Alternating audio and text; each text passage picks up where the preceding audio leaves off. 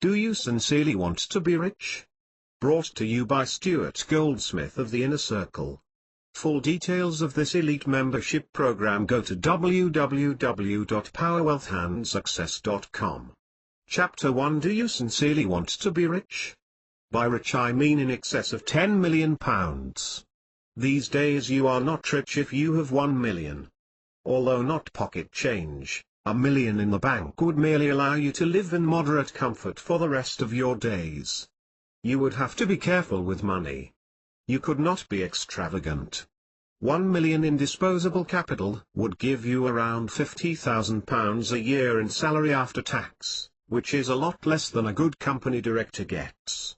If you took this salary, the million would slowly be eaten away by inflation until it was worth just £350,000, today's buying power, in about 15 years. Hardly a king's ransom, I think you'll agree. £1 million buys you a decent house in the south of England, that's all. After you've bought the house, all the money has gone and there would not be a penny left to furnish it, pay the bills or for living expenses. No, the days are long gone when becoming a millionaire was a crazy dream. Being a millionaire is not what it used to be. A millionaire in 1900 would have the equivalent of £100 million in today's money. 10 million though. Now we're talking sensible money. 10 million today is worth the same as 1 million used to be worth in the 1950s. A millionaire really was someone before 1950. With 10 million in the bank you can spend about £250,000 a year, £20,000 a month, and still have modest growth on your capital, but you would be in the bottom echelons of the wealthy, knocking admittance to the fringes of their outer circle. Interestingly, if your 10 million was ever reduced to 1 million, you would be described as flat broke by your new circle of friends. People would talk about you in hushed and sympathetic voices. They would turn away and cough politely as you walked into a room. This would not be snobbery, just embarrassment and pity for one reduced to such poverty. He's down to his last million. Oh, the poor, poor dear boy. The point here is perspective. When you've had 10 or 100 million, this level of wealth seems normal for you. To be down to your last million really is flat broke, an horrific state to be in. In contrast, when you have an overdraft and exist on a pittance, then a paltry £10,000 feels like a staggeringly large pile of cash, a gleaming mountain of gold. And a million? Well, this seems unimaginable, a sum of money which simply cannot be held in the mind, it is so vast. It is this sense of perspective which aids the rich person and hampers the poor. If you have made a few million, how do you think you view your chances of making it again if you were to lose it? A bit of a nuisance, right? An irritation. But a ludicrous fantasy? A crazy, impossible dream? Hardly. So do you think people with this attitude manage to make a million again if they lose it? Yes, they do. No problem. Often they do it several times over, if they are particularly careless with money. But when you are broke and have never managed to accumulate more than a fiddling £10,000 in small change at any one time, how do you think you view the possibility of making a million or 10 million? This appears to be an unscalable mountain, the dizzy heights of which tower to infinity above you, a mere mortal. These slopes seem impossible to climb. You cannot imagine how another person could have climbed to that lofty peak, let alone the hundreds of thousands, possibly millions who have done so before you. There are over $1 million millionaires in the USA alone.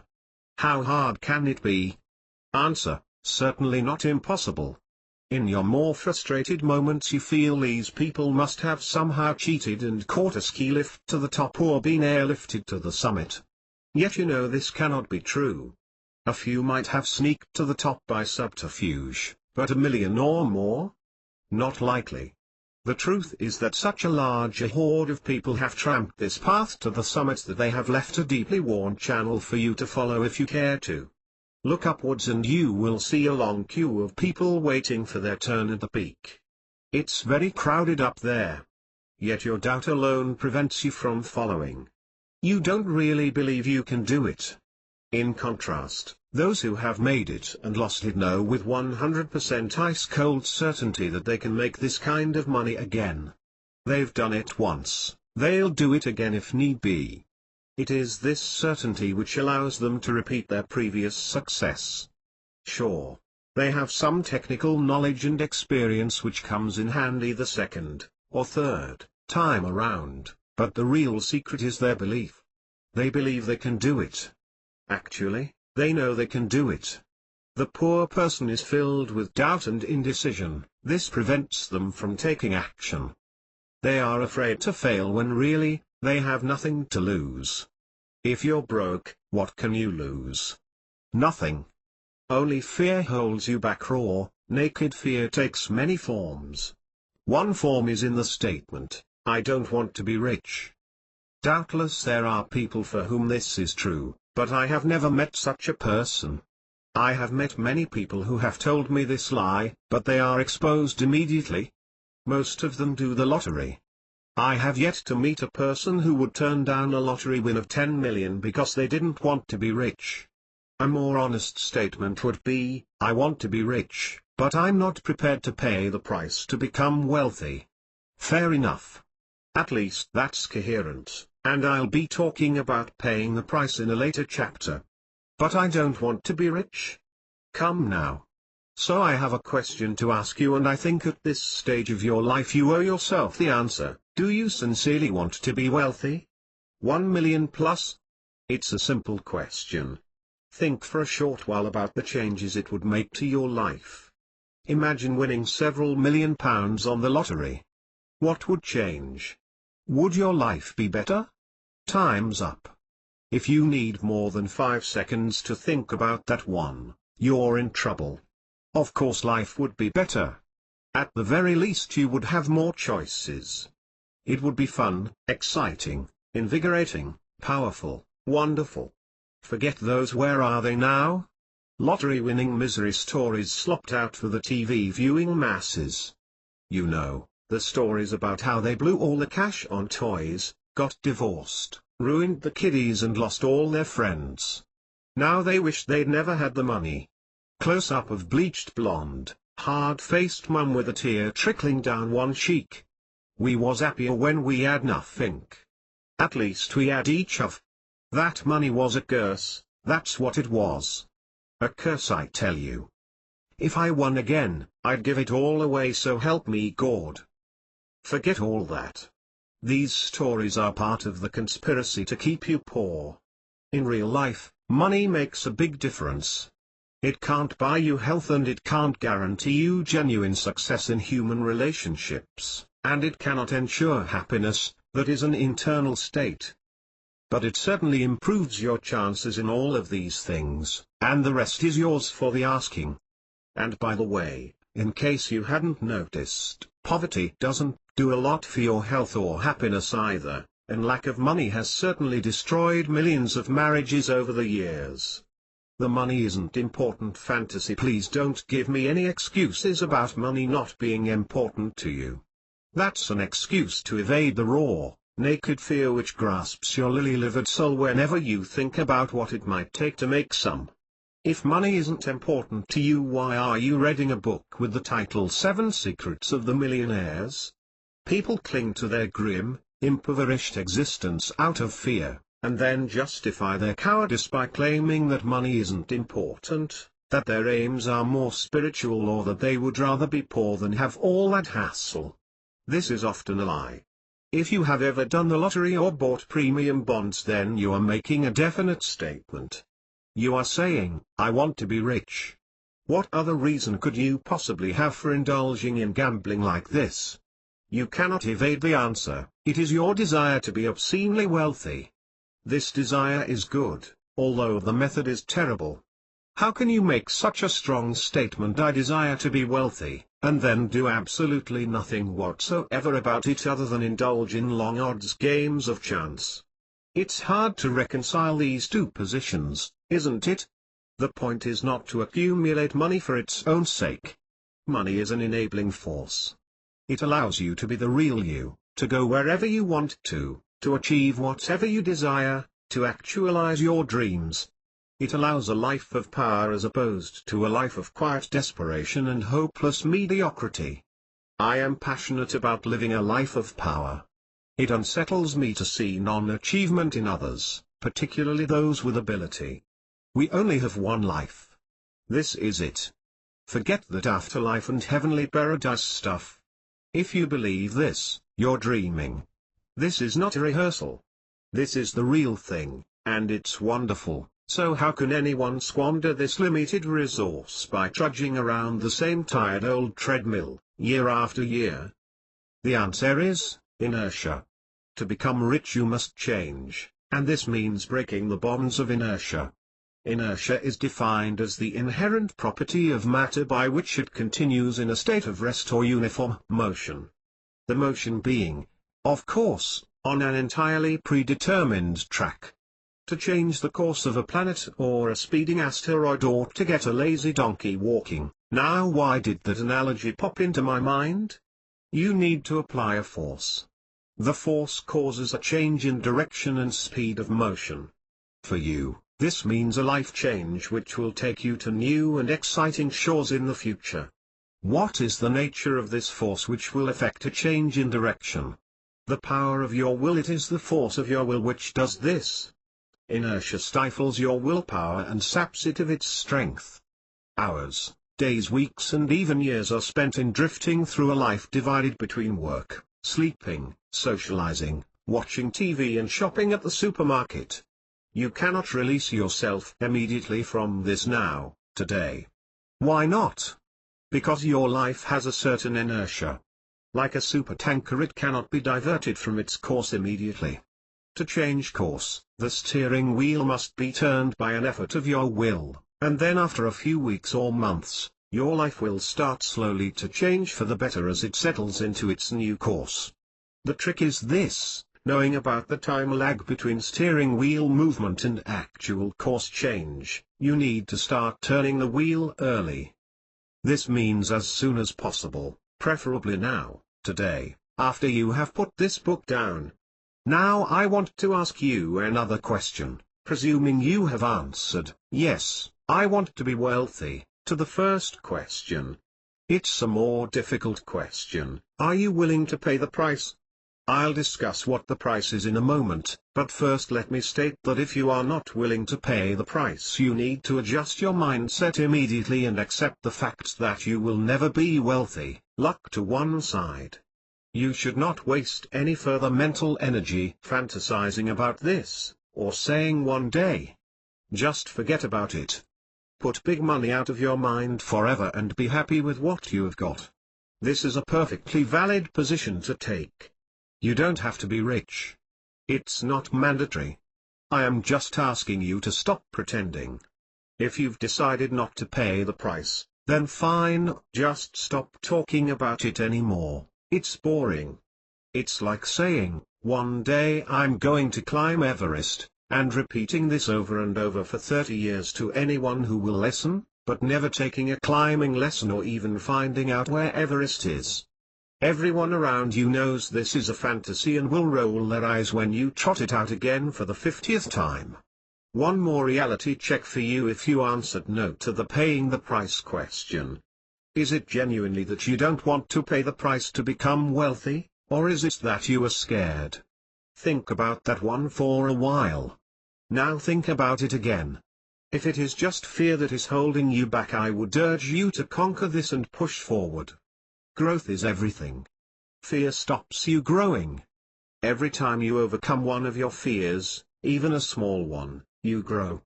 Every time you succumb to a fear, you die a little. Start developing a warrior attitude. What can you lose, really? Not a lot. What can you gain? Everything you ever dreamed of. The lifestyle you always wanted. Absolute financial security, fun, power, achievement, comfort, respect, large, shiny metal things with knobbly bits on the end which go whoosh, whoosh when you wave them around above your head. Anything. And what's stopping you? An itsy bitsy, pathetic little fear which you are too timid to overcome. par. You don't deserve a shiny metal thing with knobbly bits on the end, and I'm not lending you mine. Paying the price. So what is the price you have to pay? I will tell you more in chapter 6, but meanwhile, here is a taster. The price involves devoting a reasonable chunk of your life to the project of making money. Probably at least 10 years, more like 20. Obviously some have done it in less, but very few. It takes this long to learn how to do it. Actually, it could take half this long if you were prepared to listen to the advice of those who have done it before you, but few are willing to do this. Anyway, it is hard to learn from the mistakes of others. We learn best from our own mistakes. This means that you must love whatever it is you are going to be doing to make this money. This cannot be a 20-year prison sentence. It just won't work. You cannot mortgage your present for some future benefit 20 years down the line. You cannot do something you hate whilst persuading yourself that it will be worth it in a couple of decades when you retire. Forget it. You won't last 3 years, let alone 20. That job will eat you up long before then. To make a few million you need absolute dedication to the task at hand. This means love for your work and belief in what you're doing. If you can achieve this, you'll have a great working life and make a ton of money. This is something worth going for, I think. Do it just for fun. This will sound strange, but I believe you should have a go at making a few million just for the fun of it.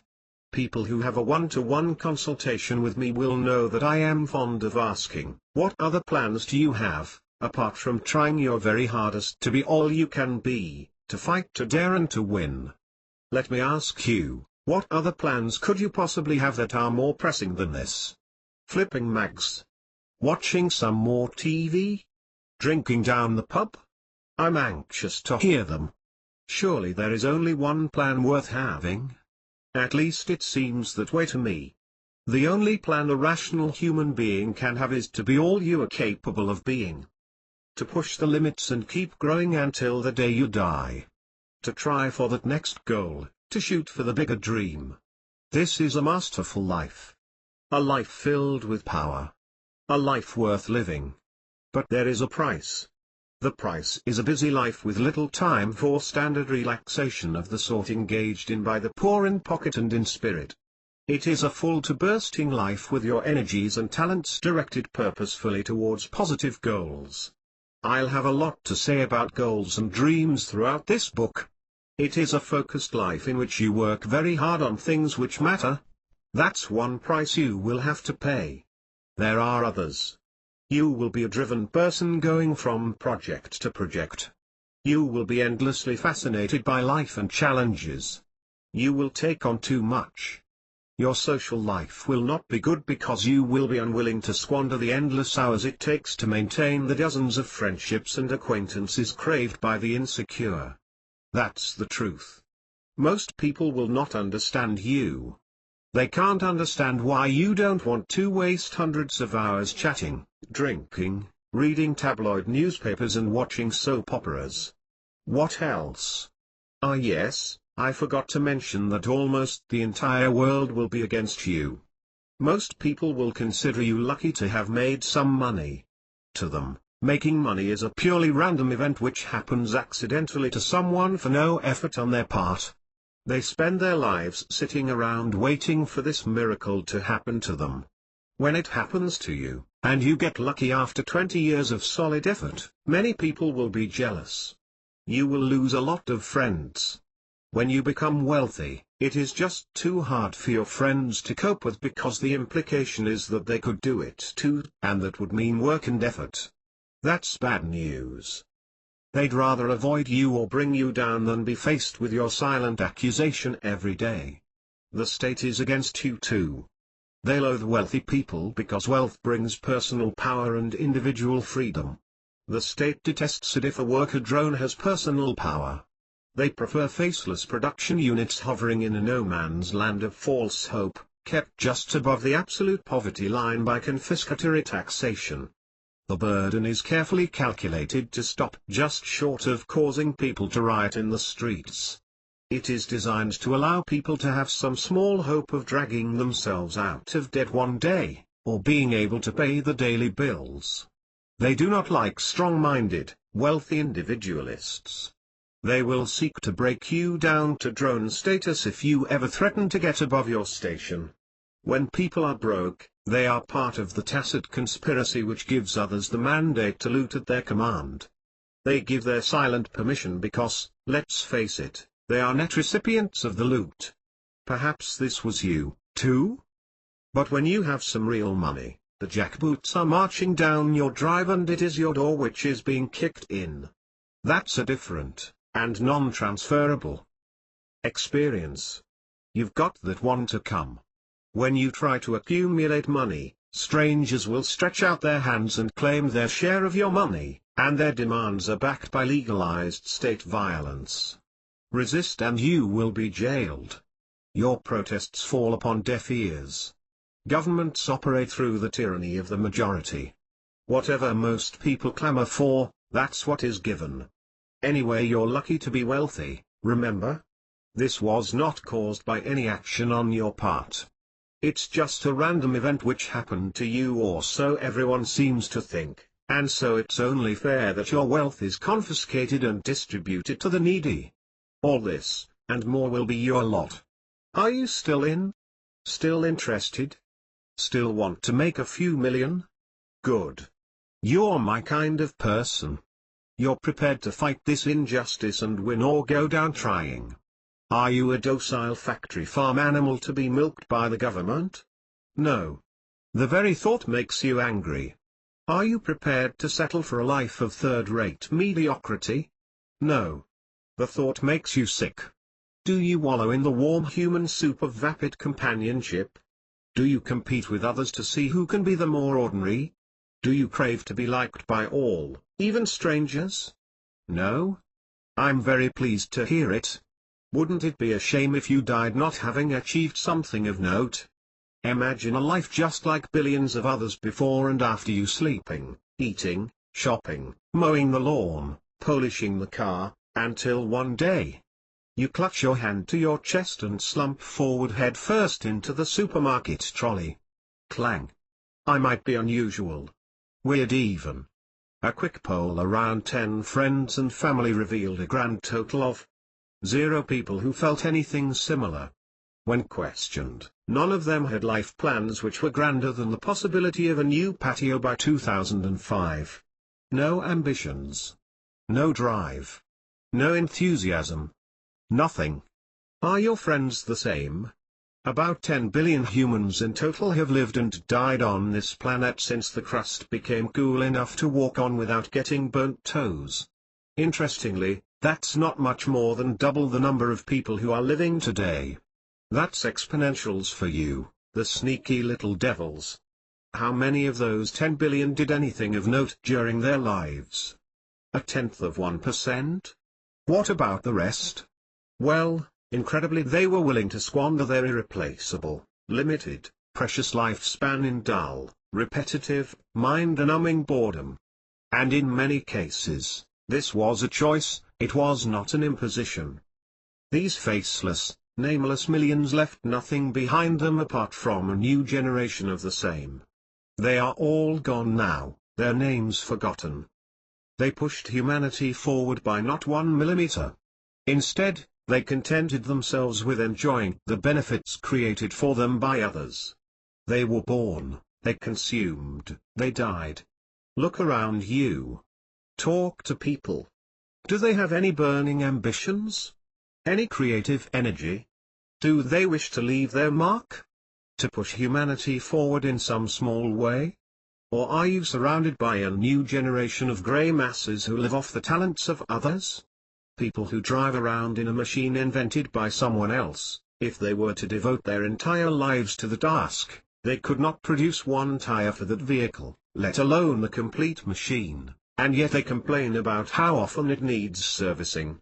People who use telephones, TV sets, computers, videos and the like without even the vaguest of ideas about how they work, or what sweat, ingenuity and daring went into producing these miracles, all they can do is complain about Microsoft and opine that it should be stripped down to a shell and sold off for the benefit of the consumer.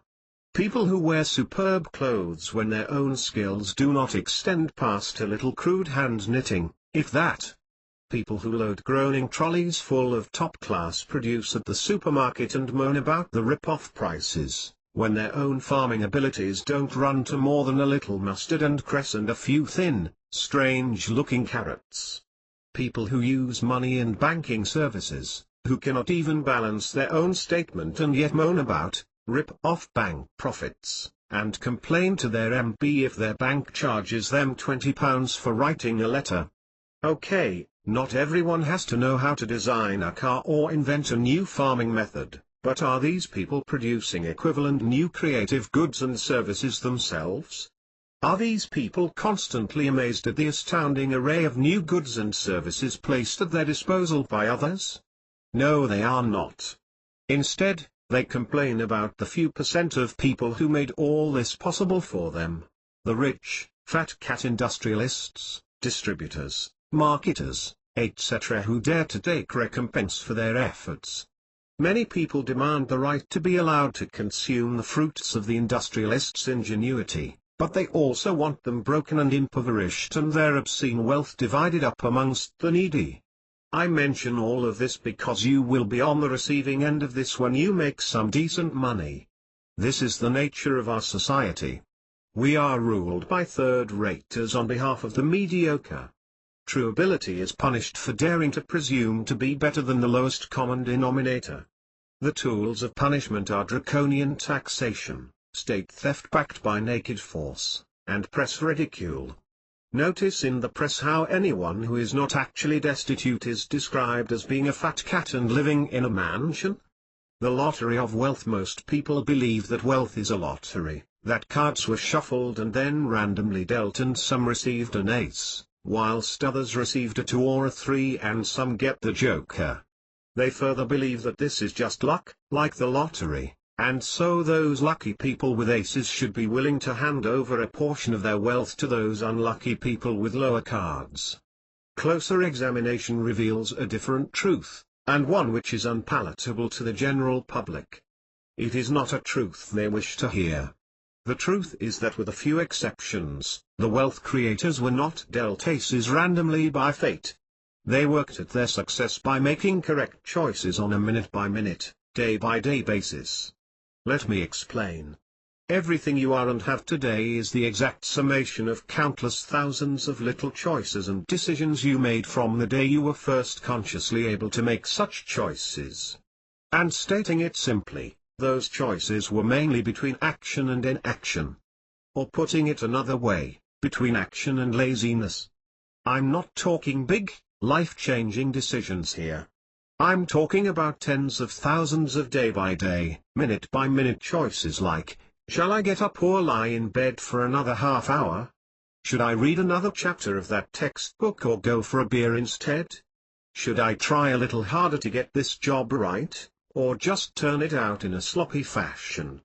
Thousands upon thousands of little things going right back to school days when you decided between completing a homework assignment or watching TV instead. As Jim Rohn says, everything matters. It is the small choices which matter. The little day-by-day disciplines which build into an inexorable force propelling you towards success and wealth. After a lifetime of always choosing the easy option, the lazy way out, the least amount of work, the mediocre will have the temerity to call you lucky. They will then demand their share of your wealth, the wealth you built by numerous small daily disciplines, each one requiring you to forego immediate gratification of your desires. If anyone ever accuses you of being lucky, just reply, you're right. And you know what? The harder I worked, the luckier I got. Whilst your friends are watching soap operas or down the pub, you will be working late nights, foregoing instant pleasure, striving to create new values, new products, new ideas which will move mankind forward. Your reward. The masses will consume your products or services greedily, then complain bitterly that they are substandard or a rip-off. They will actively seek out minor flaws and then attempt to sue you. They will moan about how expensive your products are, demand refunds, compensation, and justice. They will support punitive taxation measures designed to extort from you the money they have paid for your products and redistribute it to the needy. Blaring tabloid headlines will expose you for exploiting the masses. They will demand and support tough laws and sentencing to make sure you are kept firmly in your place. Worse. They will say how lucky you are. How you got all the breaks and they had none. How it isn't fair. How they had that idea years ago and so the rewards really belong to them. How the rich are getting richer and the poor are getting poorer. Whilst vilifying and despising the rich and successful, they will be frantically completing a lottery ticket in an attempt to join them. Why bother? You might be tempted to ask, why should I bother, faced with such a reward? The answer is obvious. You cannot help it. The creative will always create, regardless of the odds against them, and this is the biggest weapon in the hands of the mediocre. They know that value producers are incapable of throwing in the towel. They know that no matter how much they tax them, or ridicule them, they will still continue to produce the goods. This is why no creative industrialist, for example, ever says, "To hell with them. I'm not paying over 70% of everything I make. I'm packing it in. I'll become a window cleaner rather than see them get another penny." Apart from a few million, your real reward is nothing more than self-respect. If you guess the fickle, temporary respect of the herd, then that's a bonus, but don't count on it for long. You will look back on a lifetime of achievement whilst others recall a lifetime of drudgery. Most importantly, you will be fulfilling your true potential, and this is the greatest pleasure a man or woman can experience. The rest of humanity is content to live way below their potential, and this is the greatest misery a man or woman can experience. So really it's a choice between a drone life amidst the poor and unfulfilled, scuffing around in poverty and misery until you sign on for celestial welfare, or a life of achievement and riches during which you enhance the world and its inhabitants rather than merely slop at the trough with the rest of humanity. Your choice. So how about choosing a life of power, wealth, excitement and fulfillment? How about choosing right now to have a rich and satisfying life in which you fulfill your true potential and become everything you were born to become? Why not have a shot at true wealth? Have I got you hyped up enough to shake off that lethargy and have a shot at a meaningful life? Great. Over the years it took me to become wealthy. I've met with and talked with dozens of millionaires, even a couple of billionaires. Naturally, I've been keen to discover any common factors they share which I can pass on to those on lower rungs of the ladder. I've identified 7 common factors which I call the 7 secrets of the millionaires, which I want to share with you in this book. So, let us turn now to the first of these secrets. Chapter 2: Belief in your right to retain wealth. Believe that you deserve to be wealthy. You are lost if you do not believe that having money is a good thing. You need the self-confidence and focus to follow your dream, and this will be fatally undercut if you have the wrong philosophy of life and money. No amount of effort on your part will overcome a faulty philosophy. If, deep down, you believe that wealth is a sin or that money is dirty or wicked, then the first step is for you to correct this error or give up all hopes of wealth for you and your family. What is a wrong philosophy with regard to making money? Anything which could be described as altruistic, socialist, collectivist, communist, or any one of its 1,000 manifestations, no matter what the label, no matter what the disguise, no matter what the smoke screen. Without exception, every self-made millionaire I have met was a rugged individualist. Most of them despised government, although many were clever enough not to say so in public. And believe me, there were approximately 0 socialists amongst them. A socialist, whatever he calls himself, is someone who believes that brute force should be used to loot from the productive, in order to provide handouts for the unproductive. No matter how you disguise it, or make it look fancy, that's the plain truth of the socialist doctrine. I believe that it is impossible for you to attempt to get rich if you have some nagging doubt that money is the root of all evil, that capitalism is bad, or that wealth should be divided up amongst the needy. You have surrendered the philosophical high ground if you sign up for any of these positions. Let me apologize in advance if you find this section a little heavy.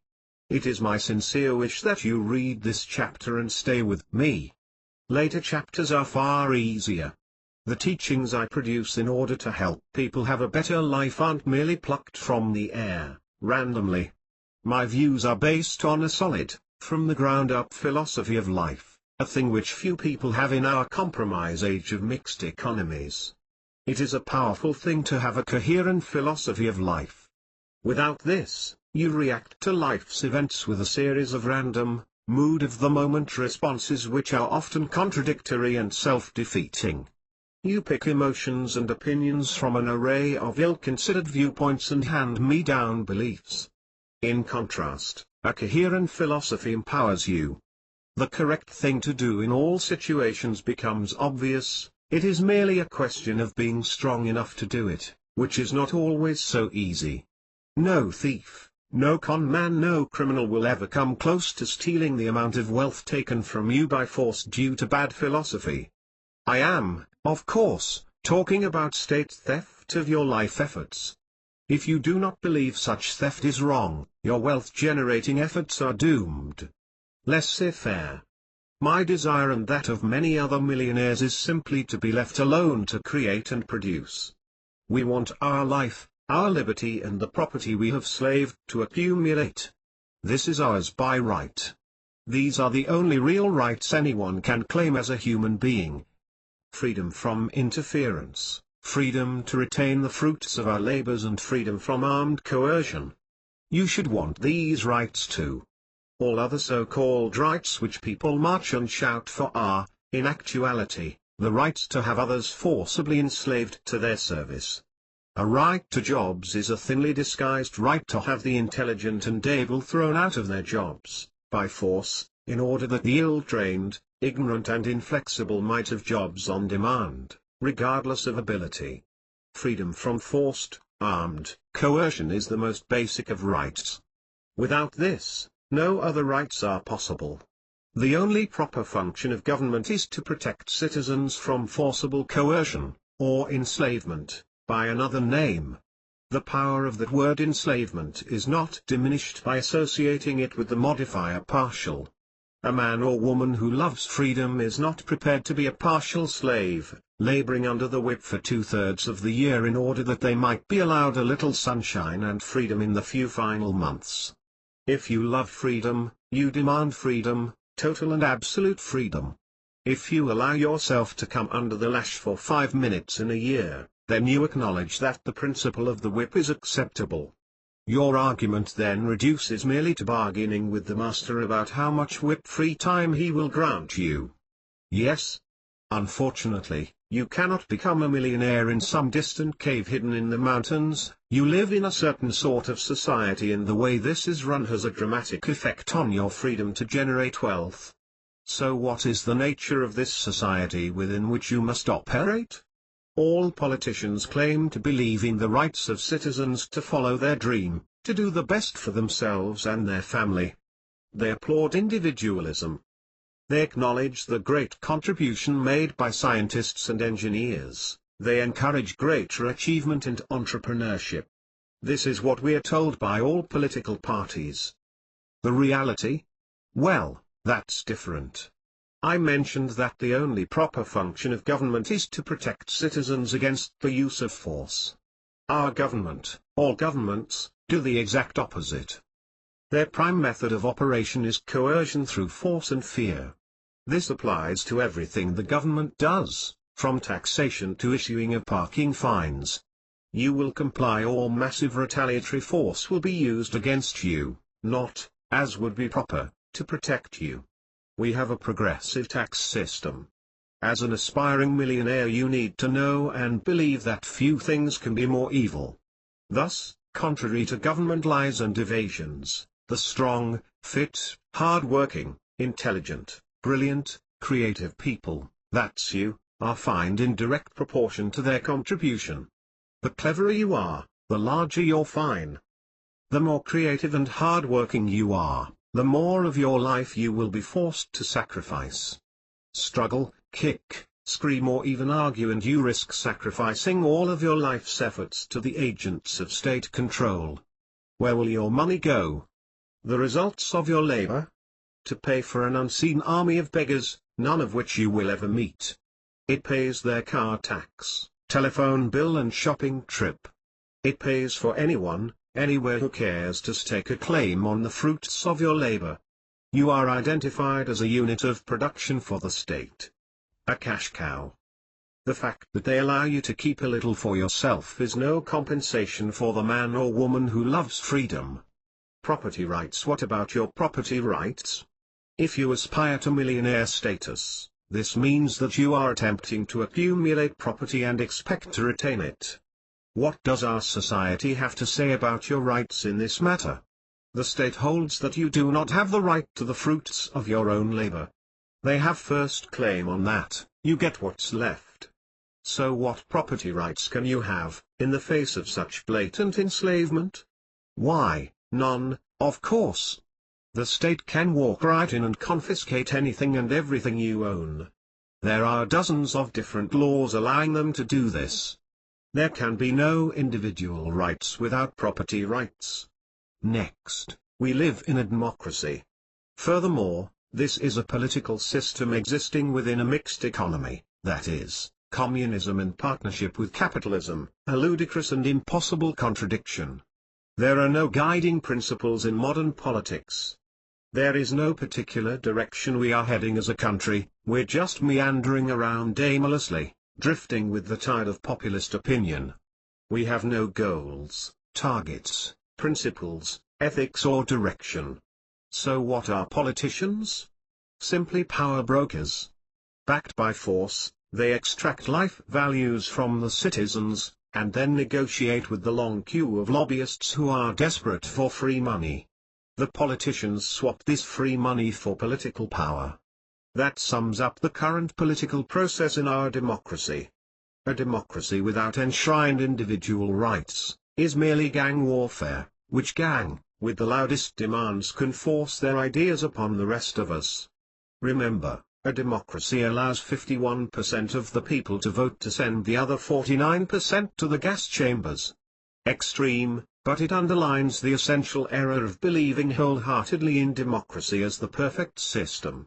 More realistically, democracy allows one gang to force the rest of the population to slave for them. The statists and altruists seek absolute control of your life. The message is simple: you are a tool of the state. We demand that you sacrifice yourself for the good of others. Your ambition, your talents, your energy, they count for nothing. We will confiscate all of these and give them away so that we might retain power. Rejoice in your sacrifice. Finally comes the exhortation: with rights come responsibilities. Be very alert if you ever hear this. Responsibilities to whom? Society? But since society is a collection of individuals, this becomes responsibilities to other, unknown and unspecified individuals. What responsibilities? To feed them? To house them and clothe their children? To provide them with jobs, cars, telephones and holidays through the sweat of your brow? You have no such responsibility, and I proclaim it here and now. If I ever do such a thing, it will be as a limited charitable gift made by me, directly to the person concerned. With rights come responsibilities. What rights does the statist mean? You should already have the three inalienable rights previously mentioned: the right to life, liberty and property, the latter being the right to retain the fruits of your labor. You don't need the state's permission for these rights. They are not a gift of the state. They are yours with or without the existence of a state, let alone their permission. So what rights do the altruists mean? The right to join the others at the trough? The right for your share of the free money? The right to be looked after, coddled and protected by a nanny state? The right to have the consequences of your errors mitigated at the expense of other citizens? The right to have ineptitude, idleness and lack of forethought compensated for by staking a claim in the energy and talents of others? The right to waive responsibility for your own self-imposed ill health and have others pick up the tab? I have and desire no such rights, and I proclaim it here and now. Now I sincerely hope I did not bore you with these thoughts. The statements you have just read lie at the very core of my belief structure and are, I believe, essential if you want to make and keep great wealth. In order to think and act like a millionaire, you must have a warrior's code. A code of ethics, if you like, although I hesitate to use the word because it has been stolen and distorted by the very people who are trying to grab your life values. The code of ethics for a warrior is simply one of rational selfishness. Again, the word selfish has been twisted into a spitting insult rather than a noble description of man's highest virtue. For countless centuries we have been lied to, misled, cheated and abused by con artists whose intent has been to trick us out of our hard-earned life values. And they have been successful. Religions and governments have ruthlessly suppressed the people and forced them to become unwilling slaves to a higher good. There is no higher good, of course, merely the desires of the con men for power and aggrandizement. The concept of rational selfishness as proposed by Ayn Rand, and others, is a big subject, and one I will not try to explain here. However, if you are to become a happy, wealthy and empowered human being, then you must understand the fundamentals.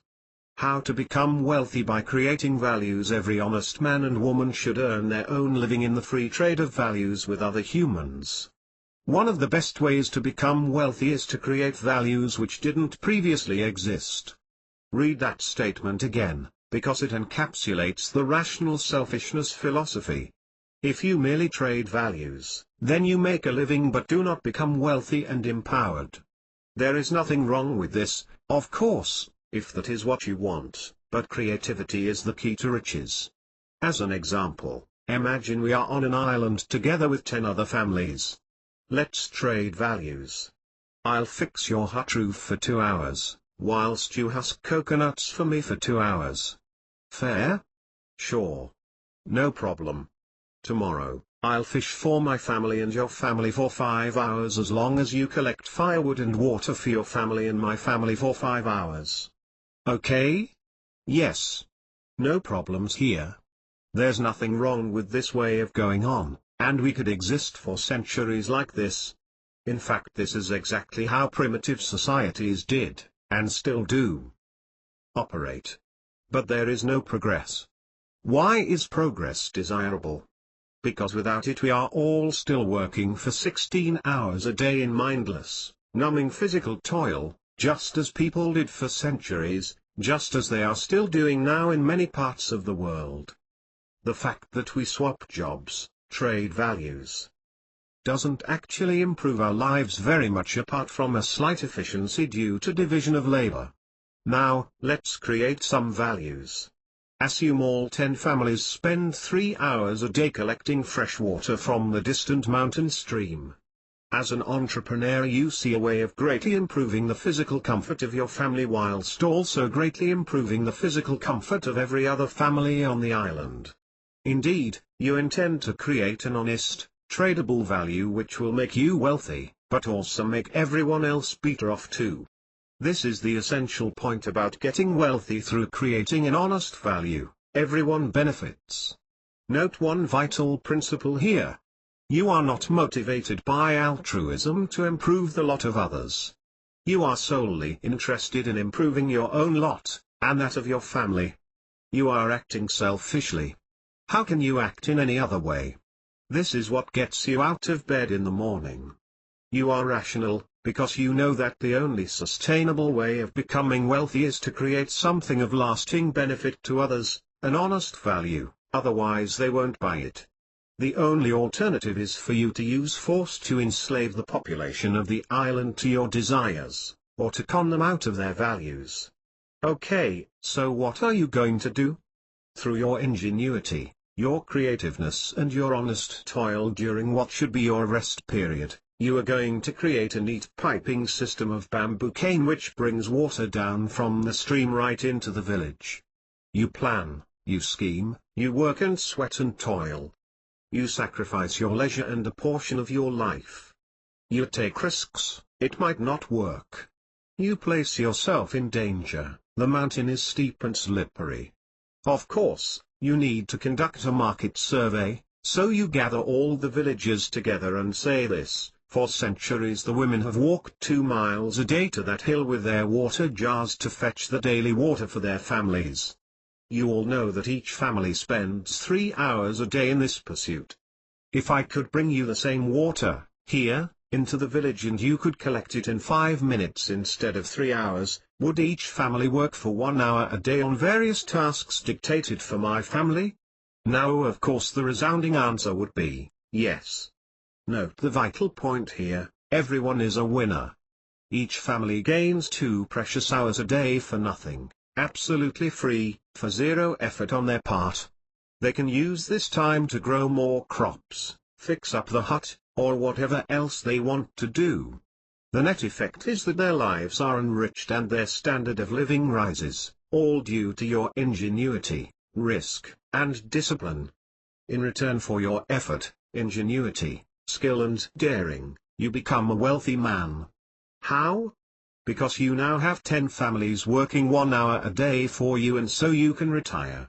In other words, because you created values for others which they willingly bought from you, you have freed yourself from the need ever to work again. There is no money on our island, but money is merely a token of so many units of human labor. There are several important points here. Firstly, you did not force anyone to do anything. This is not slavery. The man who says that modern work is slavery is a fool who has never felt the lash on his back. In fact, you freed the people from 2 full hours of soul-destroying donkey work each and every day of their lives, and the price you charged them for these 2 hours was 0. Secondly, you did it for you, not for them, and you're proud to admit it. You're also proud of your water system. You're trying to add filtration and perhaps design an automatic coconut husker too. Furthermore, you are proud of your wealth and your achievements. It makes you feel good to be alive. You know you created something of lasting value, and you're receiving the rewards which you are due. These rewards spur you on to greater efforts which will make you wealthier and improve the living standard of all of the villagers. Also, no villager is prevented from following in your footsteps, and so you act like a hero or heroine leading others on to greater efforts. Perhaps another villager will be inspired enough to start making boats in his free 2 hours, the 2 hours which you created for him and gave to him free. Now we can all go to where the fish are plentiful, by renting his boats, of course. Instead of spending 3 hours fishing, we now spend 1 hour, and pay him 1 hour in rent. So we are all better off to the tune of another hour a day, with no drop in living standards. In other words, we work less hard for the same amount of fish and fresh water.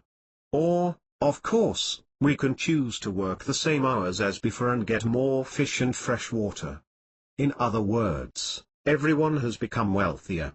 How to destroy wealth? Note that if the island were to suddenly turn communist, the following would happen. The islanders would seize the means of production, in other words, take by force that which you created and built. In this example they would seize your water system in the name of the glorious People's Collective. You would be executed or imprisoned as an intellectual or enemy of the state. People would be temporarily better off in the short term because they would now have free water. Looters, thieves and parasites are always better off in the short term by stealing the values of others, but they are ultimately powerless because they depend for their existence on those of productive ability. Incentive and entrepreneurial spirit is rapidly crushed. Your neighbor who was thinking of designing and building a boat? Forget it. He's not stupid. He saw what happened to you and so he just keeps his head down and his eyes lowered. That coconut husker never gets invented either. Society atrophies and dies. People mooch for handouts instead of engaging in creative work. The parasites and leeches suck and bleed the island dry until all that remains is an empty husk, rather like some countries I could name today. Perhaps you are objecting that not everyone is creative and ingenious. What about the poor dull people, don't they get a break? Yes, a level playing field is desirable. It would be nice if we all had equal chances in life, but it doesn't pan out that way. Some hunters are born stronger and faster. That's not fair, but should we weight their ankles with irons to slow them down to our speed? Pretty women get all the guys. That's not fair. Should we disfigure them to give the plainer girls a chance? Handsome rugged guys get all the girls. Should we legislate to make sure that ugly people get the same number of dates as handsome people? No, and yet society is intent upon making sure that smart, creative, bright and energetic people don't get any further financially than dull, lazy or inept people. Is this sensible and desirable? Do we really want a level playing field anyway? Don't a few hills and trenches make life an exciting challenge? Compare the honest trade and creation of values on our hypothetical island with our current society of looters and beggars. Every penny of collected income tax now goes in handouts to people sitting at home with their palms stretched out. The rest of the governmental mechanism is funded by other taxation such as VAT, capital gains tax, excise duty, etc. Moreover, this is considered reasonable and normal. It is hardly questioned. The beggars now outnumber the active producers, and so there are no votes in changing the system. The only votes to be had are in assurances to the beggars that they will get more free handouts, that fat cats will be taxed harder and their money given away to the masses. Since it is your stated aim to become a fat cat too, you'd better have some pretty clear ideas about your own views on taxation and socialism. Nobody, particularly a stranger, has the right to place a mortgage on your income, your life's efforts, then to sit at home whilst you sweat and strive on his behalf. But the government has made this compulsory and back this position with violence or threats of violence. You are disarmed physically, you cannot carry a gun or knife, and legally, you cannot sue the government or protest by not paying taxes. The government is the only agency allowed to use initiatory force against us. Thus, tax officers, police, VAT inspectors and hordes of others can break into your own home and drag you off to jail for one of their thousands of victimless crimes. The biggest crime is not sacrificing your life's efforts to a bunch of looting beggars you'll never have the misfortune to meet. And what is the current viewpoint of the majority of people in this country? They ridicule, lampoon and despise people who have become wealthy by honest creation of values. They seek to vilify them, scandalize them and seize their wealth. They are jealous of the talents and abilities of others, so they minimize them. They focus the spotlight of the media upon successful people and wait for the tiniest slip, which is then magnified. They claim that wealth earned by talent and ability is really due to luck or accident or worse. They applaud a government which seeks to confiscate wealth and share it out amongst the beggars. They demand more free money for this, or that. They complain about the government not doing enough for them. Their lives are devoted not to the creation of honest values, but to seeking ways in which they can join the leeches, claim their share of the loot, suck on the collective tit, con or scam their share of the free money. The plain truth: you don't have to be successful and wealthy in spirit and bank balance. You don't have to pit your wits against the world, to fight, to dare, to conquer. There are two other alternatives. You can merely trade values and barely survive, or you can become a looter and hasten the demise of yourself and society by claiming your share of the free loot. But if you want a good life, a rich and rewarding life with material possessions and the joy of creating something which others will voluntarily pay for, then you have to act like a warrior and, like the Neanderthal hunters, go and chase bison. It's honesty time now. Let me cut through the smoke and mirrors, the lies, distortions and deceit. Let us forget the altruist collectivist nonsense and be honest with each other for just a few moments. If a person sits at home moaning that the bison are too far away or too difficult to catch, then what should be his/her reward, in all rational honesty? An empty larder and a hungry belly. Start becoming rationally selfish. Think about yourself. What do you want? It is good, right, honest and natural to spend your life in the service of yourself and your loved ones, although you might find this tough after being consistently lied to and conned into believing it is wicked and sinful to think of yourself and that you should sacrifice your talents and abilities to the looters. Your alternative is to believe that every idle loafer, every single mother producing babies with no means of supporting them, the unemployed, refugees, the homeless, the feckless, criminals and scoundrels and every third world peasant has first claim, a mortgage if you like, on your life efforts. Only when you have fed and housed the entire queue of begging strangers can you turn your attentions to your own needs and those of your family. The problem is that the lazy and inept now outnumber the energetic and productive.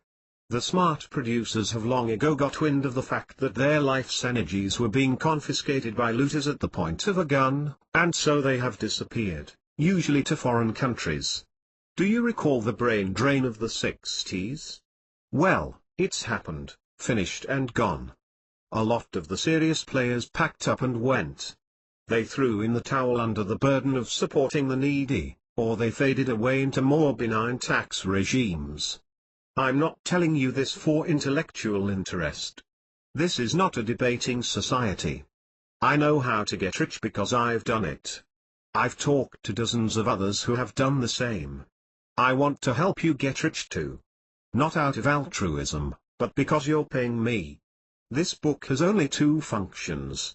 One is to trigger your gradual awakening into the glittering world of wealth, power and personal freedom. Alternatively, it is to make you realize that you do not want this badly enough and are finally prepared to give up this particular dream once and for all. I believe the major part of your training is for you to ruthlessly expunge any altruistic or socialistic ideas you might have. Remember, altruism doesn't mean being nice to people. Altruism is the doctrine that your life is lived for the sake of others, not for yourself. Let me explore this crucial idea a little further by telling you the story of two men, Rick and David. The story of Rick and Dave. This is the story of two friends, Rick and Dave. Both went to the same school and came from a similar family, but early on, Rick started to hang around with the wrong sort of people at school, the losers. In class, it was Rick who made all the funny comments. Everyone loved him and thought he was hilarious. Dave did his share of playing around too, but knew exams were important and so worked a couple of evenings each week and played the rest of the time. Rick knew about the forthcoming exams too, but each time there was a choice between work and going out. He chose the easy option. He went out most nights of the week to hang out with mates, and did no work at all. Exam day came and went, then one hot July day it was time to get the results. Dave had scored reasonable grades in 7 GCSEs, not as good as he wanted, but respectable and enough to go on to take his A-levels. Rick had just 3 passes, 2 Cs and a D, the rest were fails. No chance of Rick staying on at the 6th form. The gap between Dave and Rick had widened. At this point in my tale, can I pause and ask you the following question? Poor old Rick has got off to a bad start in life, right? Should the gap between Rick and Dave be equalized, say by taking some of Dave's grades away from him and giving them to Rick? What do you think should be done in the name of justice? Rick leaves school and gets a job. Actually, it's quite a good job. His employer is not overly worried about Rick's lack of exam success. He knows some people aren't academic and he puts more store in enthusiasm and hard work. Rick is soon earning low some money and is popular down at the local pub where he'll stand around for anyone. He occasionally bumps into Dave who is doing his A-levels. Dave is flat broke, existing on £15 a week, but he knows that he is investing in his future. Like all investments, This one will multiply many-fold and bring large returns. In contrast, Rick wears the latest designer clothes and always has a wallet full of cash, all of which has gone by the end of the month. Like most people, he finds that there is always too much month left at the end of the money. But then things start to change. Rick just can't seem to hold down a job and moves through 4 jobs in rapid succession. He cannot apply himself to work and just lives for the evenings when he can get to the pub. He's a key member of the darts team. Soon his CV is not looking too hot, and so he starts lying about his work record and making excuses for the lack of references. Meanwhile, Dave has graduated and started his first job. He messed around at university, like all the students, but he also worked hard when it counted, enough to get a decent degree and a good salary. The job is not much, but it's a start. Rick is offered fewer and fewer jobs. He drifts lower down the job market, taking a cut in pay each time. He starts to get angry. Not at himself. He makes no connection between his situation in life and his actions on a daily basis, but at bosses for exploiting him and the government for not doing enough to help him. Instead of getting better, his work performance deteriorates as he concentrates mainly on the fiddles and perks which are going on at any particular company. His drinking, which was once a laugh, has now become excessive and a cause for concern. Everyone has noticed this, apart from Rick. Nowadays he gets aggressive when he drinks and has been involved in a few incidents. His friends all drift away as the money runs out, and then he is fired for the 8th time. Rick signs on. Meanwhile, Dave doesn't like his job much because it is too menial. A monkey could do it. Dave is itching for promotion. He stays late several nights a week, unpaid, helping on a project which is not strictly in his job description. The boss notices and is impressed. Dave is going the extra mile, unasked, to invest in his future. He is doing this for himself, not for the boss. Please take note. A few years later, a string of well-deserved promotions have taken Dave to the top of his profession. He lives in a decent house in the best area of town. He drives a quality car and makes £60k a year. Not bad. Dave has fun with the money, but also saves 10% of it, investing for his future. Dave's motto is, have fun today, but invest for a better tomorrow. He's one lucky guy, right? Rick never managed to save a penny during his working years. In fact, he borrowed lots of extra money to spend because his salary wasn't enough to provide for his expensive tastes. Rick stays on benefits. He sleeps in late, often not getting up until midday. He's started drinking during the day too, and spends the evenings slumped in front of the TV with a six-pack. He lives in the roughest area of town. The folk next door have a Rottweiler called Jake, on a string. It barks all night. It barks all day. Rick hates the dog, he hates the world. He's flat broke and in debt for £18,000, spiraling out of control, heading for the deck. The gap between Rick and Dave has widened dramatically. Let me stop the tale and ask you this. Rick is in a very sorry state now. He hasn't got any money, can't afford a car and needs a better house and some new clothes. He needs a wallet full of cash. Should Dave be forced to give half of everything he earns to Rick in order to close the gap between them? Let me continue the story. Dave's ex-girlfriend Judy has done rather well for herself too. For the last 10 years she has worked 100+ hours each week to build her vegan restaurant into a thriving success. At one time she had every single penny of her money invested in this enterprise and had borrowed £60,000 from the bank to finance it. She worked, sweated and toiled at that restaurant through the long evenings whilst Janice, Rick's ex-girlfriend, was clubbing with her mates. Janice works at the local Safeway as a checkout girl. At 5 o'clock on the dot she's out of there. She has been passed over for the supervisor's job many times. She doesn't want the hassle, and besides, each week on a Thursday there are supervisors' meetings which go on until 6 o'clock, unpaid. No chance. Thursday is a good night down at the club. Janice lives in a bedsit and can barely live on the £125 a week which her skinflint boss pays her. She thinks she is worth at least double that figure, but can't say exactly why. However, she is very clear on the fact that she needs at least double her salary.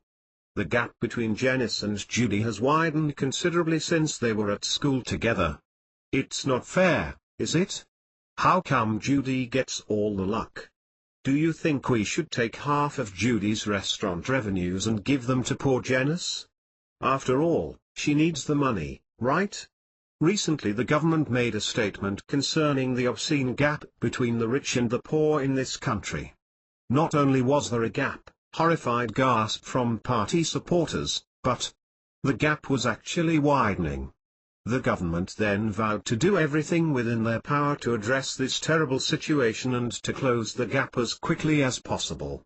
In this one statement you see the full horror of the government's philosophy. This is an undisguised, full-frontal attack on inventiveness, ability, hard work, discipline and commitment. The very qualities you are going to need if you want to become wealthy.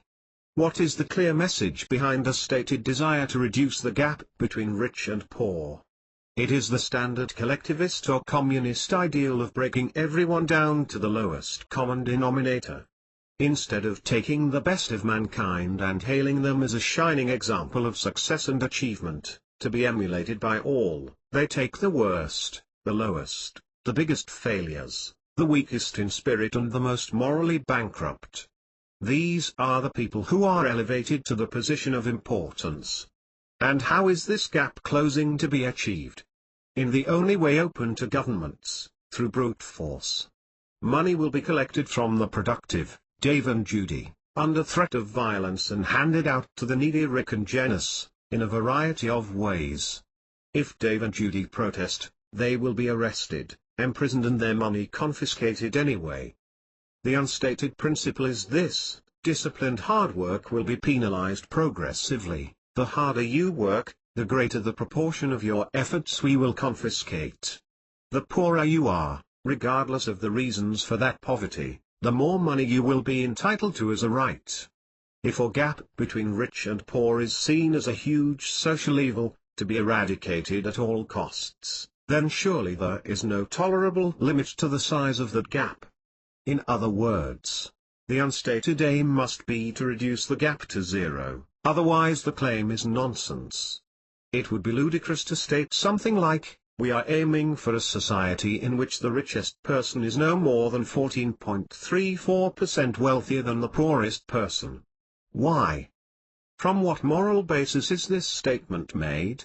If 14.34%, why not 25% or 100% or 500%?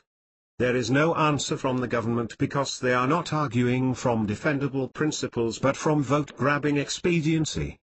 The effect on Dave and Judy. Now what is the effect on Dave and Judy when they see well over 50% of everything they earn being confiscated and handed to Rick and Janice? Dave becomes depressed. He just can't seem to do much better than he is. He has reached a plateau from which superhuman extra effort is required to bring him marginal rewards. He is angry at the government and sometimes feels violent. He's starting to understand why people march in the streets and overthrow despotic regimes. But he's law-abiding and so pays his taxes. He becomes a depressed sheep in the government's pen. Nothing can stop his creative spirit and productivity though. Governments know this. It's impossible for a man or woman of ability to go on strike unless you break them completely, and so he keeps producing, like a dutiful little soldier, for the government coffers. Judy is more feisty. She puts two fingers up at the government and decides to cheat on her taxes. She keeps two sets of books and has offshore accounts through which she channels a certain proportion of her takings. The government have turned her into a criminal. Her crime is to attempt to retain that which she worked to achieve, one of the biggest crimes you can commit in the eyes of any government. The efforts she would have put into expanding her restaurant business into a chain of restaurants are now diverted into criminal activities such as cooking the books instead of the lunches. She is too preoccupied to notice four-suited customers who seem a bit out of place in a vegan restaurant. They prod moodily at their plates of brown rice and vegetables and seem more interested in the other customers. In fact, they are part of the government's multi-billion-pound enforcement Gestapo. They are counting the customers and takings with the aim of trapping her. Next week there's a tax raid with 5 officers bursting into the premises. Diners scatter in fear and Judy is taken into a back room for questioning. Yes, she's guilty of the horrendous crime of attempting to keep her own money. She is prosecuted and demands are issued for an arbitrary and fictitious sum totaling 20 times the amount she siphoned off. Judy sells the restaurant, but even that is not enough to satisfy their insatiable demands. She gives them every penny she owns, the results of 10 years of long, hard labor. They still want more. She declares bankruptcy. This is exactly the result they want, another smart-ass jumped-up woman put firmly in her place. Judy never starts another business. In fact, she draws state benefit for the rest of her life. Why am I telling you this story in a book on how to become a millionaire? Because unless you understand the way your country works, you cannot have the moral strength to have a contrary opinion.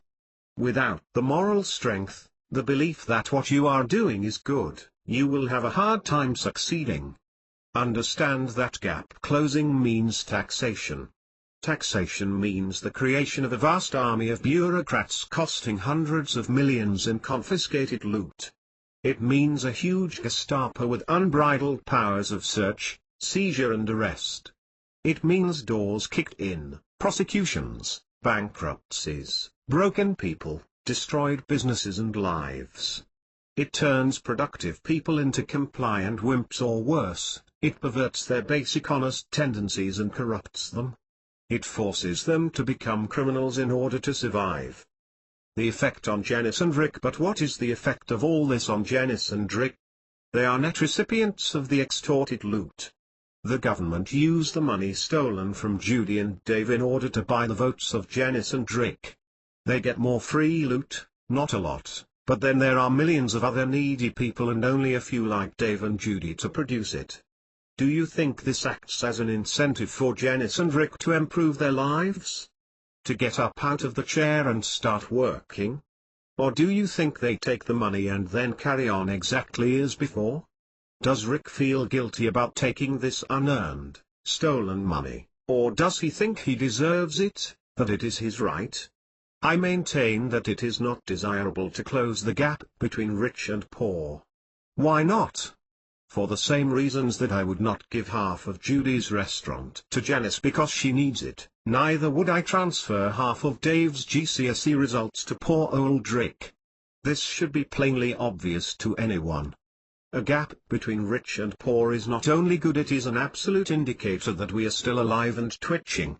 The removal of such a gap would imply a totalitarian Big Brother state in which homogeneity was the noblest ideal and mediocrity the goal of every man and woman. Closing the gap implies redistribution of wealth. Whenever you see the phrase redistribution of wealth, be very alert. It smuggles in a hidden premise.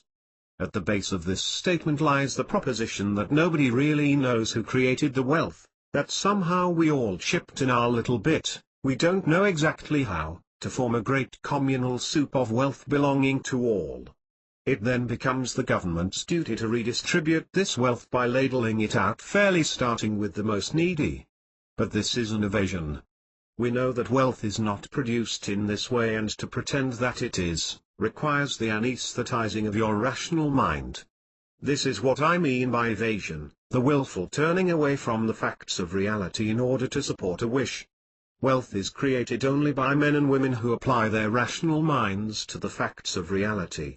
The greatest of these women and men, the true heroes and heroines of our country, create incalculable benefits, wealth, for everyone by gearing up the efforts of the ordinary person, just like in our island water system example. If a man chooses only to earn a living by coarse muscle power alone, then the ingenuity of the wealth producers allows him to gear up his muscle power 1,000-fold by using a machine. Even a spade is a simple machine, thought of by somebody, designed by somebody. Without it, the exponents of brute muscle power would be scrabbling at the dirt with their bare hands. Your rationality is your prime tool of survival. Other animals survive using speed, cunning, brute strength, teeth, claws, stealth, disguise and a whole array of other techniques. Man cannot survive using the methods of other animals. Why? Because like other animals, man has his own unique essential nature. He is a rational animal and his rationality is his prime tool of survival, without which he would literally starve to death. The extent to which a person applies their rational mind to the facts of reality, is the extent to which they become wealthy, call it surviving and prospering if you prefer.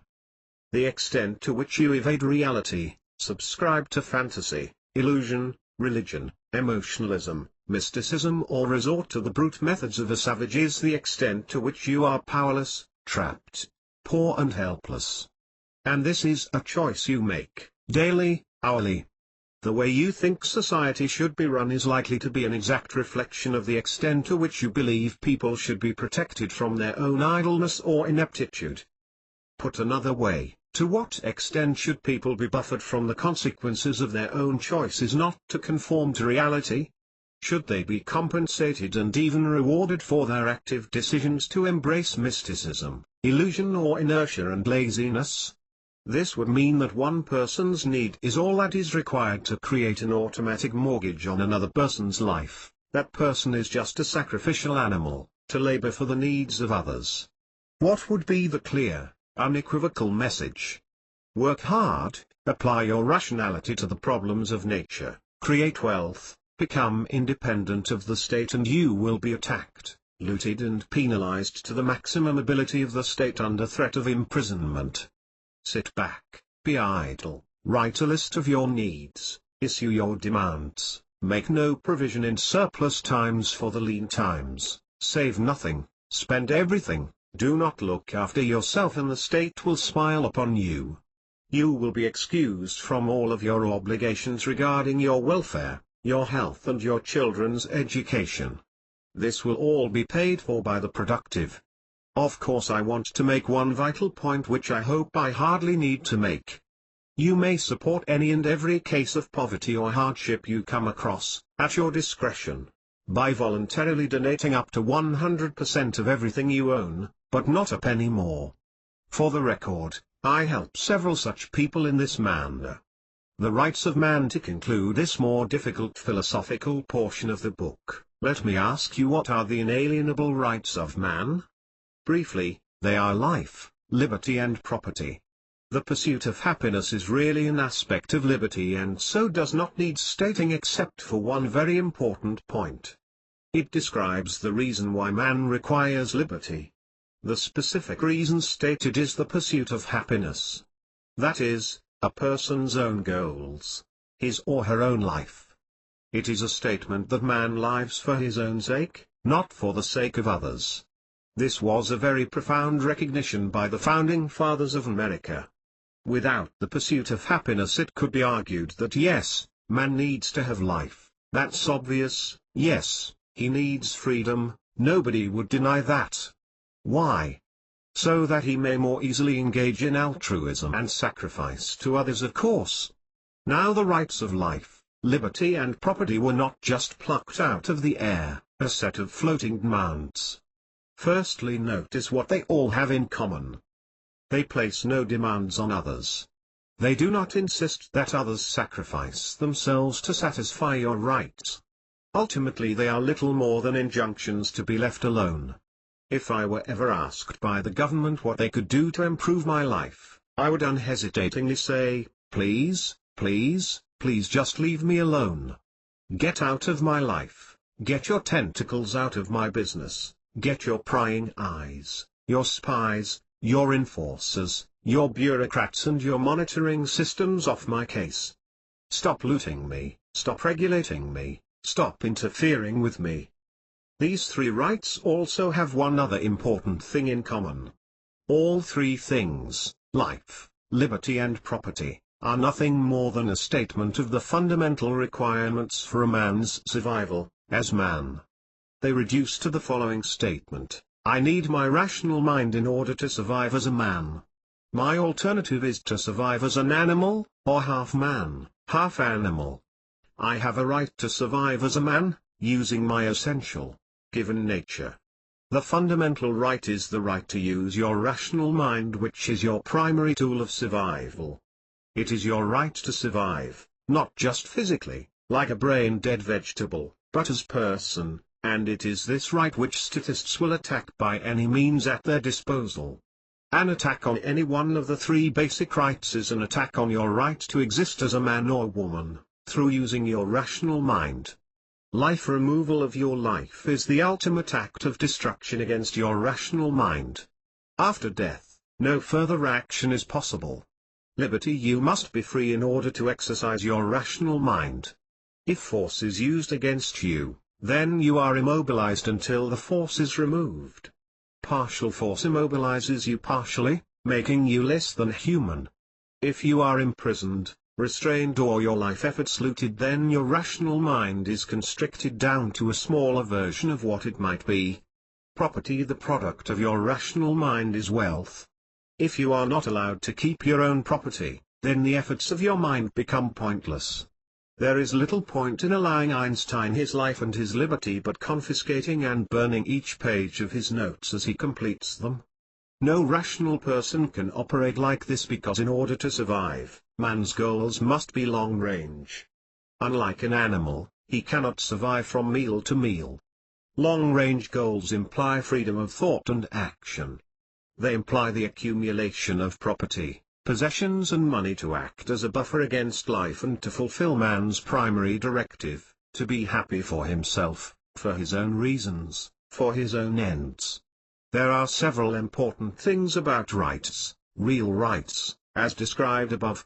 1. You either have rights or you don't. Philosophically, there can be no watered-down half measure in which sometimes you are allowed your rights, but at other times you are not, such occasions to be determined by government whim. Either you believe that man has a right to exist as man, or you believe he is a worker ant in a socialist colony to be used and disposed of by the current masters. You are either a free man, or a slave. Being whipped by the master only on alternate Tuesdays, does not make you a free man. 2. The function of the government is to protect individual rights. That should be its only function. The word individual means one solitary man or woman. Therefore, in such a society, which we do not have, there can be no such thing as group rights, aboriginal rights, women's rights, gay rights, or ethnic minority rights. These would be redundant terms. If every individual's rights are protected, you have no need of group rights. What more could they achieve? It would be like saying, all people have a right to eat the food of their choice, and then, having achieved this right, starting a movement demanding that lesbians be given the right to eat the food of their choice too. This is already covered by the concept of individual rights. Most group rights activists are either campaigning for the basic human rights listed above, in which case they should be campaigning on behalf of all men and women, or they are screaming for the unearned, the extortion of loot, favors, values, or special treatment from one section of the population to be given to the campaigning minority. Most often it is some sort of crazy, mixed-up mess containing both. 3. Because force is the most basic way of violating rights, any civilized society renounces the use of individual force, and hands this power, the ability to initiate force, over to a dispassionate government. This power, the power of destruction, should be there solely to protect the rights of individuals. Any government that uses this force to harry, cajole, intimidate and oppress individuals is a force for pure evil. They are beyond mere evil if they use this weapon to destroy man's basic rights by, say, 1.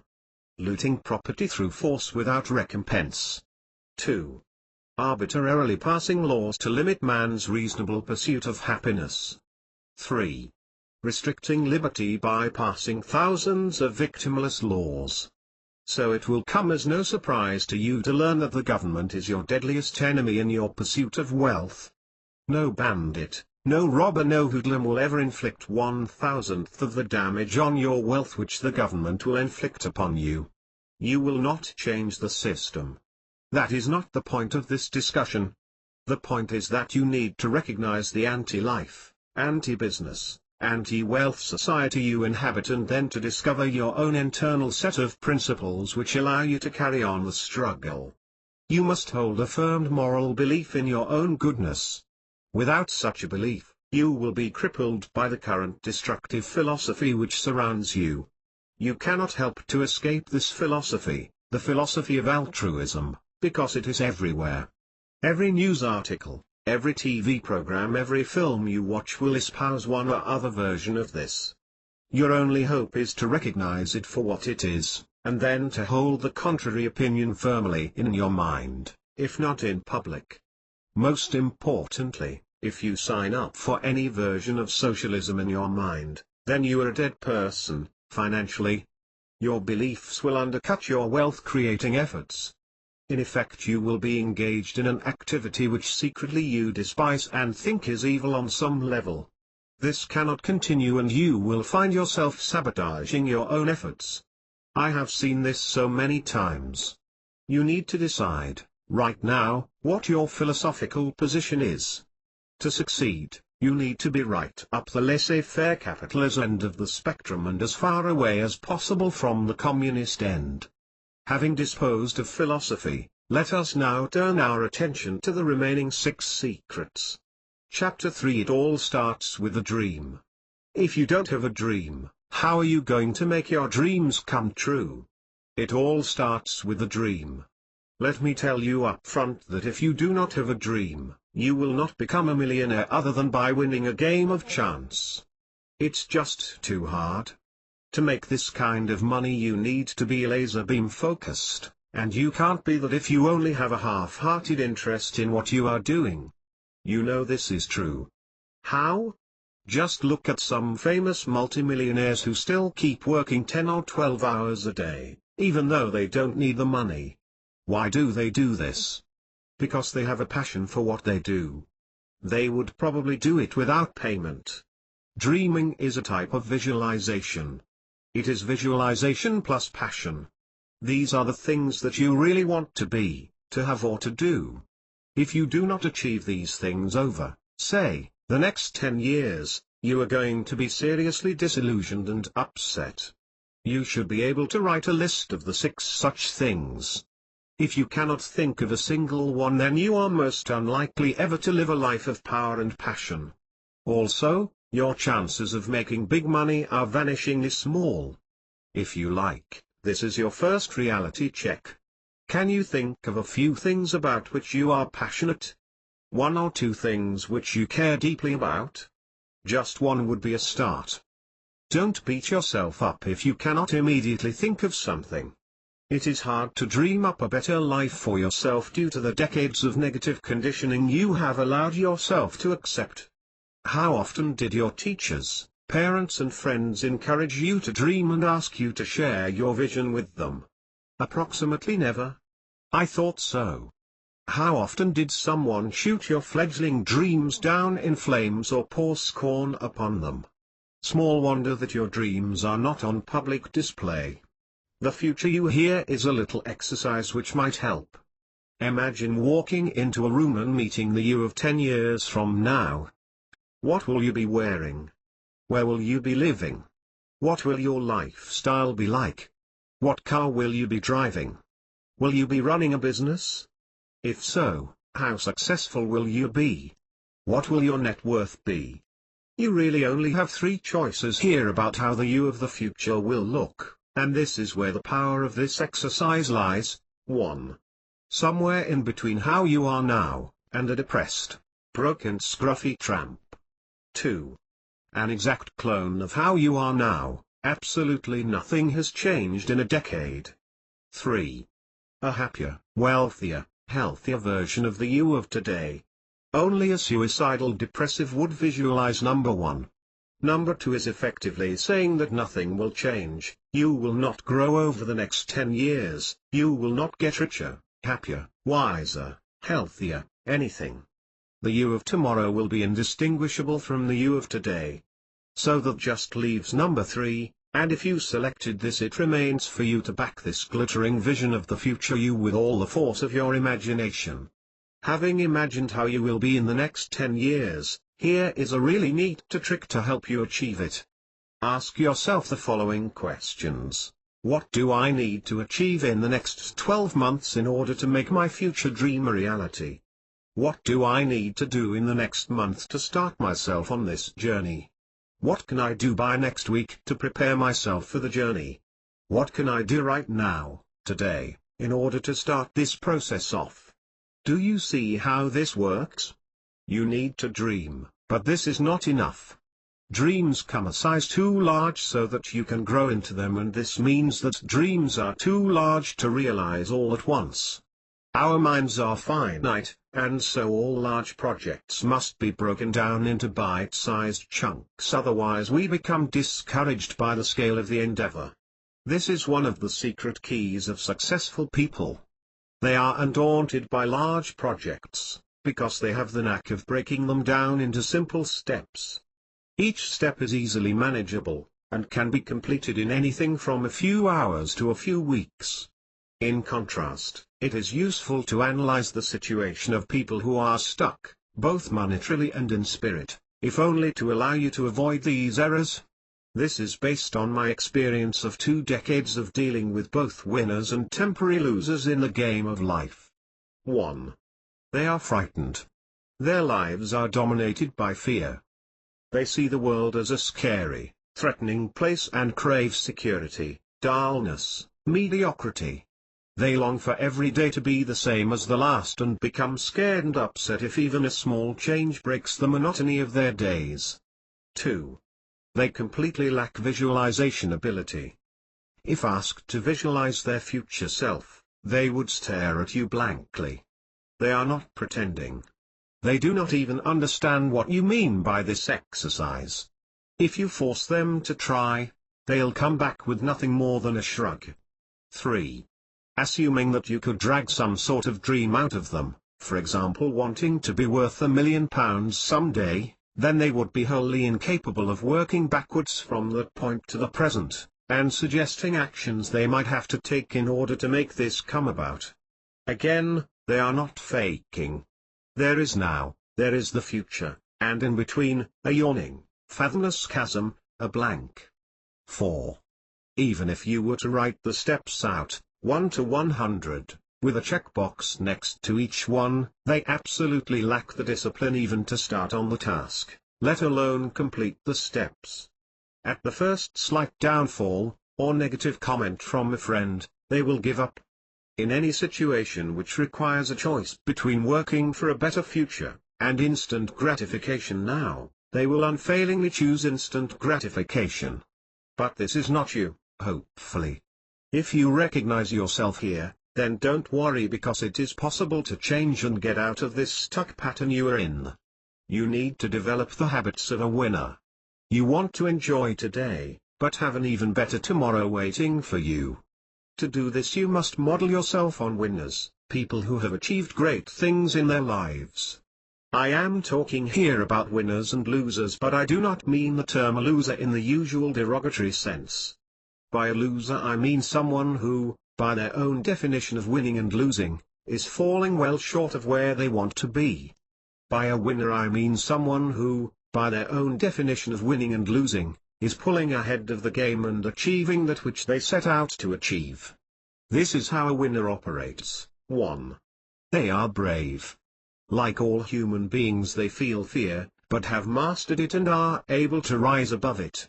Whilst they acknowledge that there are frightening people and places in the world, in general they view the world as a benevolent place, full of great opportunities and wonderful people. This is a vital principle.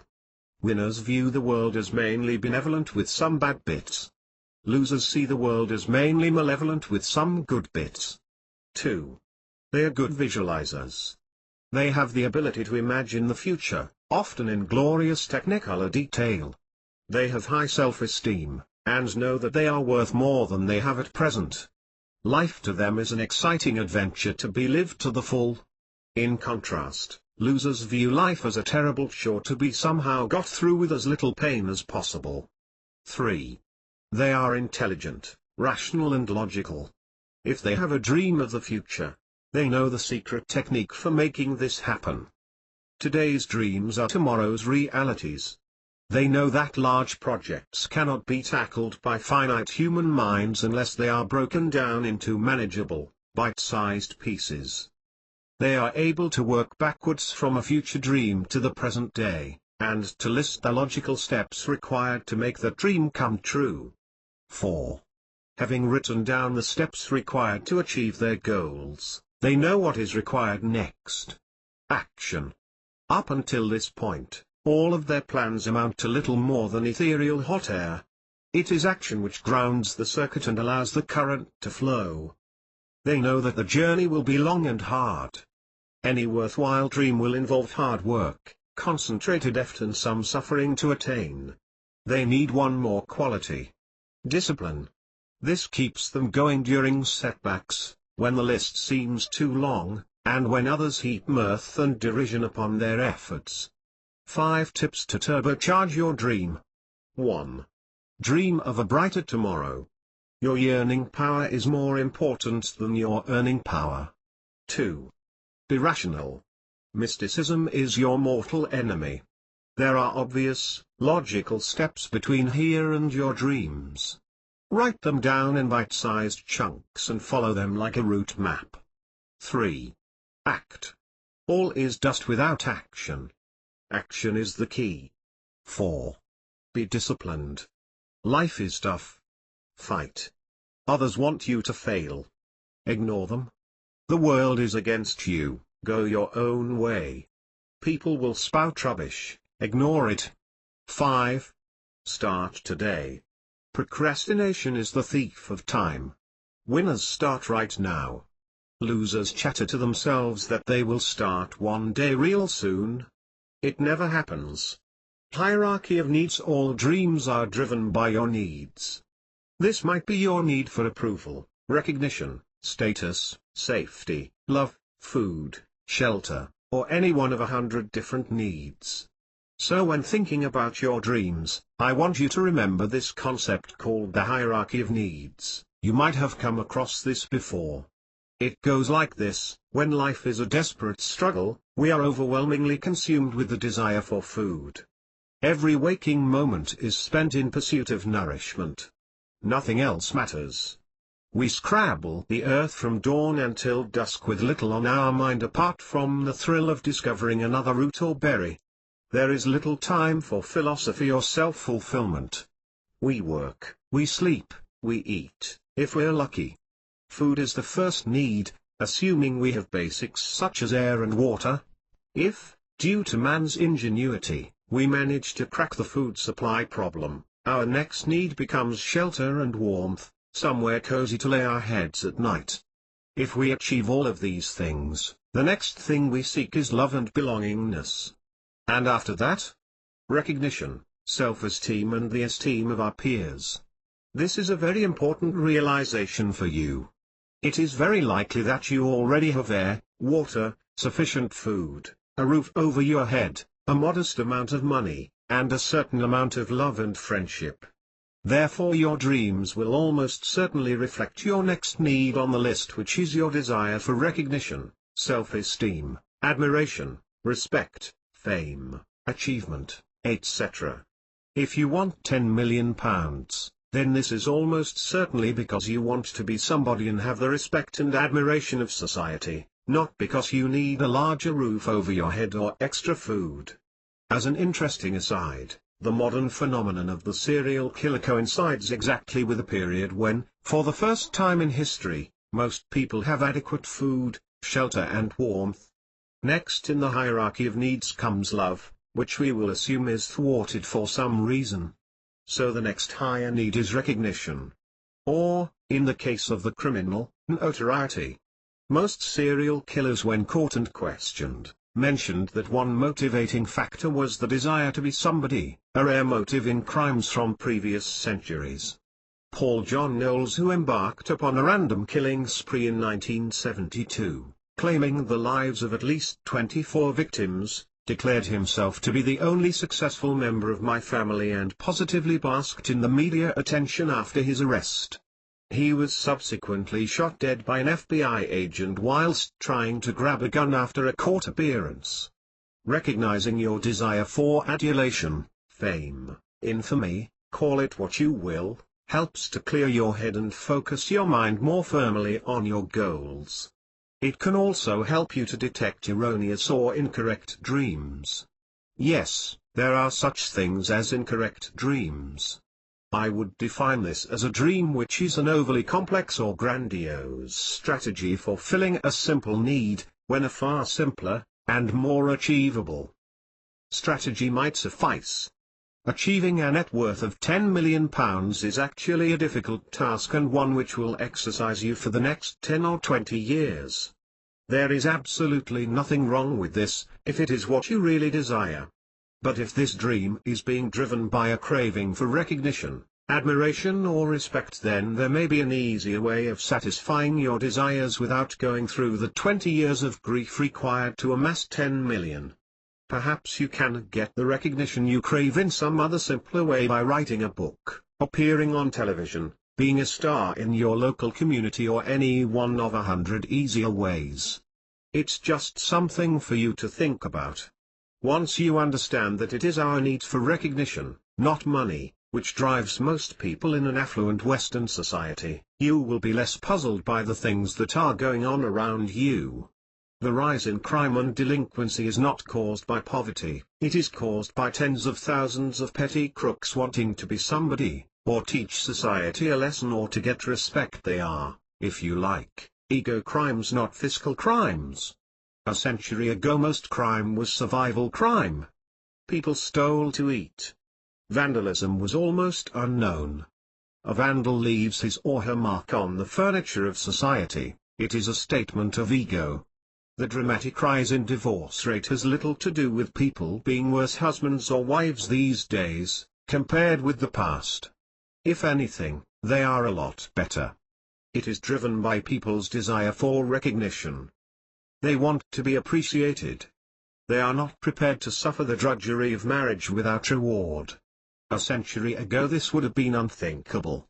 You got on with it because the survival of your family was at stake.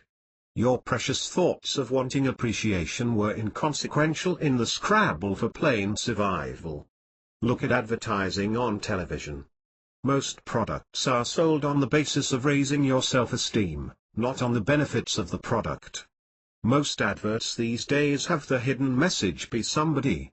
So learn to look at your dreams with a critical eye.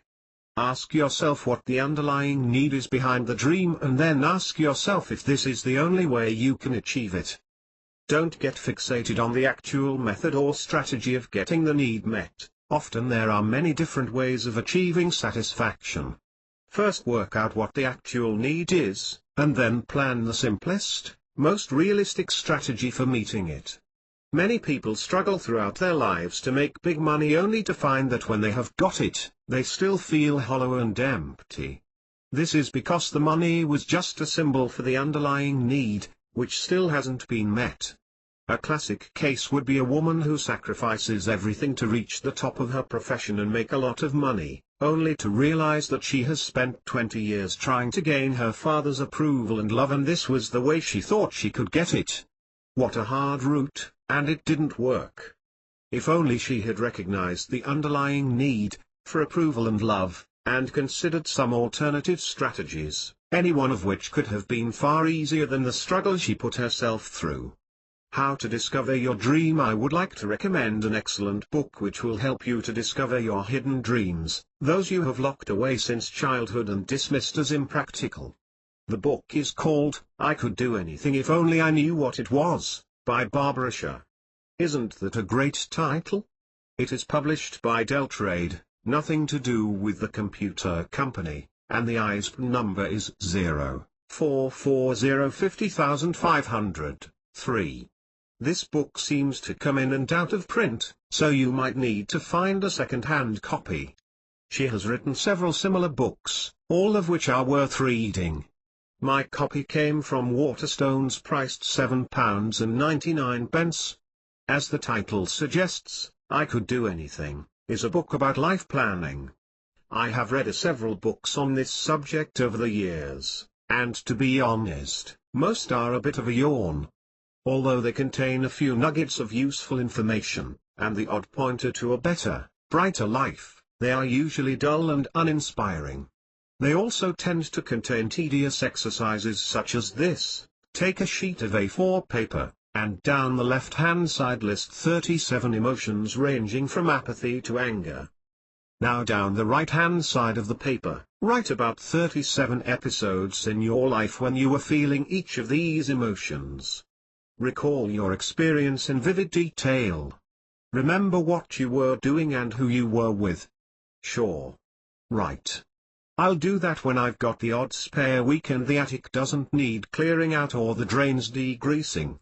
In contrast, Barbara's book contains only a handful of exercises, all of which are quick and easy to do.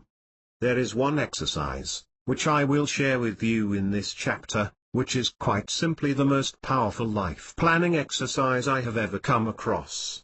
Completing this exercise will cause a profound change in your life, and will give you an amazing insight into exactly what you should be doing. This probably is not what you are doing now.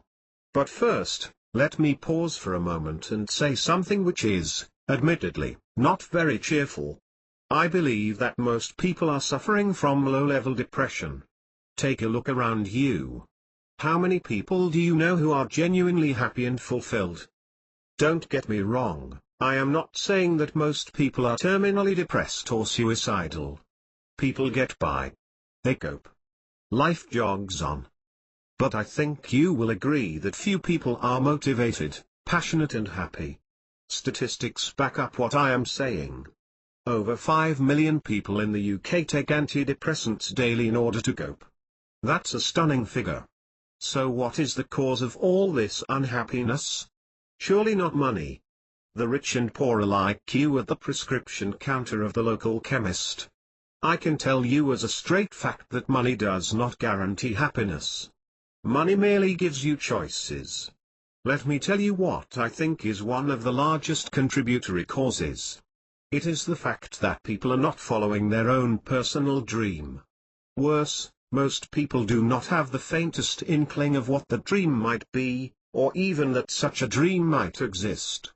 Like so many rusty, disused railway wagons, they were shunted off the main line many years ago and now find themselves standing in some remote siding, far away from the clear, straight lines used by express trains, and with innumerable points and crossovers lying between them and their intended track. Let's face facts. Most people are living somebody else's life, not their own. The shunting operations started early, usually at school. Most schools have a slick statement in their brochure which goes something like this: we at Zai's school believe that each child is an individual. We believe in nurturing that precious individuality so that the child may fully express their own unique talents and inclinations. The reality is this: we at Zai's school believe in a regime of reducing any smart-ass individualist kids down to the lowest common denominator by using our time-proven methods of ridicule, fear and punishment. We undertake to eradicate each child's uniqueness, and we pride ourselves in turning out a uniform batch of worker drones to fill the labor market. Does that sound more like the school you attended? It certainly sounds like the one I went to. So, that unique, special, quirky person which is the long-forgotten you, was shunted off the main line into your first sidetrack. Sidetracked. You probably had the glimmer of a dream when you were a youngster, but this was soon knocked out of you. Your parents undoubtedly called your dream unrealistic. Then, to the sound of a points lever being pulled, they suggested to you that you get a practical education in order that you might follow your dream at a later date. I am not implying any malevolence here. You need to remember that your parents, and all preceding generations, did not have the luxury of fancy life planning. The name of their game was survival. To survive you needed money. To get money you needed a good job. To get a good job you needed a good education. They pulled those levers on you for the best of intentions, but the result was a disaster for your fledgling ambitions. This message was reinforced by teachers, friends and careers advisors, until by the time you left full-time education you were almost certainly way off the main line and heading fast down some insignificant branch line. Throughout these years, you learned the trick of suppressing your dream. You simply could not maintain this dream in the face of such ordered opposition, and so you buried it in a secret place within you. Then the pace of life started really to heat up, and problems started to come at you like a pack of hungry jackals. No time for fancy, childish dreams now. All of your energies were involved, and probably still are involved, in fighting off the pack of slavering dogs. Dreams are, well, for dreamers. There is a life to be lived, food to put on the table, a mortgage to be paid and other people to worry about. If you even remember your dream, you probably fool yourself into thinking you'll pick it up later, when the family has grown up, when you are retired. Sometime. The tragedy here is that most people's dreams become so deeply buried they not only forget what they are, but even forget that they had a dream in the first place. Certainly, few people can put a name to their dream. Instead, they sit in the sidings, rusting away, perhaps, if this is not pushing the railway analogy too far, hoping that some bright, gleaming locomotive will arrive one day to pull them to safety. Is it any wonder that they are depressed? I want to make another important observation at this point. To be fair, I do not think that we are well equipped to get in contact with our dreams and to plan a glittering, fulfilling and exciting life for ourselves. Man has only existed for around 1 million years, perhaps 2 million at the absolute maximum. For 99.9% of that time, we lived short, brutish lives which were wholly obsessed with creating sufficient food, water and shelter for our basic survival. Few people lived beyond 35 years old. I strongly suspect that life planning was not an issue which occupied the thoughts of men and women prior to a few hundred years ago. Even the wealthy had few choices. The son of a rich family joined the army, became a priest, or took over the running of the family business. In general, he was not full of angst regarding his special purpose on the planet. Such thinking is a luxury, brought about by material wealth and the increase in health and hygiene. We live longer. We are all richer. We have the luxury of being able to consider our true purpose, and we have the leisure time to be unhappy if we do not fulfill that purpose. Living a meaningful life. I believe that each person is a very special, unique individual. I also believe that everyone has a passion, if only they could discover it. And let me state one final belief. I believe that if you will only follow your passion, your dream, then everything will be all right. It will work out. You'll make enough money to live on, perhaps even get rich, but more importantly you'll have a joy-filled and truly meaningful life. The alternative is to live a life like our primitive ancestors, grueling, desperate, toil-filled days devoid of meaning other than brute survival. The difference is that they had no choice. You do. Now I want to say a word about meaningful. Do you, like me, equate the words meaningful and dream with something hugely important, of tremendous significance to mankind? For example, do you think that a dream in order to be meaningful has to be something like this? Invent anti-gravity. Invent faster than light travel. Write a book which will profoundly change the lives of all 6 billion people on the planet. Create a world-changing philosophy. Eradicate poverty, disease and hunger from the world. Overthrow the government, and start an entirely new political system invented by you. Write a series of symphonies which make Mahler and Mozart look like amateurs. Climb every mountain, ford every stream, follow every rainbow. In other words, are you trapped, like I was, by the belief that your meaningful dreams have to be grandiose, or they are not worth pursuing? Do you believe that small dreams are for small people and that only giant dreams are worth having? If so, what on earth are we to make of dreams like this? I was a cost control accountant for IBM. One day, 2 years ago, I was driving through the countryside on my way to a sales meeting. Suddenly, about half a mile away, I saw a broken-down windmill. To this day, I don't know what happened, but something about that windmill called to me. As though guided by a will other than my own, I turned off the road and drove down the bumpy track leading to the mill. It was completely deserted, and dilapidated. Using my mobile telephone, I cancelled my meeting. I don't know what possessed me. I had never cancelled a meeting before except for serious reasons such as ill health. Little was I to know that this was the most important cancellation of them all. At that moment I knew I wanted to own that mill and restore it to full working order. Of course, it was crazy. I had a responsible job, paying a good salary. I knew nothing about windmills. Literally nothing. Correction, I knew that they went round and round, and somehow ground corn into flour. But at that moment I found my passion in life. To cut a long and difficult story short, for I will not pretend it was easy, I located the owner of the mill and purchased it from him. I gave up my job and career and moved with my family into a house near the mill. We spent 2 years restoring it, and now run it as a working windmill and museum. I'll never get rich running the mill, but we make enough to make ends meet. The important thing is that the last 2 years have been the happiest of my life. Perhaps I won't always own the mill. It's possible I might get tired of it one day. But that doesn't matter. By then I'll have another dream and I will know that it is possible to follow your dreams and to succeed. From where I am sitting, I cannot even begin to understand how I spent so many years as an accountant.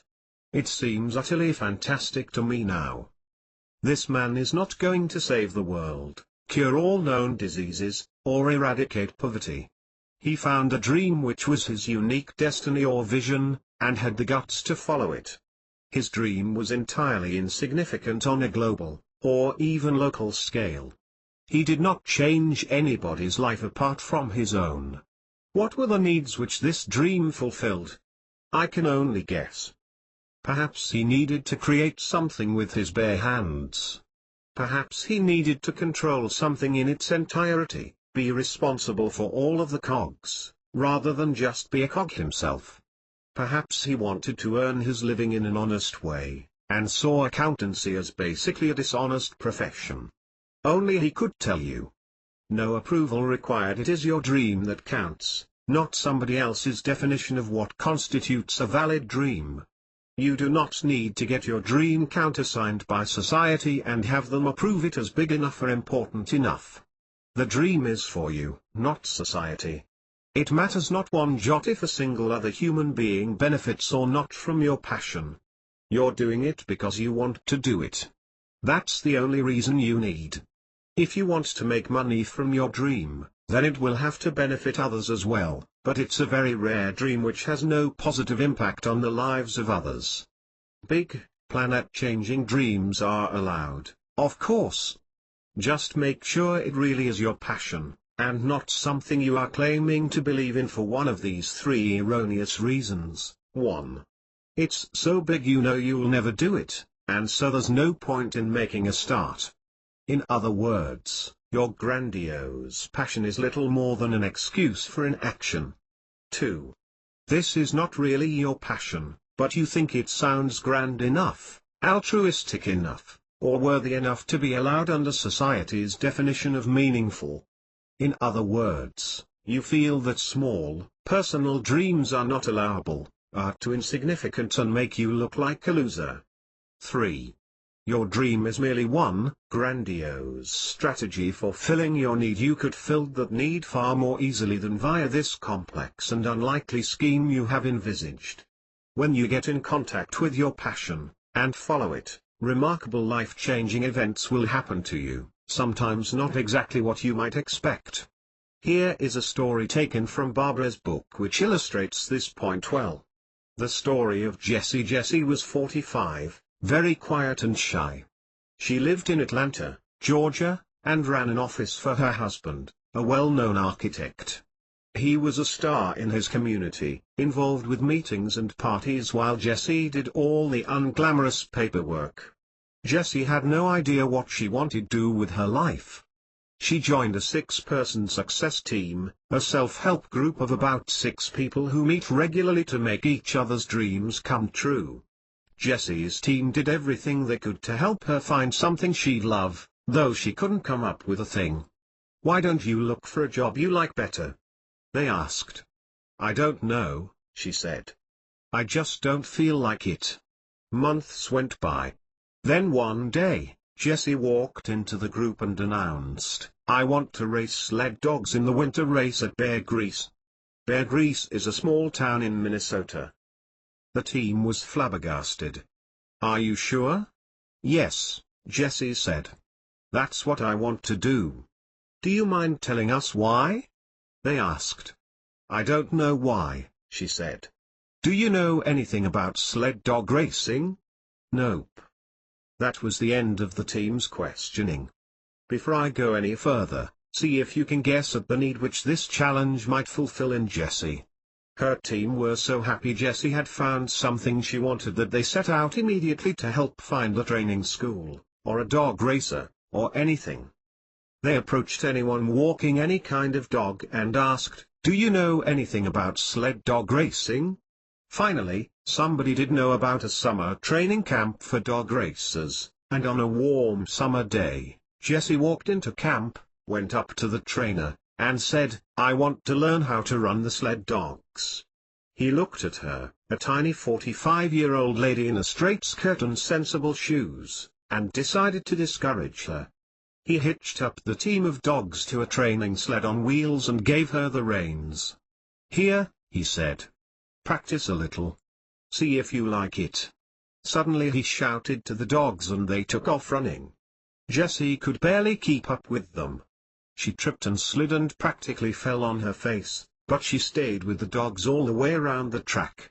When she finished and caught her breath, she smiled at the trainer and said, "I love this."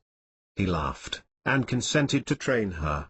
When winter came and it was time to go to Bear Grease, Jessie realized she knew nobody. She asked her trainer if she could use his name for introductions and he said, "I can't do that, Jessie. You are still a beginner, and I have a reputation to maintain." So Jessie's success team took her to the airport and saw her off with loud cheers and secret fears. When she arrived at Bear Grease, she found a tiny town, mostly one main street, packed with snow and full of seasoned sledders sitting around in clumps with their dogs. She forced herself to walk up to one crew after another, asking if anyone needed a helper, until finally, someone who had lost an assistant to the flu took her on. And Jessie ran with a team of sled dogs over a 100-mile course. The success team went wild when she called after the race, and when Jessie returned home, she was a satisfied woman. She told her team all the gripping details with a big smile on her face. "Now, that's happiness," one said. "It sure it is," Jessie said. "What now?" her team said. "More training?" "No," she said. "I'm finished. I don't want to do that anymore." There was a moment of stunned silence and then her team said, "Well, what do you want to do now?" Jessie said, "Quit my job." It had never occurred to anyone in Jessie's team that she would need to overcome a big challenge before she'd be ready to give up her thankless job and go out into the world. That was an excellent example of the power of dreams. Jessie knew she wanted to change her life, but could not summon up the courage to quit her job outright. She needed this intermediary dream to help her realize a bigger goal, that of independence. It was, if you like, a stepping stone dream. Your job from heaven. I now want to share with you an amazingly powerful method of helping you to realize what your dream might be. I am indebted to Barbara Shaw for this idea. Before I explain this exercise, I want to give you an example of a technique which has some merit, but is not very effective. This is the sort of technique you'll read about in books on life planning, and I find it very unsatisfactory. Take a sheet of A4 paper. Yes, you can start groaning. On the top of the paper write the words "My Job from Heaven." Underneath this, write out exactly what the title implies. This is fantasy time, so let your imagination run riot. You can design your own perfect fantasy job. Where will you work? Who will you work with? In what sort of environment? Doing what? What hours will you work? What salary will you be paid? Is it a manual job? A creative job? Just put down anything you can think of which would make your working day blissful. What do you think of that for an exercise? Okay, it has its merits, but if you actually try to complete this exercise you'll find it fairly difficult. The reason is that the second you try to fantasize about your ideal job, negative thoughts and conditioning crowd your mind, effectively saying to you, "Don't be silly. You can't have that. That would be impossible. That's asking too much." Now, and I hope you're ready for this. Take another blank sheet of paper and on the top of it write, "My Job from Hell." I want you to fill that sheet of paper with a detailed description of your total job from hell. Describe the nightmarish work environment, write in detail about the crummy people you'll be working with, and the awful tasks you'll be performing. I can guarantee that you will hardly be able to stop writing. You will take a ghoulish glee in putting down every awful detail. You'll run out of paper and ink long before you run out of ghastly details of that job. This exercise gives you a fantastic opportunity to glimpse your creative potential when you are not running hard against the brakes of the subconscious mind. Please do this exercise, and don't only read about it. You'll be quite stunned by its effect. The next part of this exercise is to take your job from hell and write the exact opposite of everything you have put down. For example, if you have written, "I work in a dark, noisy, fume-filled factory, with loud pop music blaring all day over speakers," you need to rewrite this as follows: "I work in a light, quiet airy office." Another example should suffice.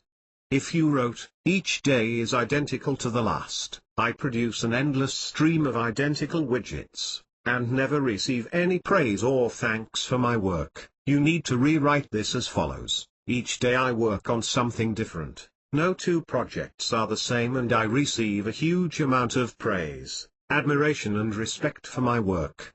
Get the idea? What you are doing is using the job from hell as a method of bypassing the subconscious mind. Effectively, you are finding out what you don't want, and reversing it to produce your job from heaven. When I sat down and used this technique, I was quite surprised by the results. I found out things about myself which I had not been aware of before. Reading through my completed job from heaven, produced by reversing my job from hell, I felt a thrill of excitement running through me. Yes, this was exactly what I wanted to be doing. Try it yourself, you will be surprised.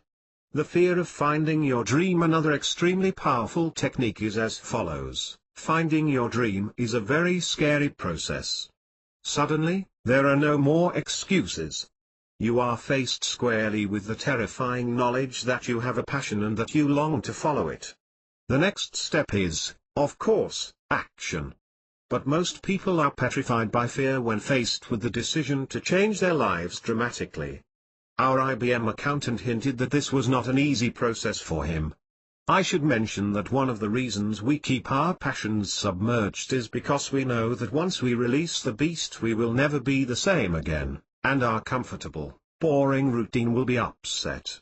Big change is frightening. It causes tension and anxiety. Through many years of lecturing and training people in life planning, Barbara Shah has encountered this problem over and over again, and so she has devised a technique for overcoming this obstacle. What you must do is, 1. Vow to take action towards realizing your dream, right now. But 2. You only have to do this for 1 hour. In fact, Barbara insists that you set your alarm clock for 1 hour from now, and then spend the next 60 minutes, not a minute longer, in active pursuit of your dream. Example, assuming the IBM accountant had not taken immediate action, he would follow this system by setting his alarm, and then spending 60 minutes doing the following type of actions. 1. Telephoning the owners of working windmills and talking to them about the benefits/pitfalls of owning one. 2. Trying to locate the owner of the mill he saw. 3. Doing an internet search on windmills and trying to find if there was any useful information for the aspiring owner. 4. Ordering books on windmills from Amazon.com, etc. Jesse would have, in that hour, 1. Called every friend she knew with a dog and asked if they knew anything about husky racing. 2. Done an internet search on husky racing and bear grease. 3. Called the local SPCA and asked if anyone knew anything about huskies, etc. I think this is a brilliant technique. It gets you moving towards your goal and totally overcomes the fear and pain associated with starting out on a huge life change. It also programs your subconscious mind that you are serious about this change. It isn't just talk. Another thing I can throw in the pot at this point is the old adage, when the decisions are clear, the way is easy. Fight your fear. So much of your life energy is wasted in endless debate, procrastination, agonizing and worry about the effects of your decisions. If you would only take bold, decisive action, then something almost magical happens. The way opens up for you and the problems and obstructions melt away.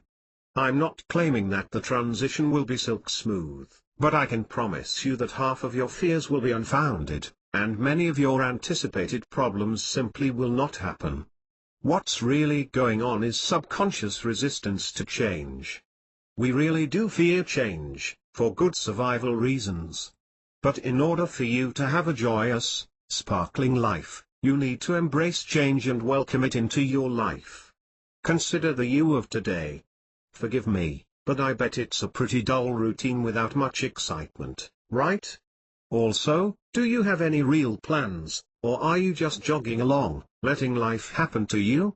I also bet you're in a job which you tolerate, but certainly has nothing whatsoever to do with that quirky, brilliant you inside. Remember? The one which got suppressed all those years ago? Start trying to uncover that buried desire, and don't let shoulds and oughts get in your way.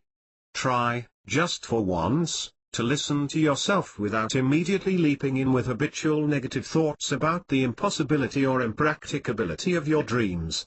Even if your dream seems crazy, at the very least it will point you in the right direction and perhaps trigger a more realistic dream.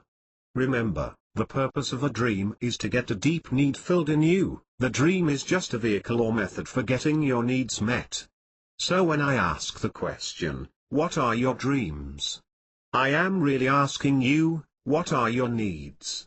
It is your needs which have been suppressed all these years, mainly by thoughts of sacrificing your needs to the needs of others.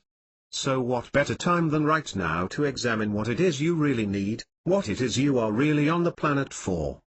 Out of countless thousands of generations of humans, you have the sheer luxury of being born into a time and place where you can decide how to live and what to do. That's scary, but also amazingly exciting, don't you think? Chapter 4. You must have a plan. To make serious money, you must know what you want and have a plan for achieving it. There is a well-known yet powerful method of achieving everything you want in life. It only takes 5 minutes. Anyone can do it, but hardly anyone does. Imagine something you can do in just 5 minutes which can send your income through the roof, improve your relationships and power boost your life towards total success. Wouldn't you want to do that right away? I'm talking about the time-honored technique of goal setting. It has been proved beyond reasonable doubt that people who set written goals lead richer, happier, more fulfilling lives than people who merely drift through life, rudderless. Now if you're yawning and thinking seen it, done it, I challenge you to go right this moment and fetch your own list of goals. If you are able to do this, It marks you out as very special. If you cannot go and get your goal list right this second, may I suggest you stifle that yawn and take a few minutes to do this exercise? The great motivator Brian Tracy is fond of recounting how often people come up to him and say something like this: "Brian, a year ago I attended your seminar and you got us to do that goal exercise. Well, I did it, but only because you said so. When I got home, I put that piece of paper in a drawer and forgot about it completely. I found it a couple of weeks ago and you know what? 6 out of 10 of those goals had been achieved by me without my even remembering I had set them. Now since this is so easy, why do so few people do it? Why people don't write goals? For a person willfully to miss out on the staggering advantages of setting goals, there must be a psychological block somewhere. I believe the block is the subconscious realization that every goal has an associated price tag, that it doesn't come free. It doesn't flow freely from the wondrous bounty of the universe. There is a price to pay in order to achieve each goal.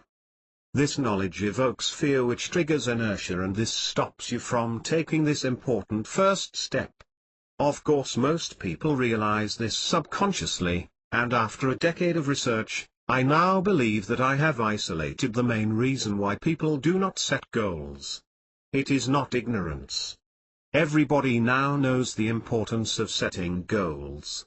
30 years ago, this was a startling new idea. No longer. Goal setting is a powerful and proven tool for success in any field of endeavor. Everybody knows this, but still they don't do it. Why? It can't be the difficulty of the task. Writing out 10 goals is not a particularly arduous job, in fact it is quite enjoyable and only takes about 20 minutes. And yet 98% of people never write a goal in their entire lives, even though the task of writing out your goals is so easy and the rewards so obvious. It isn't even the difficulty of pondering what it is you ultimately want out of life. Just tease yourself in with some simple goals. Say to move up to the next biggest house and to earn an extra £10,000 this year. Leave complex life goals. Who am I? What's it all about? Why am I here? Until you are happier with the whole goal-setting process. No, there must be something else, and I think I have identified it. To set yourself a goal means to set yourself up for change. Any goal that you can think of, large or small, basically reduces to the statement, I hereby promise to change in the following way. We all fear change, it is the unknown. Fear stops us dead in our tracks. Above everything else, a goal is a written contract with yourself to do something. To achieve even the smallest goal requires discipline, work, and focus, all three in some measure. How do you think people react when faced with a contract containing the words discipline, work and focus? Why, they break out into a cold sweat. Their hands tremble and seem unable to grasp the pen. They go to sign, then draw back, then go to sign again. Suddenly, they feel faint. The pen slips from their numbed hand and clatters to the floor. They'll sign that contract one day real soon now. Perhaps tomorrow. I believe this is why people don't set goals. Something for nothing. The people who do not set goals still want all of the rewards and goodies which would have come their way had they set goals and applied the discipline, work and focus. They want all of these things, but they want them for free. They seek to short-circuit reality, and this attitude leaves them vulnerable to the happy-clappy, you can have it all, seminar snake oil artist. The packaging varies, but the message is essentially the same. The universe has an infinite store of wealth, bounty and benevolence. There is more than enough for all. Just tune your mind into the pulsating rhythm of the universe using the following method. Tape set £49.95, book £29.95, course £199.70, and claim your share of this infinite bounty. People love this message. They sign up for it in their millions in one form or another. They think, why bother to sign that stuffy old contract with all those tedious work, discipline and focus clauses. I could have it all for free merely by tuning into the bounty of the universe. And so a few more irreplaceable years slip by. They buy the books, their collection of box tape sets grows. Yet strangely, they remain as broke and powerless as ever. How odd. Seems like the mystic bounty of the universe show is on 104.3 MHz FM, and their brain is tuned to BBC Radio 4, long wave. Perhaps another seminar will help me retune my cosmic receiver. I cannot resist telling you a little true story which illustrates this perfectly. A couple of years ago I wrote a booklet entitled How to Double Your Way to £1 Million, Starting from Nothing. You've probably seen this, but basically it's a bit of fun with a serious message. The first step is to find a penny in the street. Then, you go through a process of just 28 steps, doubling your money each time, 2p, 4p, 8p, 16p and so on. Surprisingly, if you were able to do this just 28 times, you would end up with well over £1 million. I take out adverts in the press which describe this system and offers my booklet for free. It really is free, and you don't even pay the postage to send me your request because we use for post. Recently we had a customer on the telephone shouting and raving. He was going to take us to trading standards. He was going to get a crowd of mates together and personally pay us a visit. He called us a bunch of conning BS and he was going to get us, whatever it took. The reason? He had received my free booklet, which cost him not one single penny, and he had heard it for 1 week but still not received £1 million from out of thin air. This man, who seemed sane by the way, was virtually incoherent with rage. He was screaming and swearing, shouting and threatening. I thought this was an extremely good example of the hopeless irrationality exhibited by many people. So if you do nothing else, please deprogram yourself from the erroneous belief that goodies will flow to you if you only concentrate hard enough. That's not how our universe works, and authors who produce books and tapes implying that this is so, are doing people a great disservice. Writing a few goals is not a difficult exercise, each one only takes a few moments, but the point is you actually have to do the exercise in order to receive the benefits. Simply reading the exercises is not enough. The rewards of life come to those who do, not to those who merely read, talk or daydream. Action is the key. Now, with your permission, I would like to ask you a simple question. Thinking back over the last 12 months, did you achieve all you set out to achieve? This is a yes or no answer, so don't spend too long considering it. The answer, of course, is no unless you are a pathological liar. Next question, did you set out to achieve anything in that period? Aha. Now that's a more interesting question, I think. Deciding at the start of a year that you want to achieve a certain result by the end of that year, is another example of goal setting. High-performance people set goals. Winners set goals. Losers never set goals. Why? Because it takes about 20 minutes of concentrated effort to write down your goals, and people have far more important things to do than this. It interferes with valuable drinking and socializing time, for example. Such a task would take up nearly a whole episode of a soap opera. You could read a tabloid newspaper from cover to cover in this time. But there is a more important reason why many people don't write goals, as I have intimated already. Writing goals commits you to action, otherwise there is little point in writing them. Turning your dreams, goals, into reality will not happen automatically. It will require work and effort. Am I good? Work, and effort? Forget it. I'm not writing down anything on a piece of paper which will commit me to that. This is why people do not set goals, write down their dreams. They cannot bear to have that piece of paper leering at them in silent accusation as the months and years tick by. But what is at stake here? Nothing less than a solvent, even wealthy, lifestyle, improved happiness, and a fulfilled life. Perhaps more importantly, You can meet your fear head-on and live like a warrior, not a frightened rabbit. Why are we all so afraid? The older I get, the more I wonder what it is we're all so afraid of. Like you, I travel the world and see or hear about real problems: murder, torture, death, disease and starvation. Then I return to this grey, stuffy country to witness intelligent and privileged people wasting their lives down the pub or propped in front of the TV screen for, on average, for hours each night. Many people are also timid and completely risk-averse. Their quest for safety comes way above their desire for pushing the boundaries and living a powerful life. Achieving great wealth and happiness starts with having a dream. Today's dreams are surely tomorrow's realities. No matter how far down you are at the moment, I promise that you can make a greater success of your life from here on in.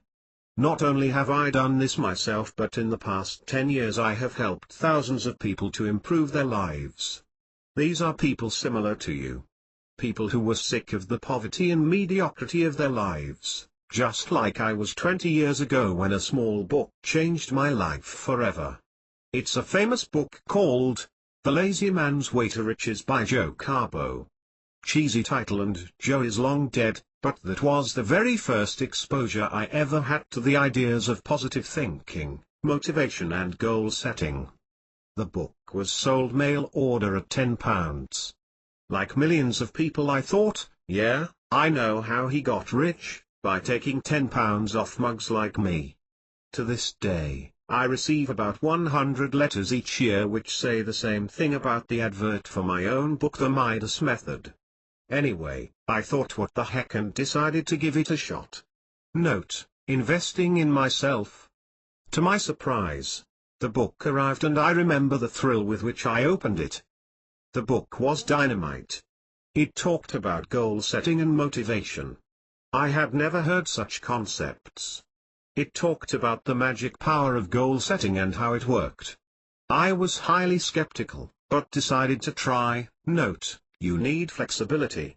You must be willing to try something different, even if you know it's rubbish. I set my first 6 goals. One of which was to have a net worth of £250,000 one day. Note this goal. At the time, and I can recall it vividly, this was an impossible, fantasy level of money, and I didn't believe for 1 microsecond that I would ever achieve this. I was about £20,000 in debt on a salary of £6,000 per year. But the book said to set high goals, so I chose a ludicrous amount of money. Note: false ceilings keep your aspirations low. What a low goal to set, whilst thinking it was an impossibly high goal. Something changed that day. Imperceptibly. No flashing lights and blaring trumpets. Just a small shift in gear and a tiny angle change in aiming point. I was not even aware of the change, but looking back I can say categorically that writing my first set of goals was the turning point. If I had not done that, I am totally convinced that I would have remained a studio engineer at the BBC, or similar. Instead, I decided to fight. Are you prepared to fight? Writing your goals within the next hour, you are going to get out of the chair and write yourself a fistful of goals. Here's how: on a single side of plain A4 paper, write a list of 10 things you would like to achieve in your life, 5 long-term, 5 short-term. The first goal should be something which you cannot complete in your lifetime. This makes you think carefully. It makes you realize what is important to you, and why you are here. The long-range goals stop you being frustrated by short-term setbacks. You might be very surprised at what you write for this goal. It might have nothing to do with your present life. As an example, if you are a writer, your goal might read, one day, every educated adult on the planet will have heard the name Stuart Goldsmith, and have some idea about his philosophy. By the way, that isn't one of my goals because I am not out to save the world, just you miserable sinner. But it is a good example of something that would transcend my lifetime. The next goal should state an exact amount of money which you will one day have. Again, this is a lifetime goal and should not carry a date. Example, one day I will have a net worth of £10 million. This goal quantifies your dreams of wealth and sets an ultimate target. But before you write this particular goal, spend a few moments considering if you are willing to pay the price.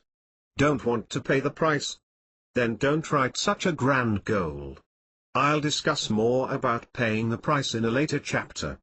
After you have finished writing your list, I want you to look at your money goal and answer the question, what one thing can I do right now, today, which will take me a step closer to this goal?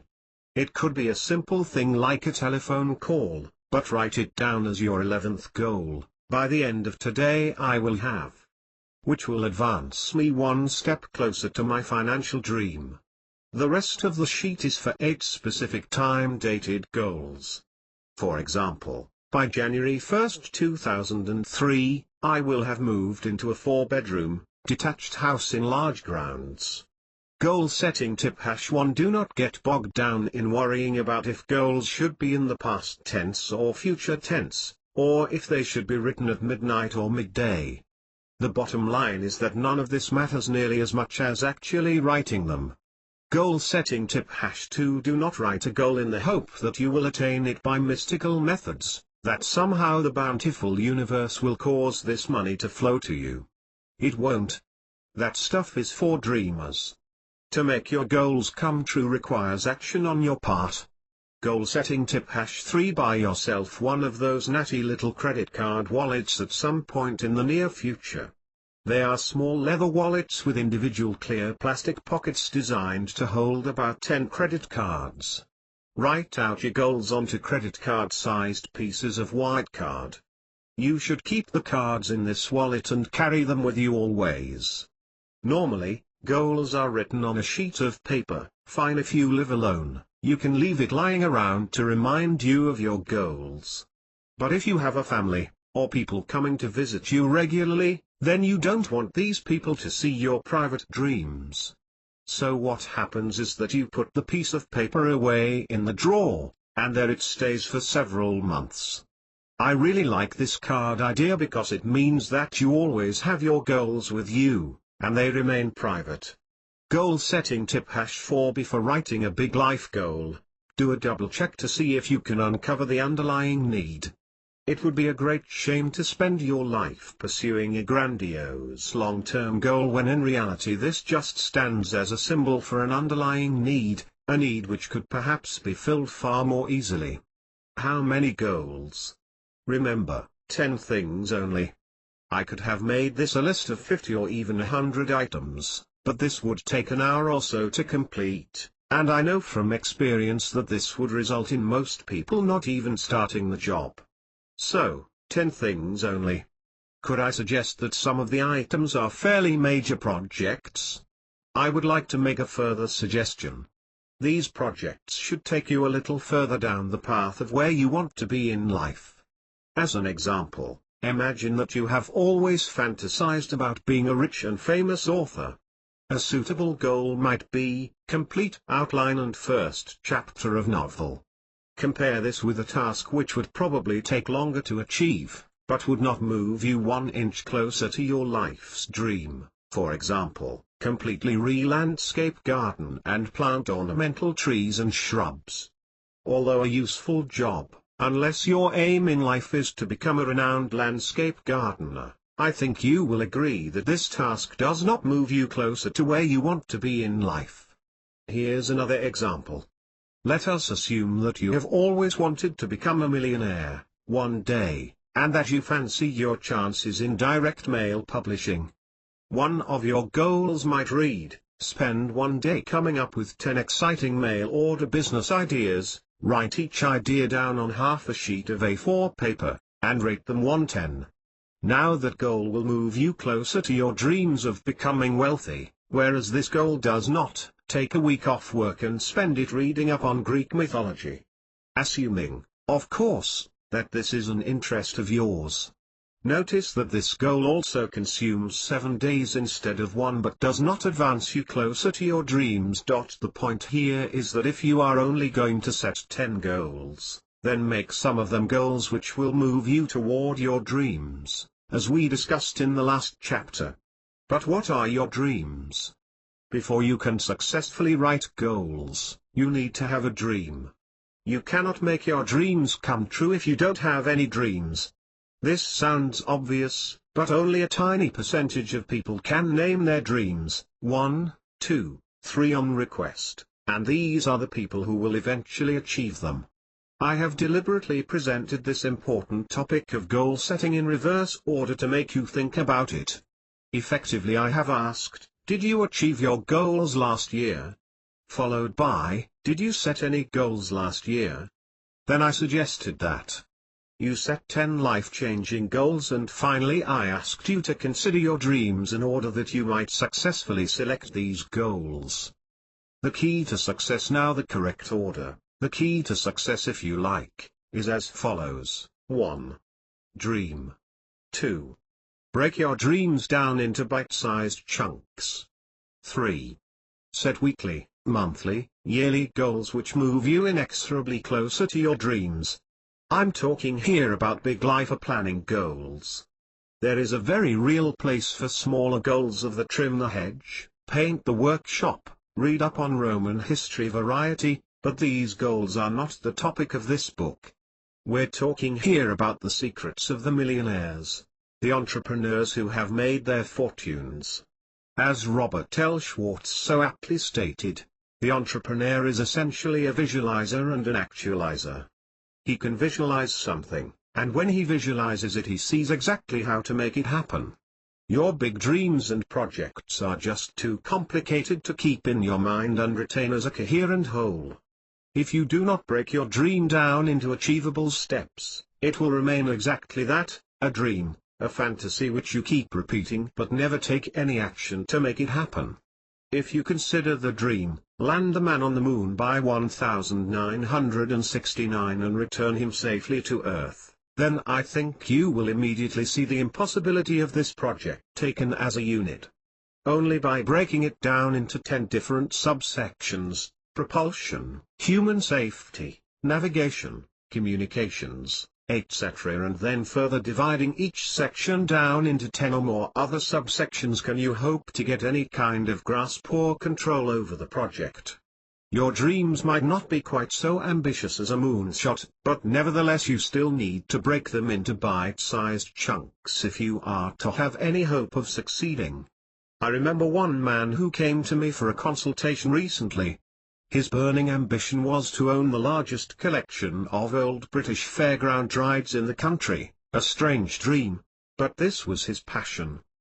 His eyes took on a sort of holy glow when he started talking about dodgems from the 1960s and carousels from the 1940s. I hope you can see that this dream requires immediate breaking down into several steps. Off the top of my head, these steps might be: 1. Finance. These rides are expensive. How is he going to raise the money? Loans? Sponsorship? 2. Location. The rides are huge, and if you own 100 of them, you might need an acre or more, undercover, of course. Where should he locate the museum? How will he pay for the ongoing expenses? 3. Preservation. What do you do with the rides when you own them? 4. Commercial exploitation. Is there a buck to be made here? Quite likely. If he has a passion for old fairground rides, you can bet that others do as well, and will pay for the privilege of visiting a working museum. 5. Planning laws, etc. What are the safety implications or environmental implications? I am sure there are other areas that need considering. Each of the above 5 steps can be further subdivided into 5 or more many steps, and perhaps further subdivided again. The trick here is to move from an impossible and nebulous dream to a series of actionable statements such as, make appointment to see bank manager, or telephone English Heritage and make an appointment to discuss the feasibility of this project with them. One small step for a man. Do you see how this works? Land the man on the moon? Own £3 million worth of antique rides? Forget it. Those are impossible dreams to hold in your mind together with all of their ramifications. But make a telephone call or talk to chief scientists about feasibility. These are readily achievable. How do you reach your dreams? One small step at a time. How do you make a fortune? £1 at a time, that's how? Thinking about the fairground drives for a moment, this is a good case for examining what the real need is behind the dream. Owning fairground drives is not a need, it is a strategy for filling a need. Is there a better strategy?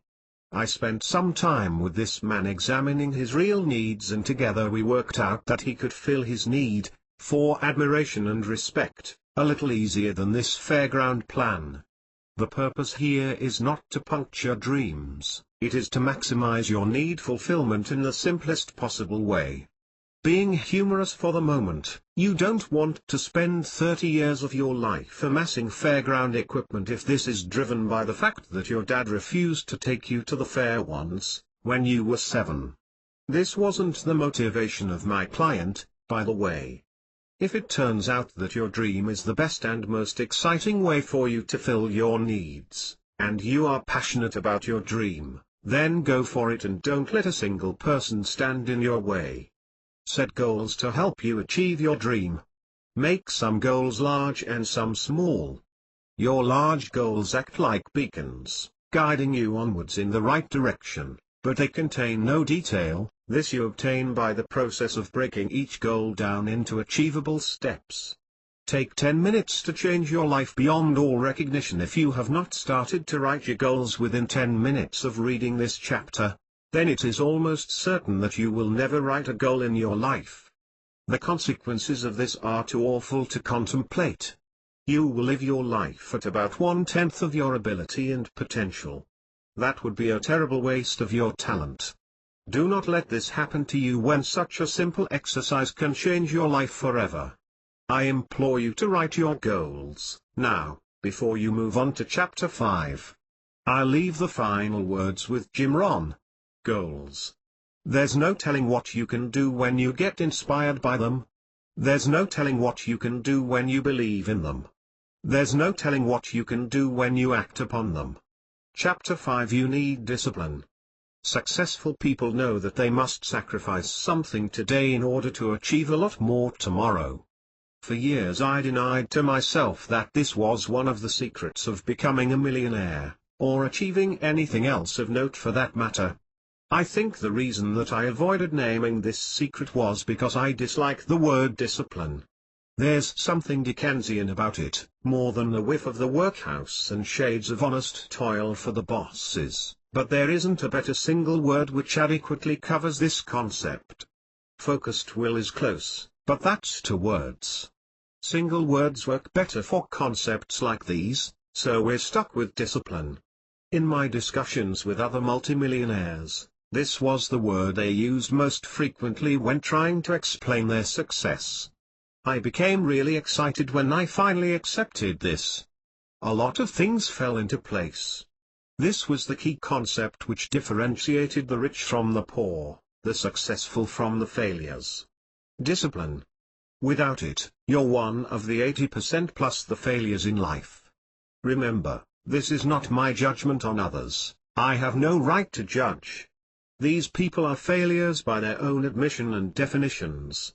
If you were to ask them if they feel they have succeeded in life, or failed, they would readily confess to having failed, although they would, of course, blame factors outside of themselves for this failure. With discipline, you have a good chance of rising above the crowd and retiring early as a wealthy man or woman. Everything I write is aimed at preventing you from reaching retirement with nothing. If you reach retirement as a pauper dependent upon charity, having lived a life of quiet desperation, frustrated, never having achieved anything much of note, not really having had a good time, apart from the odd high point, never having dreamed, never beaten a real challenge, then your life is a failure by any standards, but certainly by your own. Of course, if you are happy in your powerlessness and poverty, then none of this matters. Are you a disciplined person, in general? There are hundreds of indicators of a disciplined mind, not one of which is essential, but put together, they start to add up to a pattern. Can you get up in the morning? Are your shoes clean, your hair and teeth brushed? Are your car and house tidy? Are your personal papers, gas bills, bank statements, etc. filed in some sort of reasonable order? Do you turn out a good job of work, even when nobody is looking? Do you ever get drunk? No disciplined person would ever get drunk. Do you use recreational drugs? I could think of 500 more indicators, but you get the idea. It's up to you to look at your life and make an honest assessment of your level of discipline or lack of it. Again, I am not judging you. Live how you want to live, including in a pigsty, unwashed and doped up half the time. It's your life. But if you want a life of power and wealth, then I can guarantee you will not get it if your life is anything like I have described. Discipline is vital. When I meet consultation clients face to face, I often say something like this: there's nothing really special about me. I'm just an electronics engineer made good. You could do what I have done. I say this to try and remove the guru factor. You can't get people to emulate you if they think you're the incarnation of a sun god. So I tell them I'm just a regular guy, and that's the truth. Yes, I have an education and a certain amount of common sense. But I also have discipline. Often, the people sitting opposite me do not have discipline, or at least they haven't made it central to their lives because, heck, it takes discipline to be disciplined. I can see the lack of discipline in the way they dress, the way they sit, and the way they talk. What is discipline? Well, I guess one definition is being strict with yourself. You know why discipline is important for a child or teenager, don't you? It's to keep them in line. It's to stop them getting out of hand, getting away with too much. Also, you discipline your children out of love, and not because you enjoy the power trip, I hope. Often, you hate to discipline your kids because it spoils their immediate gratification and enjoyment, doesn't it? But you do this because the long-term benefits and rewards vastly outweigh the immediate greedy, thoughtless and short-term gratification of their desires. Correct? I think so. So another definition might be gratification postponement. Not eating the whole bowl of jelly right now. Eating some and saving the rest for the next few days. Not because it's naughty to eat all the jelly. Not because it's wicked or sinful to eat all the jelly and God will slap your wrists.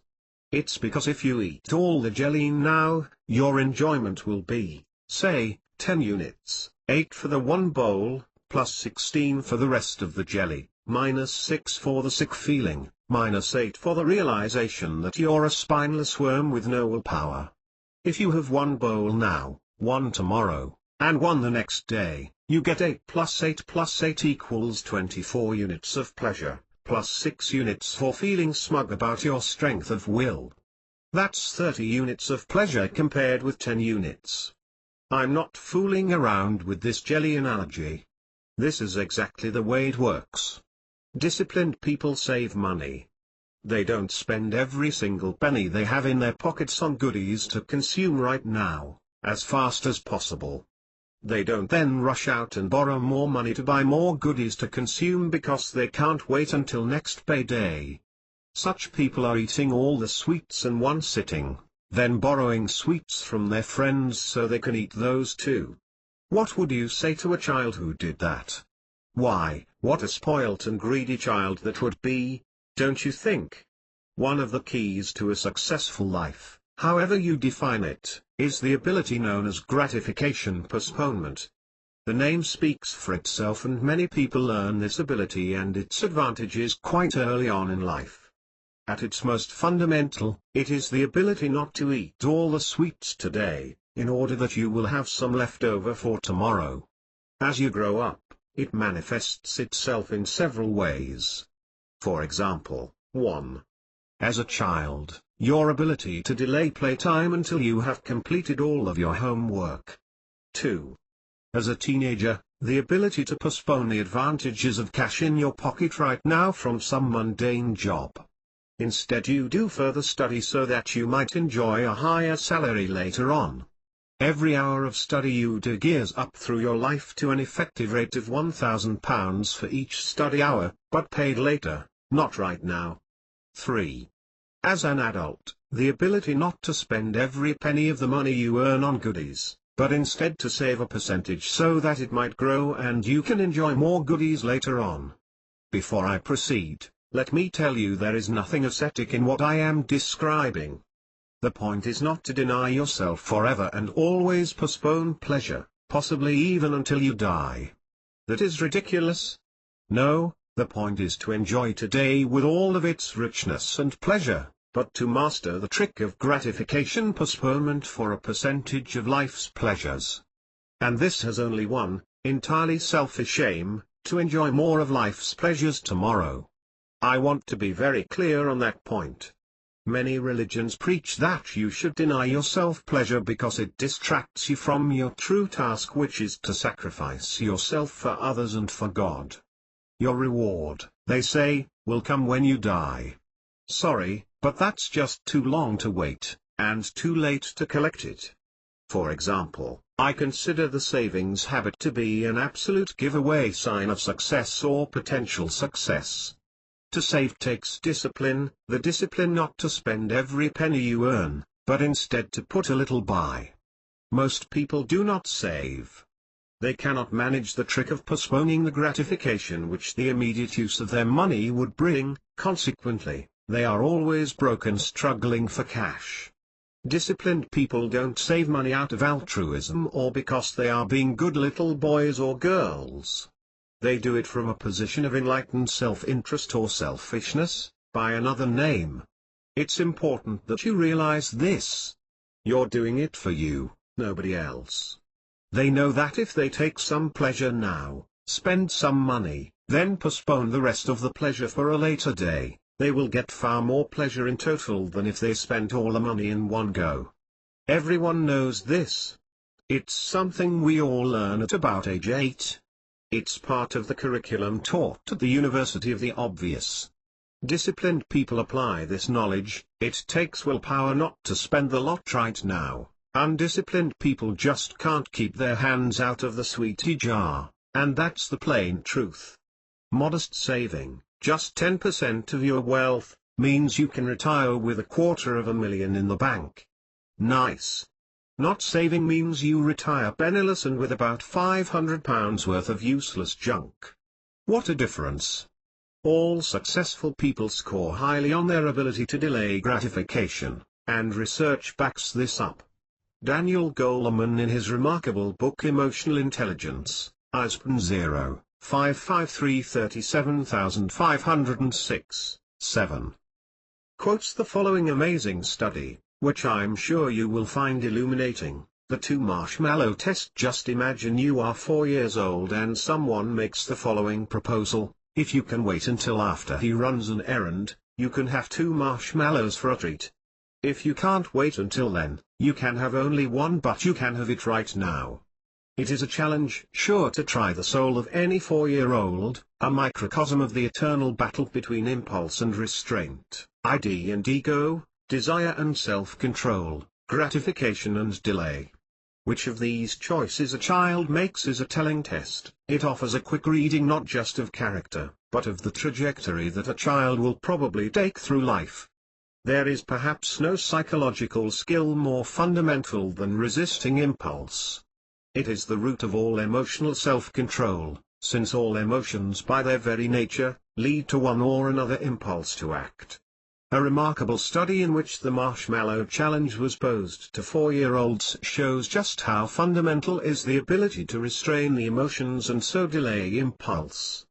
Begun by psychologist Walter Mischel during the 1960s at a preschool on the Stanford University campus and involving mainly children of the Stanford faculty, graduates and other employees, the study tracked down the 4-year-olds as they were graduating from high school. Some 4-year-olds were able to wait what must surely have seemed an endless 15 to 20 minutes for the experimenter to return. To sustain themselves in their struggle, they covered their eyes so they wouldn't have to stare at temptation, or rested their heads in their arms, talked to themselves, sang, played games with their hands and feet, even tried to go to sleep. These plucky preschoolers got the 2 marshmallow reward. But others, more impulsive, grabbed the 1 marshmallow, almost always within seconds of the experimenter's leaving the room on his errand. The diagnostic power of how this moment of impulse was handled became clear some 12 to 14 years later, when these same children were tracked down as adolescents. The emotional and social difference between the grab the marshmallow preschoolers and their gratification-delaying peers was dramatic. Those who had resisted the temptation at 4 were now, as adolescents, more socially competent, personally effective, self-assertive and better able to cope with the frustrations of life. They were less likely to go to pieces, freeze or regress under stress, or become rattled or disorganized when pressured. They embraced challenges and pursued them instead of giving up, even in the face of difficulties. They were self-reliant and confident, trustworthy and dependable. They took initiative and plunged into projects. And, more than a decade later, they were still able to delay gratification in pursuit of their goals. Those who grabbed for the marshmallow, however, tended to have fewer of these qualities, and shared instead a relatively more troubled psychological portrait. In adolescence, they were more likely to be seen as shying away from social contacts, to be stubborn and indecisive, to be easily upset by frustrations, to think of themselves as bad or unworthy, to regress or become immobilized by stress, to be resentful and mistrustful about not getting enough, to be prone to jealousy and envy, to overreact to irritation with a sharp temper, so provoking arguments and fights. And after all those years, they were still unable to put off gratification. What shows up in a small way early in life, blossoms into a wide range of social and emotional competence as life goes on. The capacity to impose a delay on impulse is at the root of a plethora of efforts, from staying on a diet to pursuing a medical degree. Some children, even at 4, have mastered the basics. They were able to read a social situation as one where delay was beneficial, to pry their attention from focusing on the temptation at hand, and to distract themselves while maintaining the necessary perseverance toward their goal, the 2 marshmallows. Even more surprising, when the tested children were evaluated again as they were finishing high school, those who had waited patiently at 4 were far superior as students to those who had acted on whim. According to their parents' evaluations, they were more academically competent, better able to put their ideas into words, to use and respond to reason, to concentrate, to make plans and follow through on them, and more eager to learn. Most astonishingly, they had dramatically higher scores on their SAT tests. Those who at 4 had grabbed for the marshmallow most eagerly had an average verbal score of 524 and quantitative, or math, score of 528. Those who had waited longest had average scores of 610 and 652 respectively, a 210-point difference in total score. At age 4, how children do on this test of delay of gratifications is twice as powerful a predictor of what their SAT scores will be as is IQ at age 4. IQ becomes a stronger predictor of SAT scores only after children learn to read. This suggests that the ability to delay gratification contributes powerfully to intellectual potential, quite apart from IQ itself.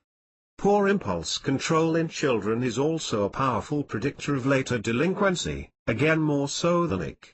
What Walter Mischel, who did the study, describes as goal-directed self-imposed delay of gratification is perhaps the essence of emotional self-regulation, the ability to deny impulse in the service of a goal, whether it be building a business, solving an algebraic equation, or pursuing the Stanley Cup. His findings underscore the role of emotional intelligence as a meta-ability, determining how well or poorly people are able to use their other mental capacities. Thanks to Daniel Goleman for that amazing insight. Before I continue, I want to sound a word or two of warning.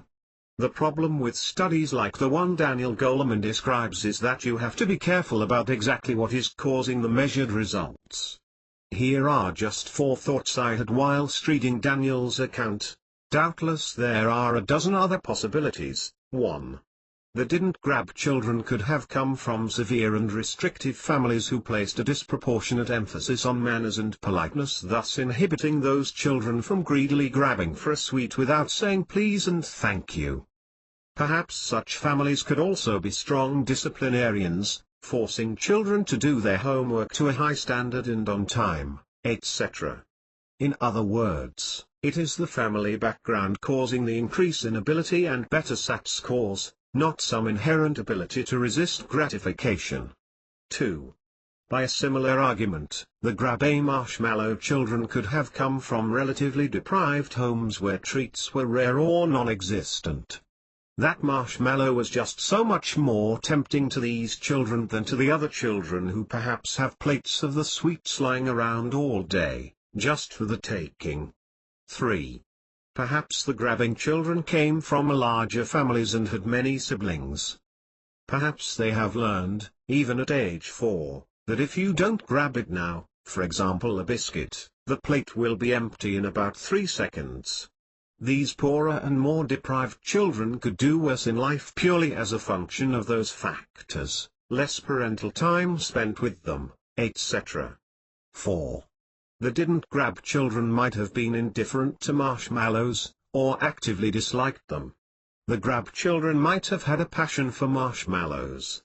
Having said this, the ability to resist impulse is still a powerful predictor of achievement and well-being, no matter how the ability arose, that is whether it was learned, imposed or somehow inherited. I have to add my own experience in here. After many years of teaching success principles to thousands of people, the one factor I would isolate in particular as being at the root of poverty and frustration is indiscipline. Put another way, successful people are disciplined, and one characteristic of a disciplined mind is the ability to postpone pleasure temporarily.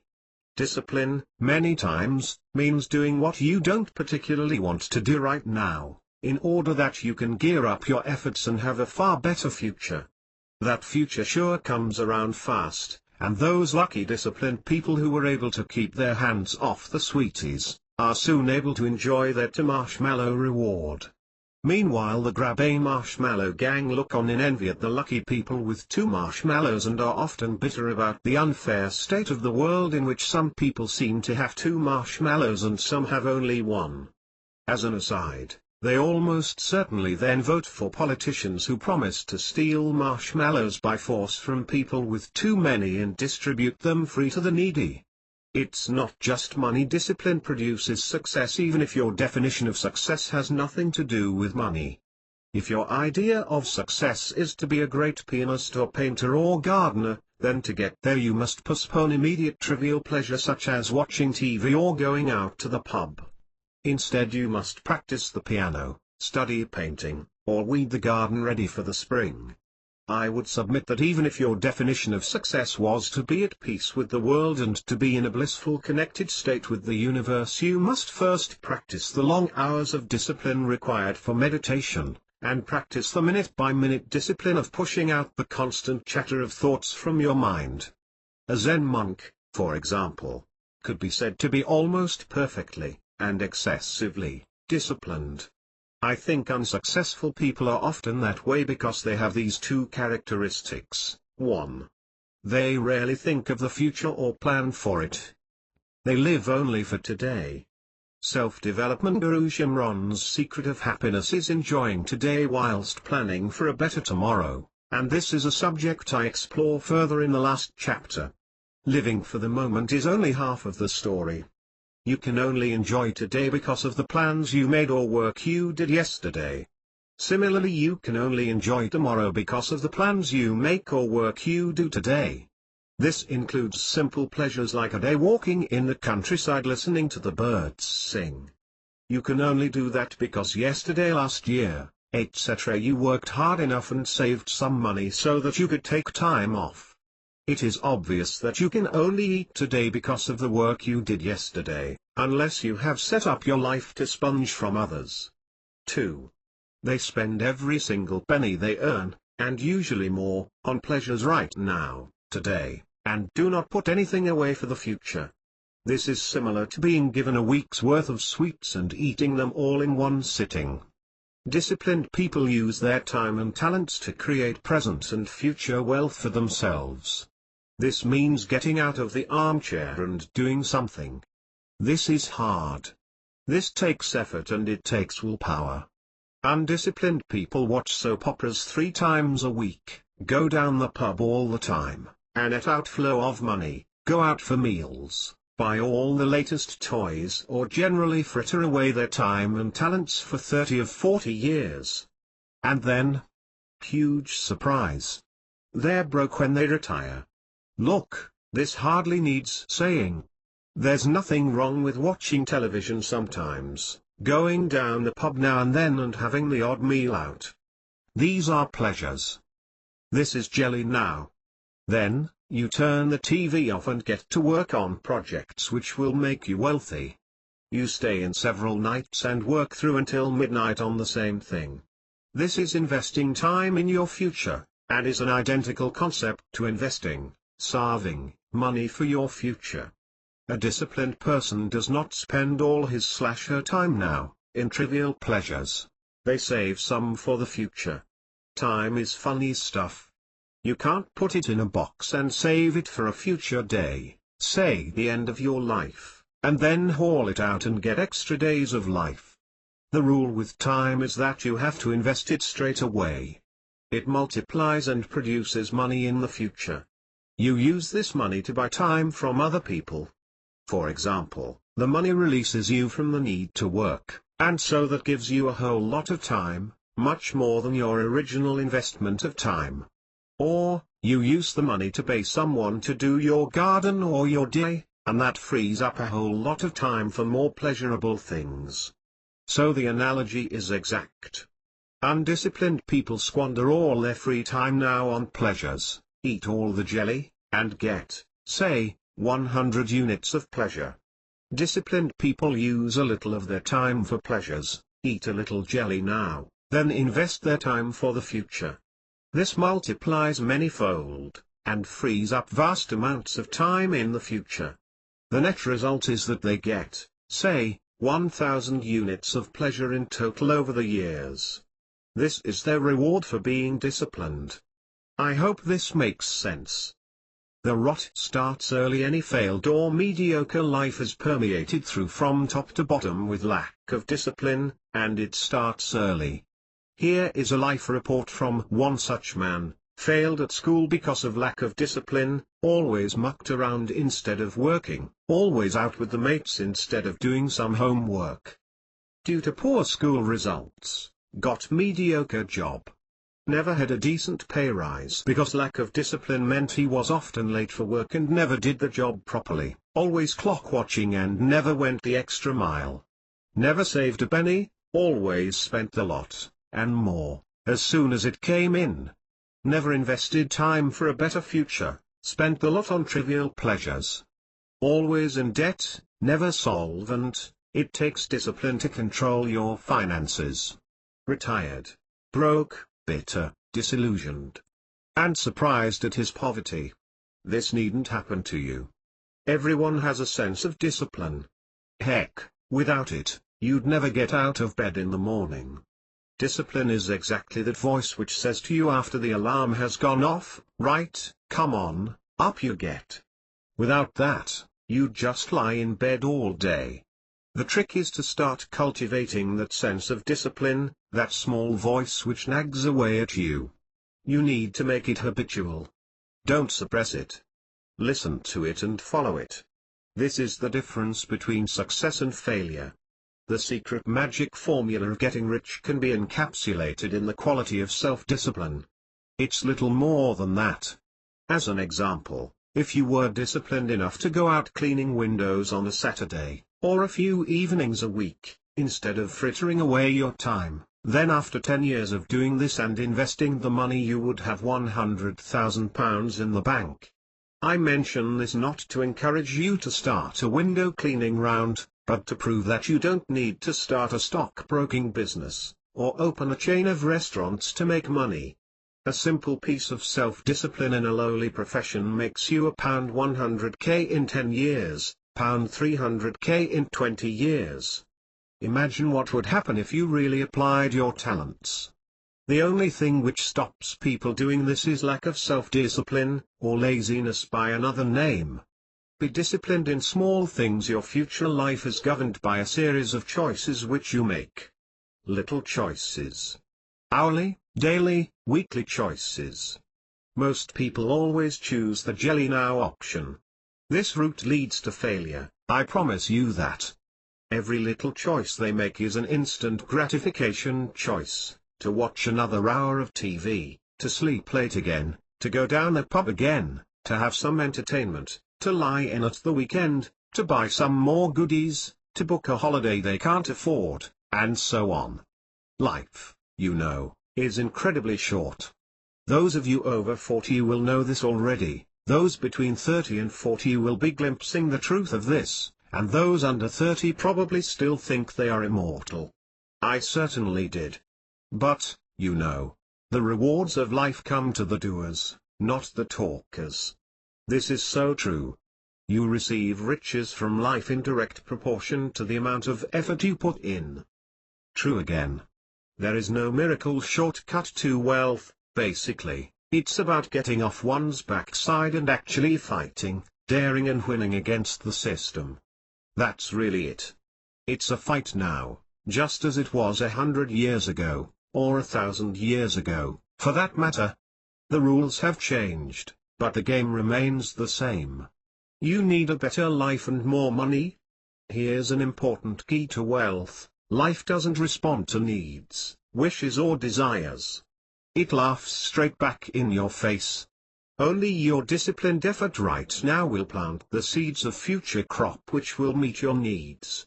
To complain that your needs should be filled right now is effectively to say, I have needs. Someone else should work and slave so that my needs might be provided for. What would the soil say to your statement, I need some corn? Why? The answer would be, bring me your seed and your sweat. The soil would not care a finger snap for your needs. Who cares about your needs? Nobody. Furthermore, the seed alone is not enough, is it? You must also plant, tend, water and hoe it.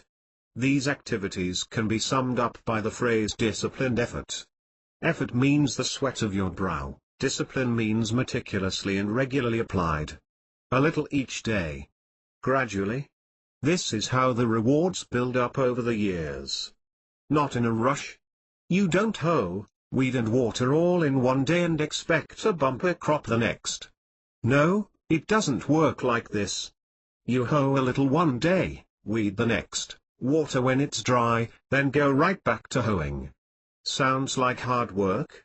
Welcome to the real world. Nothing comes from nothing. Plant nothing, and get nothing.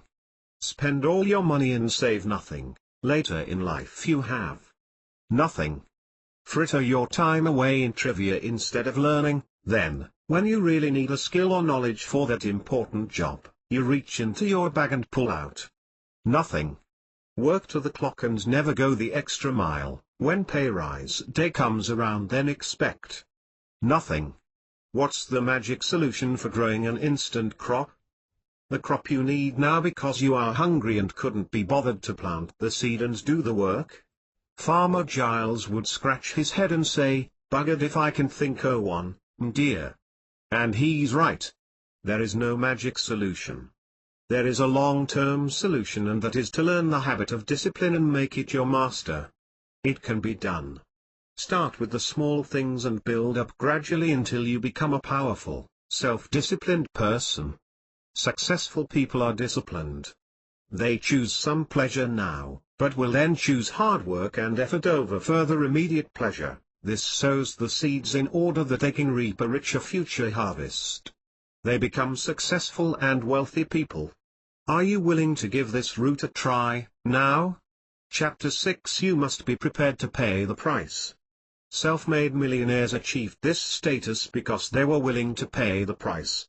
There is a price to pay for getting rich, just as there is a price to pay for everything you attain in your life.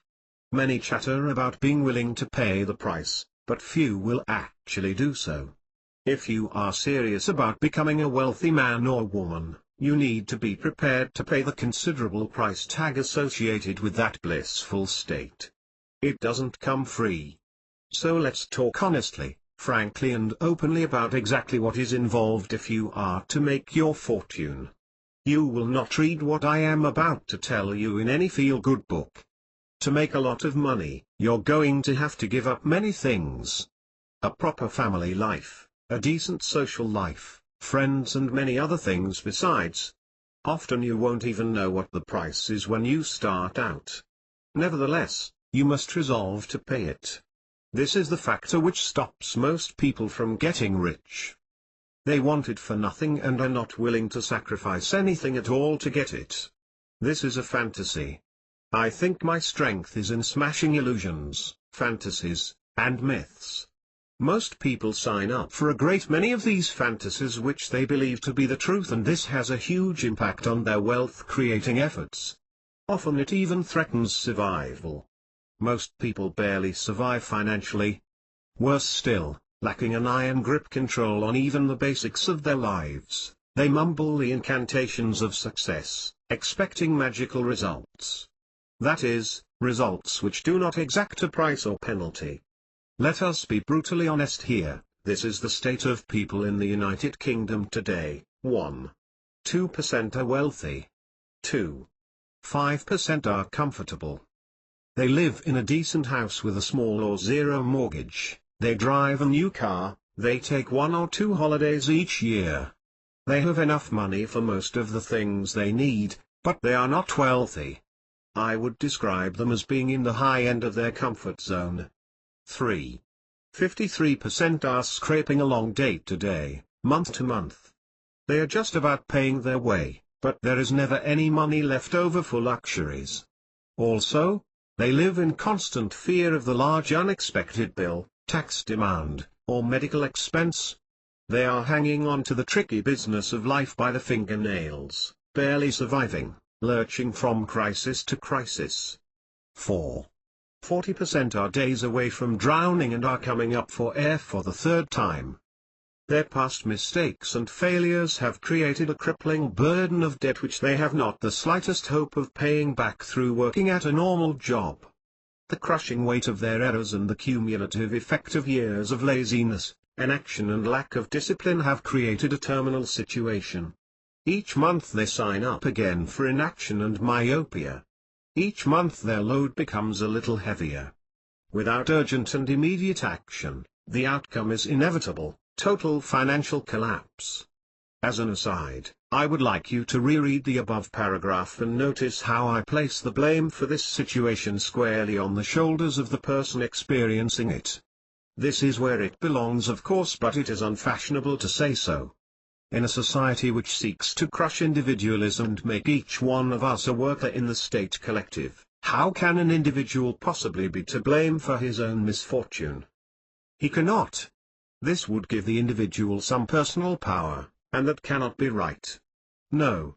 It must be society, greedy capitalists, manipulative industry, bad luck, his upbringing, peer pressure, his race, lack of education, his age, lack of opportunity, or any one of 100 other factors, all of which are out of his control. In short, he is not to blame, according to modern thinking. If you doubt this, read the following and see if it has a familiar ring. Yes, I admit it. I'm flat broke and I owe tens of thousands of pounds to other people which, to be honest, I don't have a prayer of paying back. But it's not my fault. I was made redundant from my job and thrown on the scrap heap at 40. Those greedy bosses call it downsizing, but I don't notice any downsizing in their fat wallets. 20 years I've worked there, and that's all the thanks I get. I'm a heavy, motor electrical engineer, and there just aren't that many jobs around for someone of my abilities. I've applied for a few but they always want younger men. I guess losing my job made me kinda depressed and my wife couldn't take it. She wants a divorce and the bitch is taking me for every penny. I don't have any savings, and the money I get from the state is a joke. Sure, I'm broke, but as you can see, it's not my fault. Blame shifting. Let me translate this litany of blame shifting. I am such a weak and feeble human being that I have been unable to master one of the simplest and most basic skills of life, that is to spend less than I earn. My greed exceeds my means to pay for it, and so to fuel my desires, I must borrow from the surplus created by others. I have spent every penny of my own money, and squandered the surplus created by others which they entrusted to me on the promise that I would pay them back. I have broken that trust and they are unlikely to get their money. I am not a trustworthy human being, but it's not my fault. I know that the world is a dangerous and uncertain place, but for 20 years I decided to ignore that fact. Consequently, I have zero savings, but it isn't my fault. I needed all the stuff I bought, and a lot more besides. I did some training once, 20 years ago, and I fully expected that to last 40 years. The world owes me a living, and society should provide jobs for people with my abilities, regardless of whether they are needed or not. Bosses should provide jobs for workers regardless of profits. People need jobs, and it is the duty of bosses to provide them. I have no intention of retraining. I have made a half-hearted attempt to get another job, but because I'm so weak, I get quickly discouraged and so I have given up. Now I get free money from the state. This is nothing like enough for me to live on, and I think the state should give me a lot more free money. I know you do not hold the same attitudes as this man. You would not be reading this book if you did.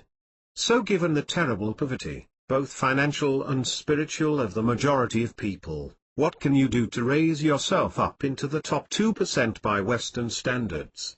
How can you achieve this success? This fifth secret is all about realizing that you cannot have it all, and that you must pay a big price, give up something, in order to attain wealth.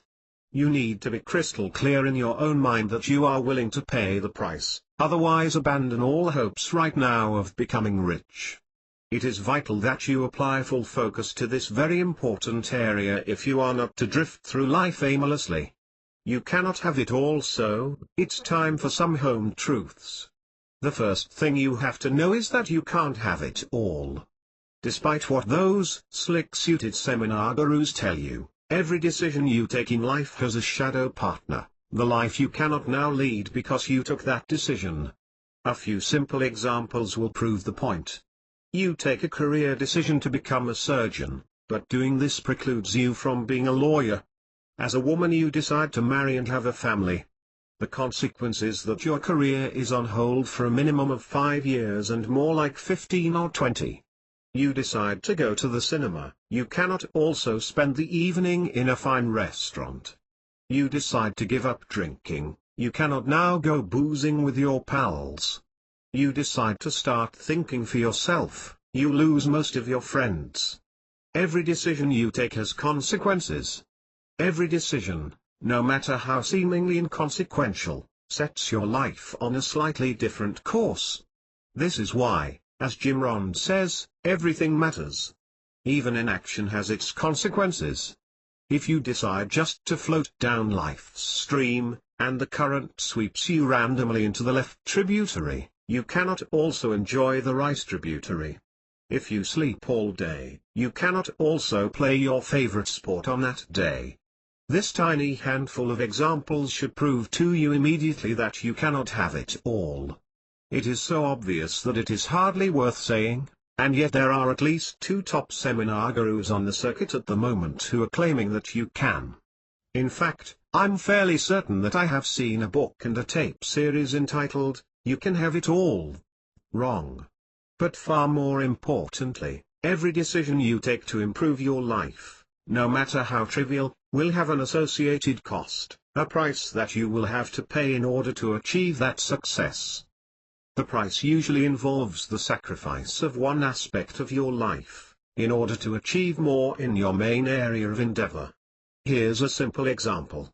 You're a single guy, and you decide to spend every evening for the next 3 months decorating and improving your house from top to bottom in order that you might sell it for the best price.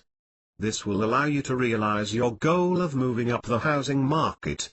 You really want a detached house and have a burning desire to move out of the poverty-stricken terraced house neighborhood in which you live. Great goal. But the principle is that you can't have it all, so what is the price that you will pay for choosing this route? Answer: it will kill your social life for the next 3 months. No drinking, no clubbing, no frittering away your time with the mates. Who knows, you might have met your future wife at one of those missed evenings at the club, but instead you were home, working. The pathways of your life divide. You follow one which leads to a brighter, better tomorrow, according to your best judgment, of course. The other diverges sharply, blinks and shimmers uncertainly before fading out to join the countless millions of other might-have-beens. You never meet that woman, you never marry and have children with her. Another example, Charles sets himself the goal of becoming super successful, really mega rich. This man wants £100 million, he wants it badly and he's going to get it. Now that's a lot of money and far more than I will see in my lifetime, and I've seen plenty. Now ask yourself seriously, can this man have it all? Can he work the demanding 12-hour days, 350 days each year which are required to achieve this level of success and be a perfect father who never misses his son's football matches or his daughter's clarinet concert? Can he be a perfect husband who is always home from the office by 5:30 to peck his wife on the cheek, who's never late for a dinner party with friends? Can he shoot for super success and also be a competent odd job man who spends weekends and evenings tinkering with the plumbing, or installing new work surfaces, pipe clenched firmly between teeth? Let's go further. Can he try for mega wealth, and also be a good old mate to a bunch of lads down at the local? Can he play for the darts team Tuesdays and Thursdays? Can he say yes to a 10-day skiing holiday with his friends? Is he likely to be an active member of his local choir or amateur dramatics group? The answer is no. Shooting for this level of wealth requires laser beam focus. There will be late night and breakfast meetings, urgent problems to sort out requiring him to jump on a plane at a moment's notice, international midnight telephone calls, you name it. Let us probe deeper. Will others consider him to be a reliable friend? In other words, are people likely to say of him, good old Charlie, he's a real pal? You've only got to pick up the phone any hour of the day or night and he's there for you. I don't think so, do you? Charles is on a fast track to super success. This track is not open to any old mooch or bum, it requires extraordinary discipline and effort. It requires 100% commitment, and total dedication to the task in hand. This level of success commands a high price, not surprisingly, otherwise every half-witted, unfocused fool in the country would be doing it. Whilst we are on the subject, let us ask, will Charles have many, or indeed any, friends?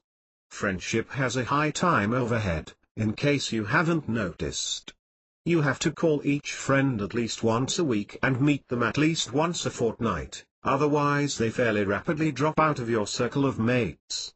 With only a dozen chums, you will find that most evenings and weekends, indeed almost every spare moment you have, will be consumed in meeting friends for a drink, chatting on the telephone to catch up with all the gossip, coffee mornings, driving endlessly to and fro from their tiresome houses, dandling their squawking brats on your knee and going, coochie-coo, letter writing, emails and returning mutual favors.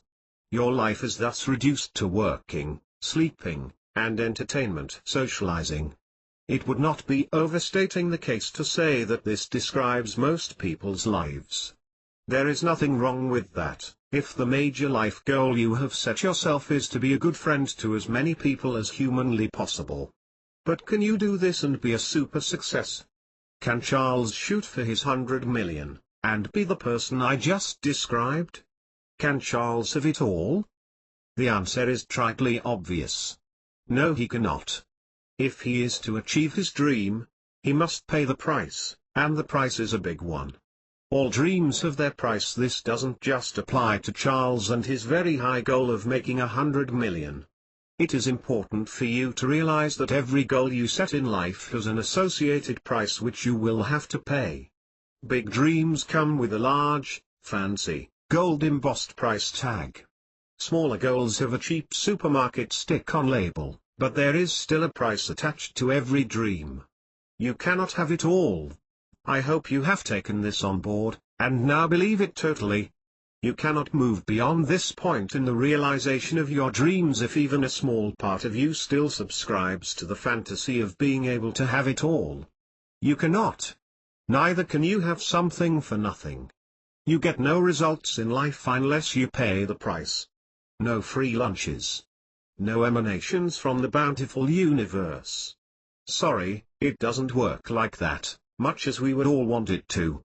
The universe is only bountiful as long as we put forth the required effort to make it fruitful. We only get a bumper crop from bountiful nature by doing the back-breaking work of preparing the ground, planting the seed, weeding, hoeing and watering. All of this must be done before you can enjoy the harvest. I am reminded of the story of the vicar walking through his village.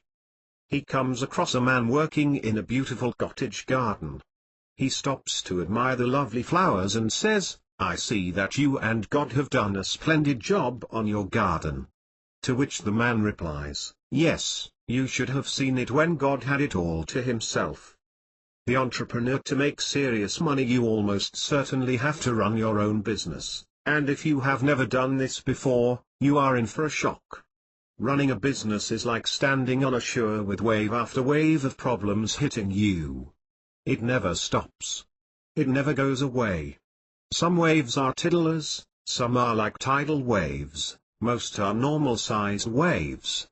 The variety and challenge in business comes in what particular set of problems you will face today. Yesterday it was a massive bad debt, today your supplier has gone bankrupt, tomorrow it will be some government jobs worth trying to shut you down.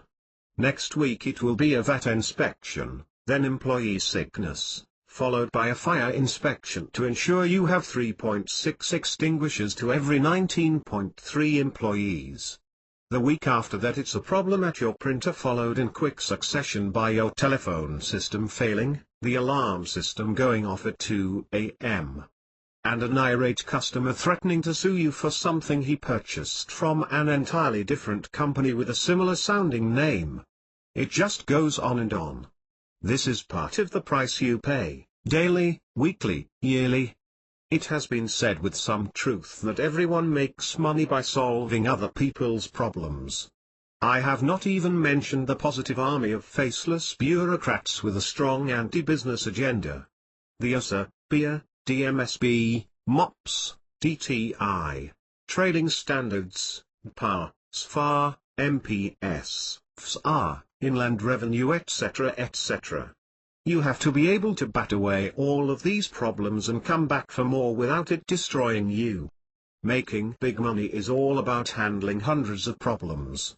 Some easy, some total sons of bitches.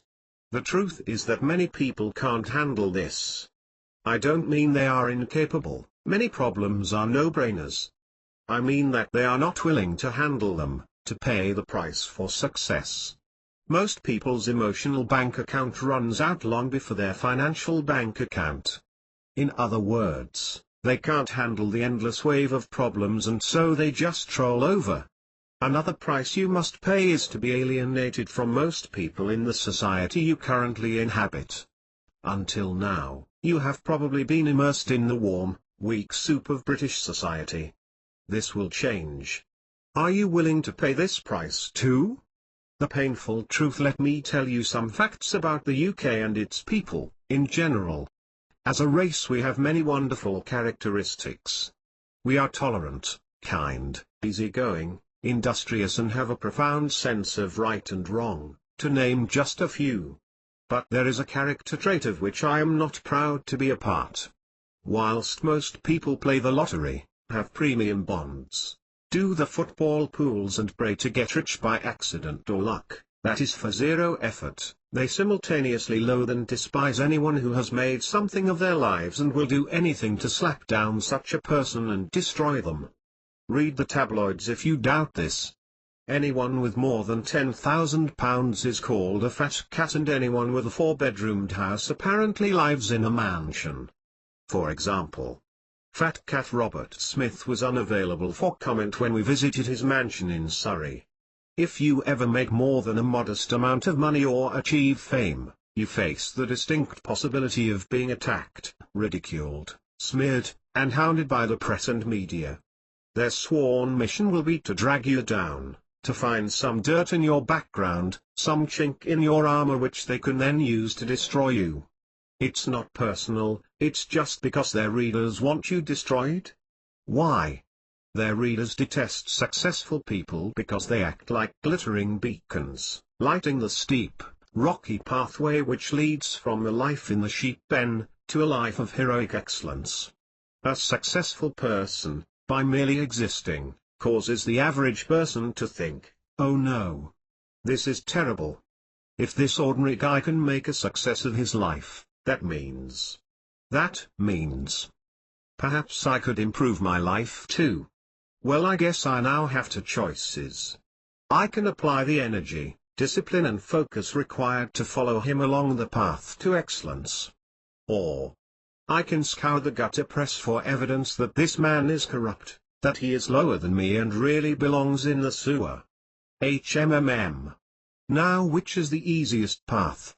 Please also remember you live in a socialist country, regardless of which party is currently in power. A socialist believes in seizing your hard-earned wealth under threat of imprisonment, and distributing it free to the needy masses. That description applies equally well to both parties. They merely tolerate active individuals like yourself, because they know that you produce the wealth to keep the whole caravan rolling along. What else forms part of the price you must pay if you want tens of millions? You will have very few, if any, close friends. You just will not have the time to nurture and sustain lots of buddy-pal relationships. You will not be able to enjoy a normal family life.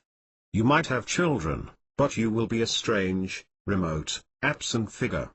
Your family will not be able to rely upon you to attend weddings, funerals, birthday parties, concerts, plays and school open days.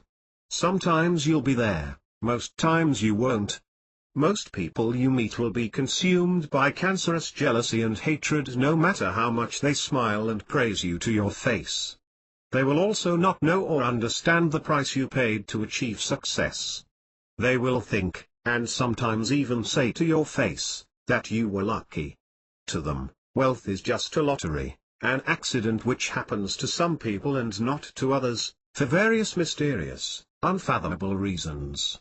In their eyes, you just got lucky and now you are flashing it around. You will be under regular government surveillance, including the monitoring of your telephone. Why? Because money equals power, and 100 million, for example, is a lot of power, almost enough to destabilize the country. You will be viewed as a threat to national security and a close eye kept on you. Governments do not like citizens to have power. In their mind, there is only one place for power to reside, and that is with them, the government. Believe it. You will have a detailed file kept on you, together with information suitable for blackmailing you if you ever step out of line. You will work 12-hour days, 350 days of the year. You will eat, live, sleep and breathe your project. Every second spent away from the office or factory will seem like agonizing torture. Read Atlas Shrugged by Ayn Rand and study the character of Hank Rearden if you want a superb description of how you must be. The company of others, even friends and family, will seem dull, and you will be filled with an overwhelming craving to tear yourself away and return to your empire. You will be sued, attacked, spat upon, and will receive regular death threats, many of which are credible. You will require several full-time office staff to reply to the sacks full of whining, begging letters you will receive, to field the hundreds of weekly calls from charities and to stave off the hordes of religious fanatics entreating you to give up your evil wealth and discover God. To sum up, the world will simultaneously be trying to destroy you and mooch from you.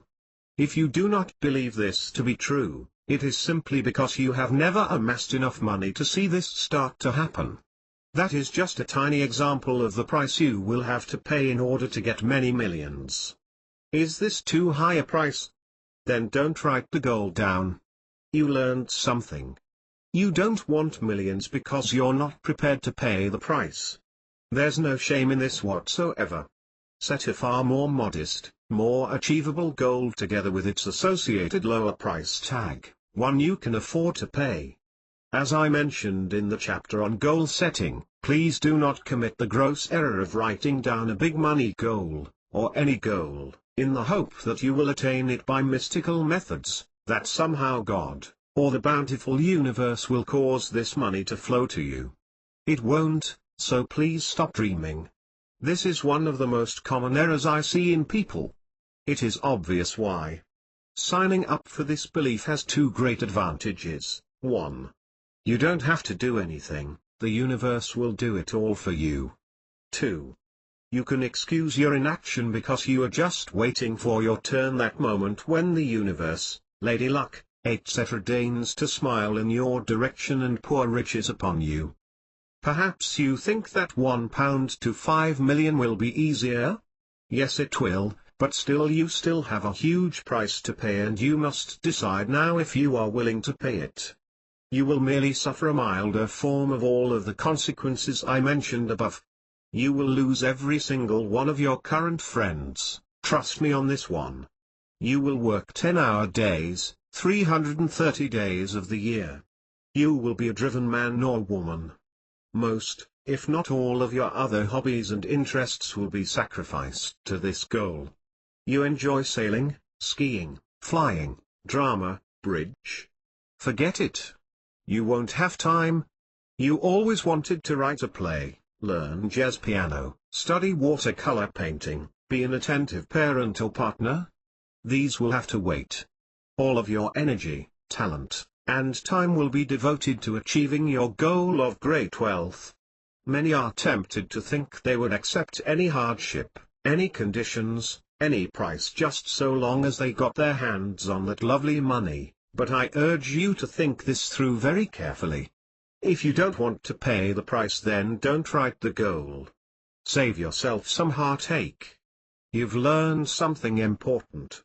You don't want £1 to 5 million, leastways, you're not prepared to pay the price for it, and that leaves you fresh out of trump cards. You only hold the for jokers, prayer, luck, bountiful flow of the universe and hope. On the basis of my sneaky peek at that load of rubbish, I'll definitely raise you 100. So before you write a figure down on your money goal card we mentioned in chapter 4, spend a few moments considering if you are willing to pay the price. If not, then you are deciding right now on a life of poverty. At least you decided. That's far better than drifting into it and then wondering what went wrong. Having taken a firm decision, you can immediately unclutter your mind.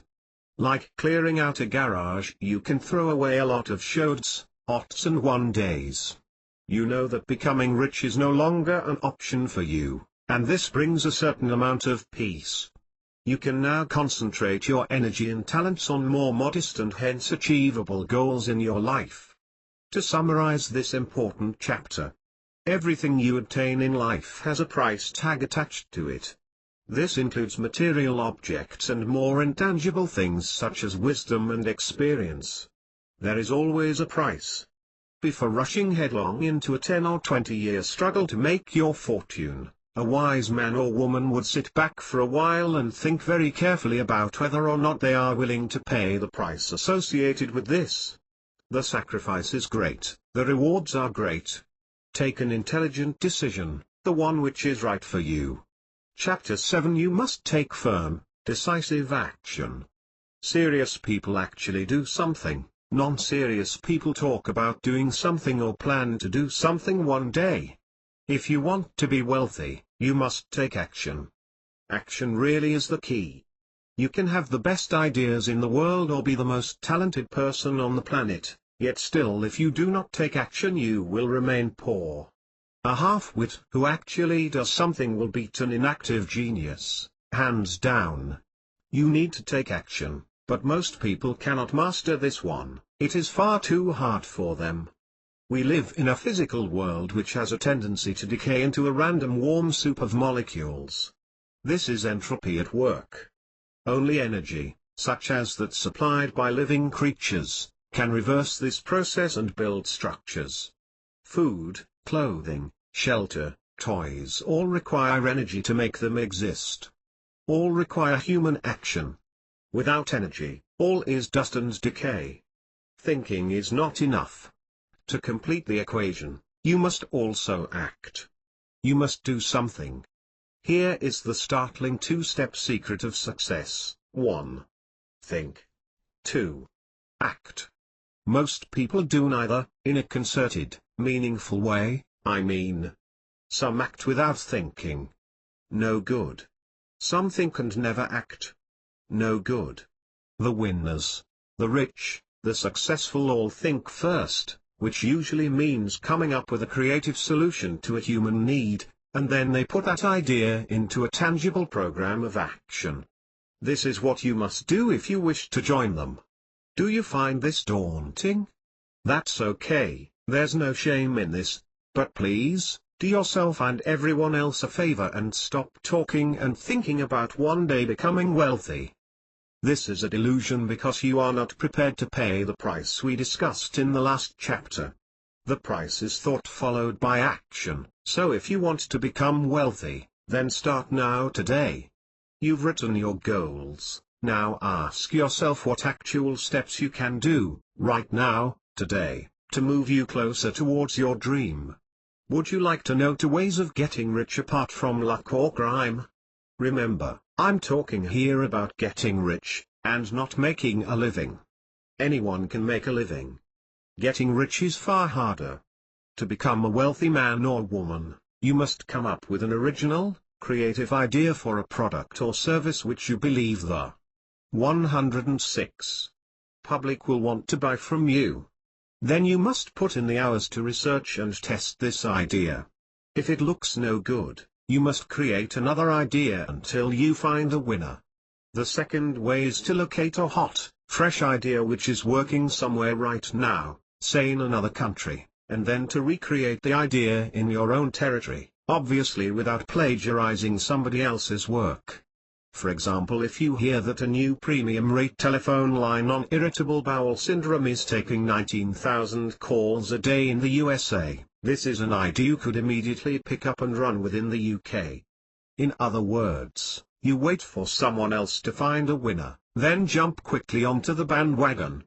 When you have found a winner, then you must pursue your idea and dream with passion, and not some wimpish and feeble attempt. This is called paying the price.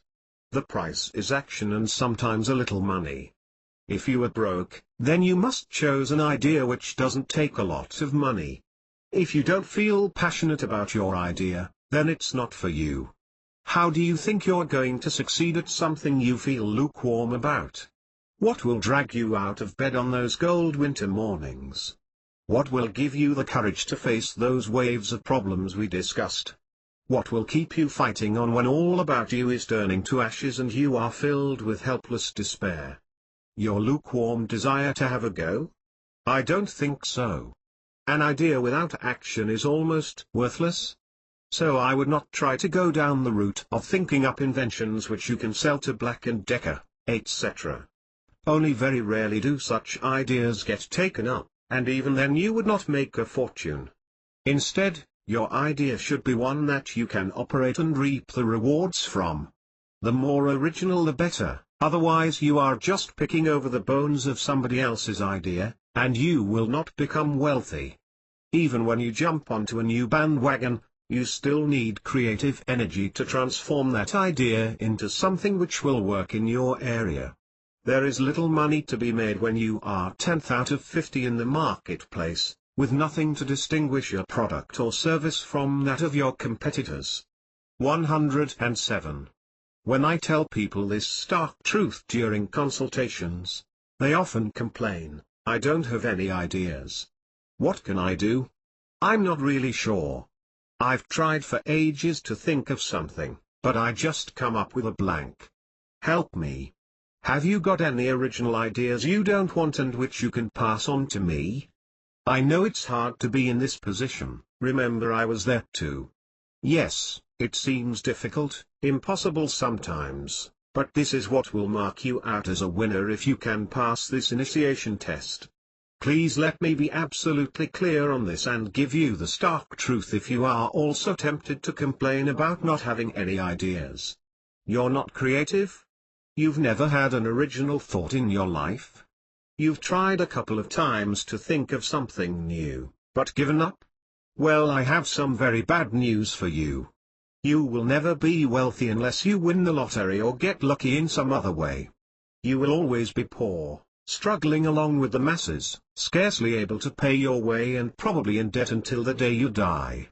At the very best you will eke out survival in a paid job, or rake over the dead ashes of somebody else's dream, hoping to raise the phoenix, but the bird will have long since flown away.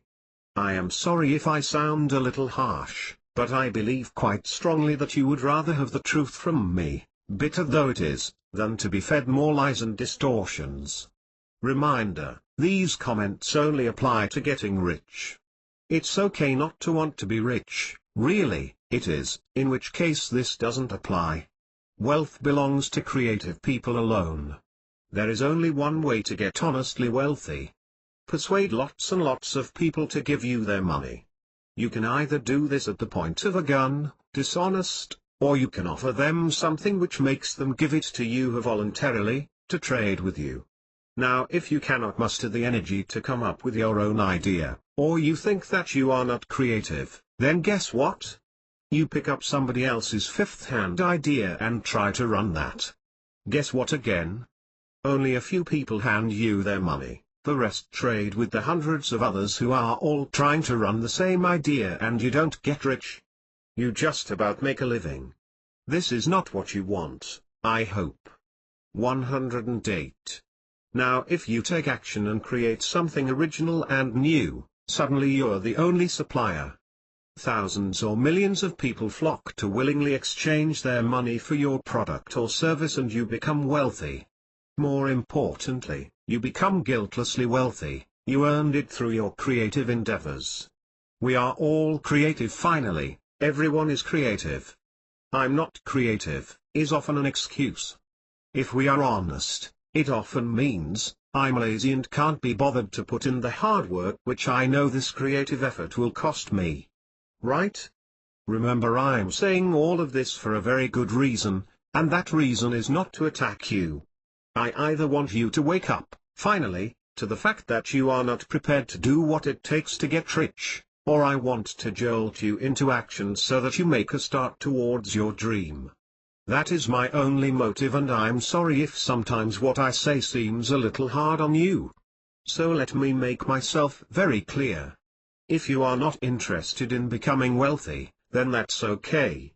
There's nothing wrong with that, and none of these comments apply to you. I'm being sincere now when I say there's absolutely nothing wrong with earning a living, raising a family and doing all that other good stuff, or even sitting on a Zen mat all day meditating. Whatever makes you happy and fulfilled is fine, because it's your life and your happiness we are talking about. But if you have ever wanted to be rich, or if you aspire to great wealth one day, then please listen closely to the message in this chapter. In fact, read it again and again.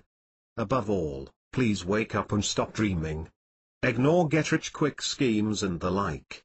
Forget other people's off-the-shelf ideas. Take action. Start doing something now, today, to move you an inch closer to your dream. Not tomorrow, that's too late. If you can't work until midnight tonight to make a start on turning your dream into a reality, then the year will engulf you. It will be business as usual. The same old dull routine. Last year replayed. 109. I really do want you to succeed because I know how sweet is the taste of success. You will love it. So go for it and start taking decisive action. This might do the trick if you need a little guiding shove. I'm going to use the well-known tactic of fear to see if I can initiate some action. Let me remind you of something scary. This could be you. Over 65% of people remain poor throughout their entire lives. They retire penniless or in debt and they die broke and embarrassed. That is, after a lifetime of hard slog, usually in a job they detest, they manage to accumulate nothing. They are able to leave nothing. Their entire assets amount to nothing. There are a few cheap sticks of furniture, some photographs, a heap of rubbish in the loft, and that's it. The whole lot would fit into a large skip, but generally it's just tossed onto a bonfire by house clearance specialists. A quick coat of emulsion, and the house is ready for the next person, all trace of the previous occupant having been eradicated. It wasn't hard. There was little to eradicate. A few people attend the funeral, mostly people press-ganged by the immediate family into coming to swell the numbers. A few years later only a handful of people remember anything about the deceased. A funny story, from 30 years ago, usually, a brief recollection, a fleeting image triggered by a place or a melody. Soon, there is nobody left who remembers, there is only a name on a cheap plaque in the garden of remembrance. The person fades into obscurity to join the teeming billions of others who were born, lived, reproduced and died. They did not push mankind forward one iota. They left the planet just slightly worse than they found it due to the resources they consumed, but otherwise, the entire effect of their lives was zero. Why am I telling you this depressing story? Because I don't want you to become one of these faceless billions. You are special. The horrifying truth is that each one of those faceless billions was special too, they just did not realize it or do anything about it during their lifetime. 110. In the past perhaps there was some excuse. Opportunities were harder to come by. People were born into poverty and negativity. They were not exposed to motivational materials. Society, religion and family conspired to keep them locked into servitude. They worked down at the mill and married the girl or boy next door. Resistance was useless. Escape was almost impossible. But you don't have this excuse. You live in the most startling, incredible decade in the entire history of the human race, and that is not even close to an exaggeration, it is an obvious fact. There are more opportunities, more wealth generation potential, more chances than at any previous time since the dawn of man. That too, is a plain fact. If you can't make it in this climate, in this country, in this decade, then I can absolutely guarantee that you will stay in, or join the 65% broke and embarrassed. Believe me, you don't want to be retired and broke in the coming years, it will not be fun. You are not going to get a state pension worth having, not that it ever was worth having. If you do not start to take action, you will be left behind. Within 20 years, the number of retired people will far outstrip society's ability to care for them, financially or medically. If you are over 40, then this means you. If you are under 40, prepare to be taxed even harder to support the insupportable. So how do you get started? What is the way forward? Here are some guiding lights to help you on the path. 10 tips to making a million. I prefer being rich to poor, and I've tried both. I used to think that being a millionaire was for other people. For me it seemed just a ridiculous dream. I'm telling you this to show you that I've been exactly where you are right now. I am merely further up the mountain path than you. I am not unchasable, indeed I invite you to overtake me. Come on up, the air is cleaner and fresher here, I can promise you that. My 10 tips for making a lot of money are as follows. 1. Do something. That's what this chapter is all about. Don't sit around any longer. Forget TV, forget the pub, start taking action too. 111. Improve your life, even if it is just that first, small step. I judge people by what they do rather than what they say. 2. Be rationally selfish. Take good-for-me decisions. You don't owe anything to anyone apart from your kids. They need love, consistency and honesty. They don't need Adidas trainers and Nintendo games machines. When you live your life trying to take good-for-others decisions, you are playing God and trying to second-guess other people's lives. This is arrogant. 3.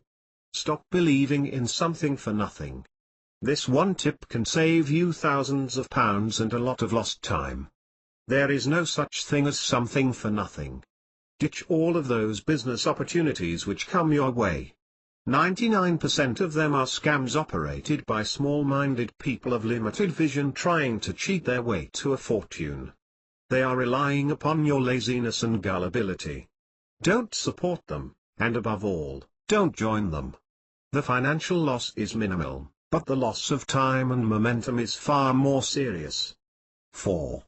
You should have one burning question which you must answer as soon as possible. What honest value can I create which others will voluntarily buy from me time and time again in order that I might become guiltlessly wealthy? Only you can answer this question, and you must work at it rather than expecting the answer for nothing. Nobody is going to hand you a wonderful, magic pre-packaged business on a plate. It's obvious why. If you had some superb, practical make-a-million business, would you operate it yourself and make a million, or sell a 30-page how-to manual for £24.95 to a few hundred punters via an advert in Exchange and Mart? 5.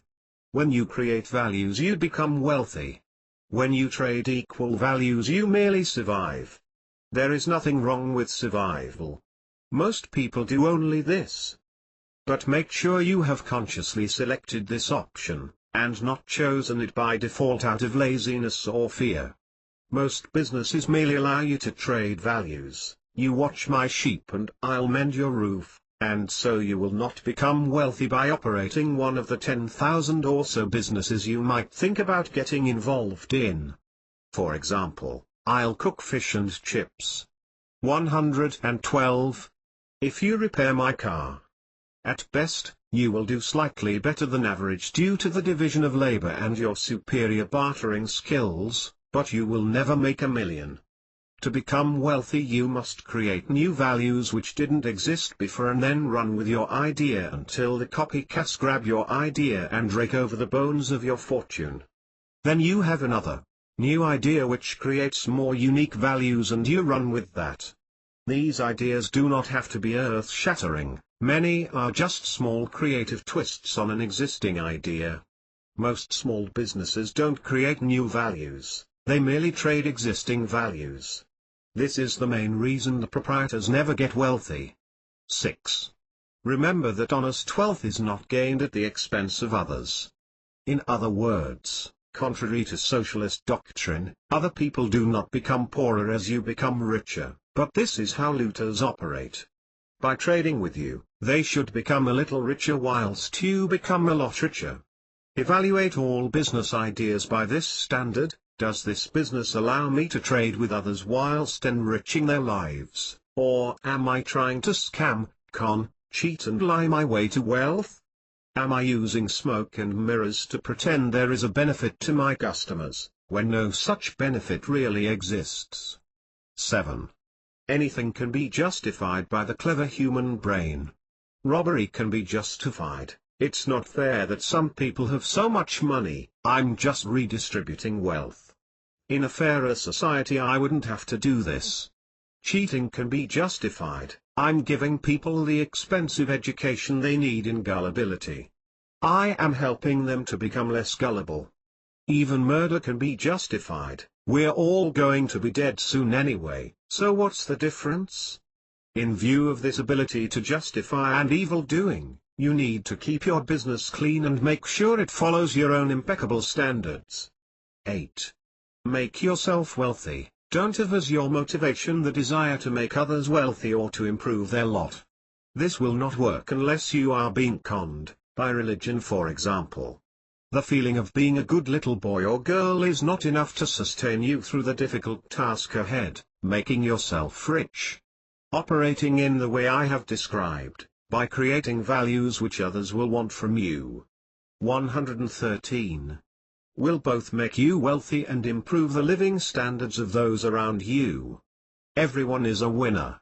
But if you have altruism as your doctrine, the idea that you are a sacrificial animal only fit for consumption by others, then you will live a powerless, unfulfilled life as a slave or an interfering, do-gooder busybody. When you have filled your own needs, then you become powerful enough to help others, if this gives you pleasure. 9. Don't listen to broke people. They know nothing about money. If they were merely neutral, it wouldn't matter, but they are not. Your friends, your family, society, the media and the government all want you broken back down to drone status, no matter what they say or how much they protest to the contrary. There is one person you can really trust on this wild adventure, and that is you. You doubt this? See what happens when you start making a bit of money and buy a new house or car. This is a general rule about people. There are, of course, exceptional people out there, like you, who will support you. They are a rare breed, so cherish them. 10. You must be prepared to pay the price, whatever it is, for becoming wealthy. There is always a price. You can't get rich for nothing. Most often the price is hard work, tenacity, guts, determination and effort. Little more is needed to succeed in our society because so few people have these characteristics. The rewards are unlimited wealth, guiltless affluence, freedom from stress, power and the feeling of leading a meaningful, worthwhile life. The last of these is the most important, and no lottery win can buy you that feeling. It comes only from creating lasting worthwhile values which enrich the lives of your fellow human beings. Right here, right now it is time, right now, to snap out of it and get your sleeves rolled up. The excuses are over. You have read the books, listened to the tapes, subscribed to the newsletters, but what have you done? Are you a man or woman of action? Do you walk the talk, or are you just an armchair dreamer? People who only dream live broke and die broke. Yes, it all starts with a dream, but for the dream to be 114. Meaningful, it must be made manifest in this physical world. To achieve this, you must act.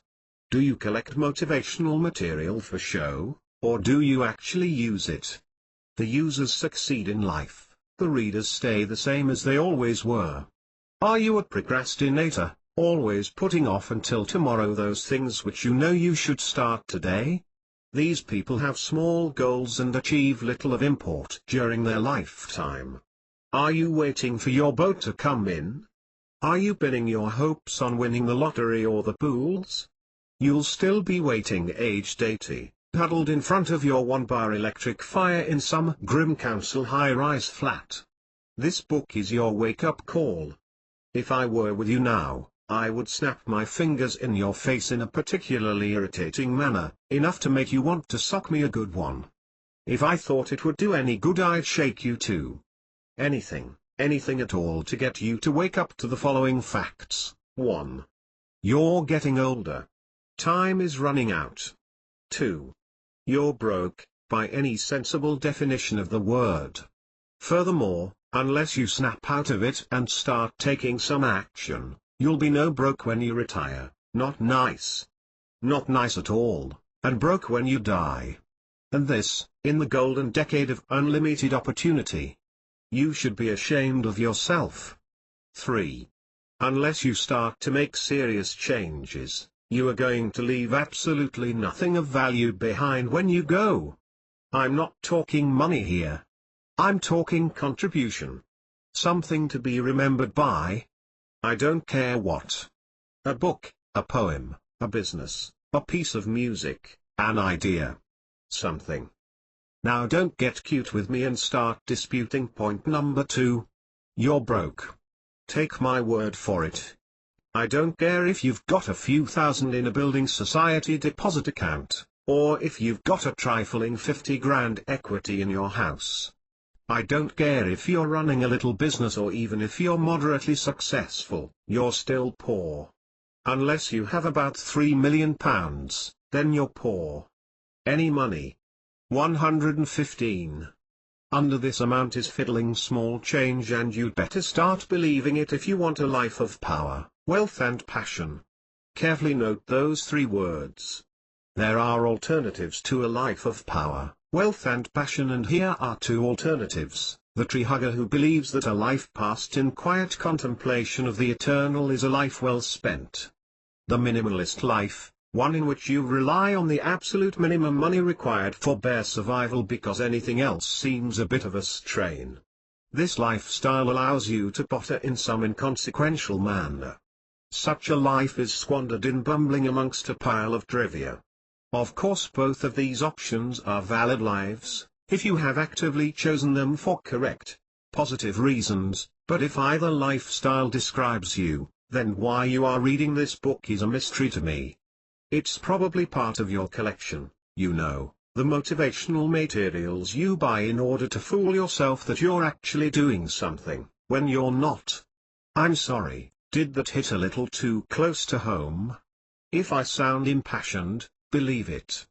It would be far easier for me to write a warm, wet and human book in which I give you a nice little pat on the back for your efforts to date.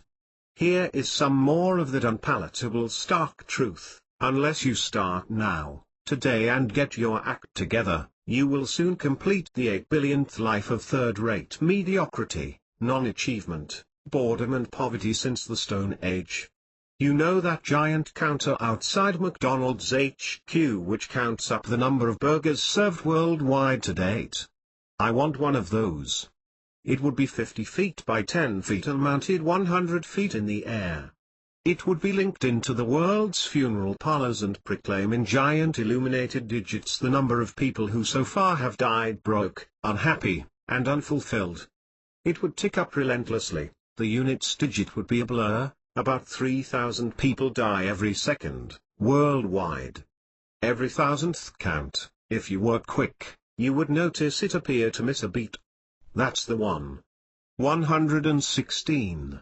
Who got away? The happy, fulfilled goal-directed person who just passed away with a smile on his or her lips. Will you be this person? Or will you join the teeming billions of the forgotten? Will you live a life of quiet desperation, frustration, poverty and hopelessness? Is this what you want? Are you prepared to settle for being mediocre?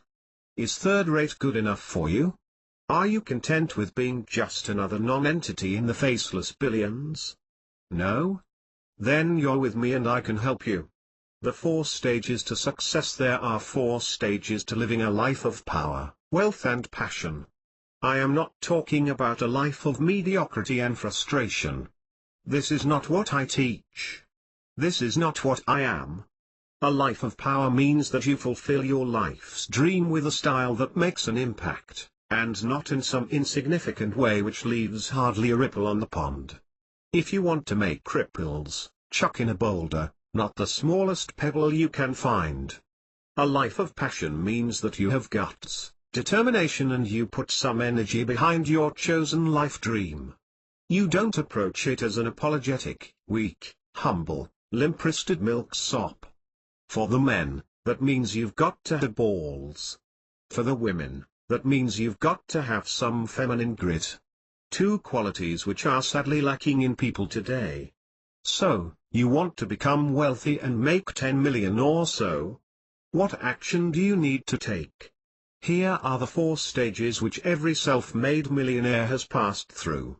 Consider them to be initiation tests if you like.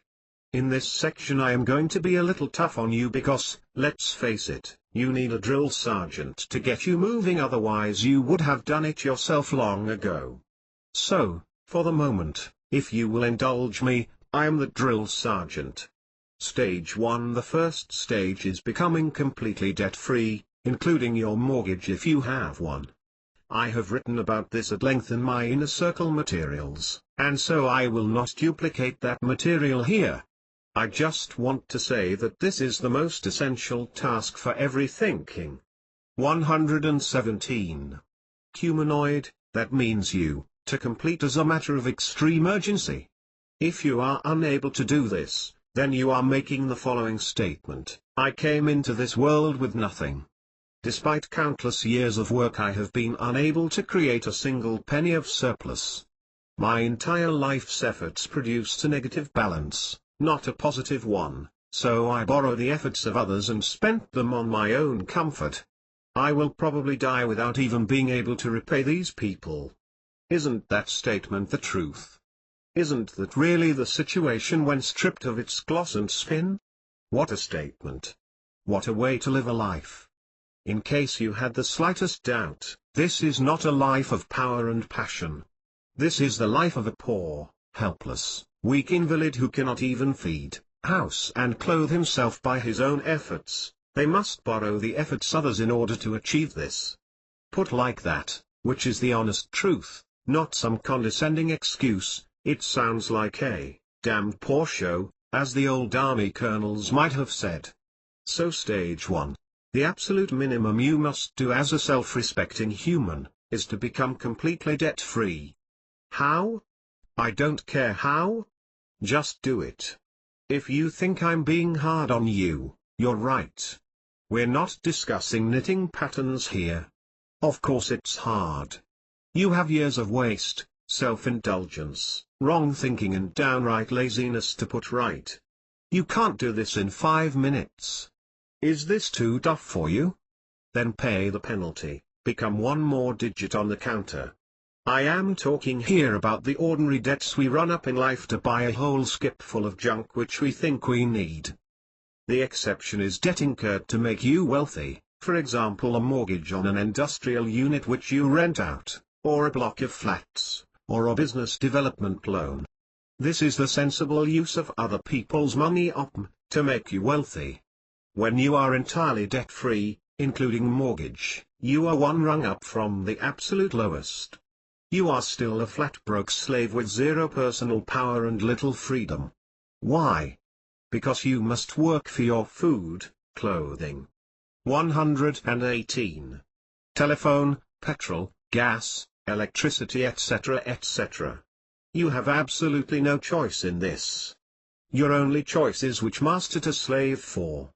After 40+ hours of slavery, you don't feel much like being creative or fulfilling your potential, right? It's the truth. So consider yourself one up from a beast of burden. Needless to say, someone with personal power gets to choose exactly how they spend their time each day. Stage 2. The next step is to become financially independent. What do I mean by this? First you decide on whatever level of pauper's existence you call a lifestyle and work out how much money you need per year to maintain this level of squalor. Then you amass enough capital, invest it, and use the interest, etc. to pay yourself this pittance each year. For example, if you need £20,000 minimum a year to survive, then you need roughly £500,000 in the bank, allowing for tax on interest paid, to realize this figure. If you need £40,000 a year, then you need £1 million. These are just rough figures to give you the general principle. If you think you've made it with a lousy $1 million, then you're wrong. You are still barely solvent.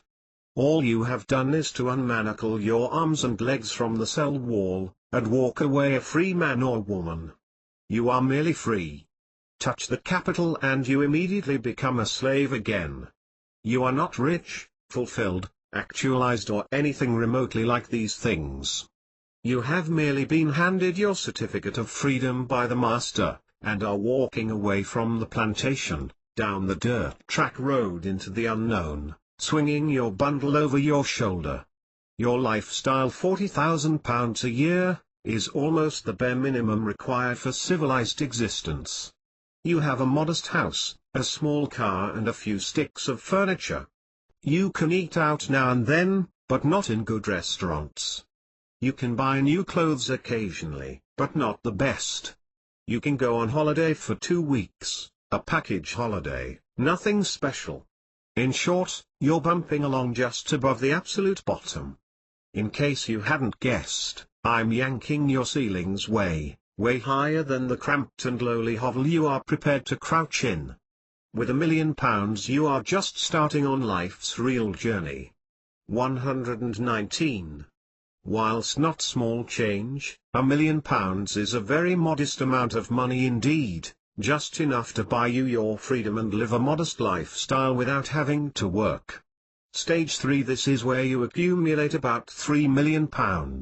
It varies from person to person. Why 3 million? Well, you need about 1 million to make you financially independent as discussed in stage 2. Then you need another million to buy yourself lots of silly toys so that you can get all of this garbage out of your system.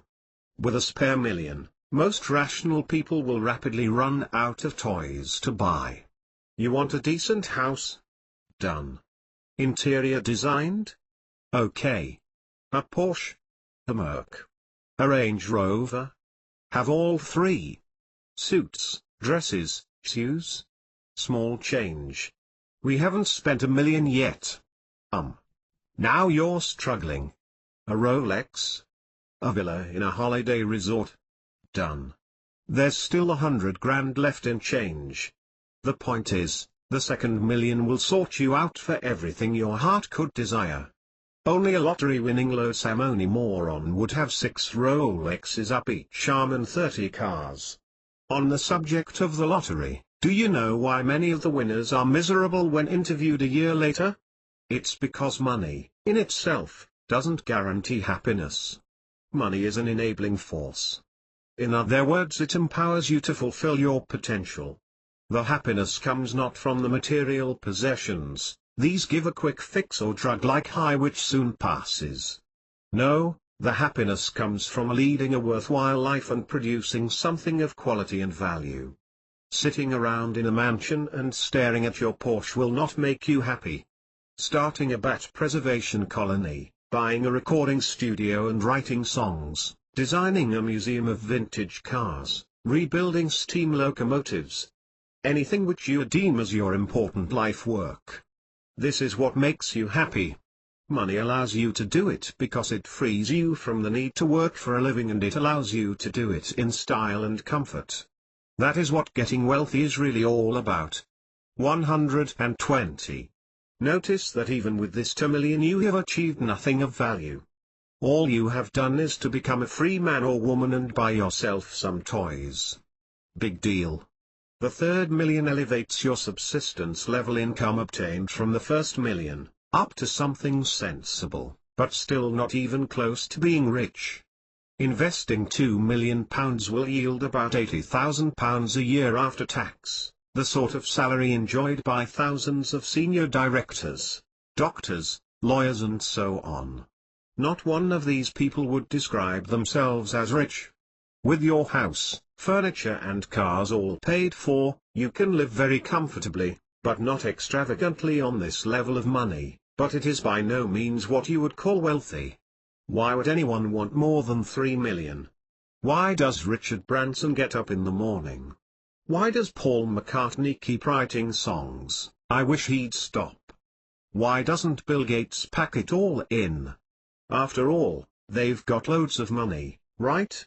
Are they just greedy, money-grubbing people who can't get enough? No. They have all passed into stage 4, the real point of life. The point which few people ever glimpse because most people spend their entire lifetime in a panic-stricken struggle to raise enough money to pay the gas bill. Stage 4. So what is stage 4?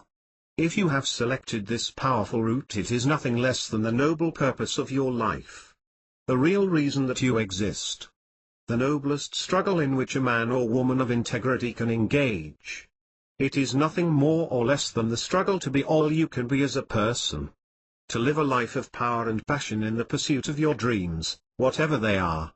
Every person is unique and has, if they did but realize it, a special set of talents and abilities not possessed by another living soul in that exact combination. The purpose of a powerful life is to become free, first debt-free, then financially independent, and then to follow your dream. 121. Becoming wealthy has little to do with buying a bunch of silly toys. You have to be a very sad individual if this is the limit of your imagination. How much champagne can you drink? How many Rolexes do you need? How big a wardrobe of clothes will satisfy you? This is all junk. They are toys, harmless baubles to amuse us for 5 minutes. Attaining these toys is not the purpose of a noble life. Once you are free from the crippling burden of debt and then amass enough funds to release yourself from the treadmill, then and only then is your spirit released and your true, inner self allowed fully to blossom. The money is for following your dream with power. The more money you have, the bigger the dream you can actualize. The smaller your pot of funds, the smaller and more insignificant must be the dream you can make manifest here on earth. Richard Branson and Bill Gates do not get out of bed in order to make another £10 million. Legal notice: neither I, nor my publishers are in any way implying that Bill and Richard were in bed together. They both have a dream which they are following with passion. The money they make on each project allows them to dream bigger the next time. The limits to a man or woman's dreams are mainly self-imposed. The goal is simply to be all you can possibly be. This is enough. This single goal encompasses all others. There is no retirement. You can't retire from life until what? Until you die. The retire at 65 mentality is for the lost and poverty-stricken, the digits on the counter, not for you. You will die in the pursuit of ever larger dreams and goals. This is how to live a noble life. What is the alternative to this superb and inspiring vision of power? To retire at 65, flip magazines and do a bit of gardening? To take a day trip to Shore-on-Sea? To watch a bit more TV? Is this the noble human purpose? Hardly. I know it's hard to dream when you're tired. It is tough to have passion when you're struggling to pay the rent or mortgage. This is why you must take action and vow to break free of the treadmill. If you want the life I have been describing, then you must swear now, by all that is holy and sacred to you, that you will not rest until you 122 have achieved it. I can't give you the balls and the grit, I can only try to inspire you. There is a limit to what I can do with printed words on a page. I can try to arouse you from your slumber and make you see that time is running out for you. Ultimately though, if you think this is too hard and you haven't got any fight, there is only one course left for you to follow. Resign yourself to a life of third-rate mediocrity. Accept that you will never achieve anything significant. Admit that you will die broke and embarrassed. Abandon your dreams. Stop talking about becoming rich and achieving great things. These are just meaningless words which you do not believe in. You are deceiving yourself and making others laugh at you. Settle for less. Be like everybody else. Sink into the enfolding arms of the warm masses. There is some comfort there. Mediocrity is reassuring. If this last paragraph fills you with dread, I could hardly bring myself to write it, then you know the alternative. Fight. Fight with every ounce of your strength and determination. Vow to yourself that one day you will be somebody, that you will achieve something of note, that you will become wealthy and use the money in the pursuit of your unique dream, that you will leave the planet a better, a richer, a more wonderful place than when you arrived all those years ago as a newborn infant. Think like Abraham Lincoln did. I do the best I know how, the very best I can, and I mean to keep on doing it to the end. If the end brings me out all right, what is said against me will not amount to anything. If the end brings me out all wrong, 10 angels swearing I was right would make no difference. The Power Day. This secret of taking action is so critical that I want to get you kick-started immediately with an amazing technique which I developed some years ago. I call it the Power Day, and if you try this, it will absolutely convince you once and for all of the power of taking action instead of just talking about action. 123. A Power Day is one full day in which you vow to test your will against the inertia of the universe. This is not a recipe for daily living. You should have a power day about once every month. It is quite incredible what you can achieve if you turn the full force of your will upon the problem and shatter inertia. I have proved this for myself on many occasions. Here's what you do: choose a full day in which you will not be disturbed. This is a 16-hour period from 8 a.m. until midnight. This will be a tiring day for you, and that's an understatement. Before you start this day, you write on a piece of paper a list of things you want to achieve in this day. The list should include items which would usually take 1 or more weeks of normal progress to time.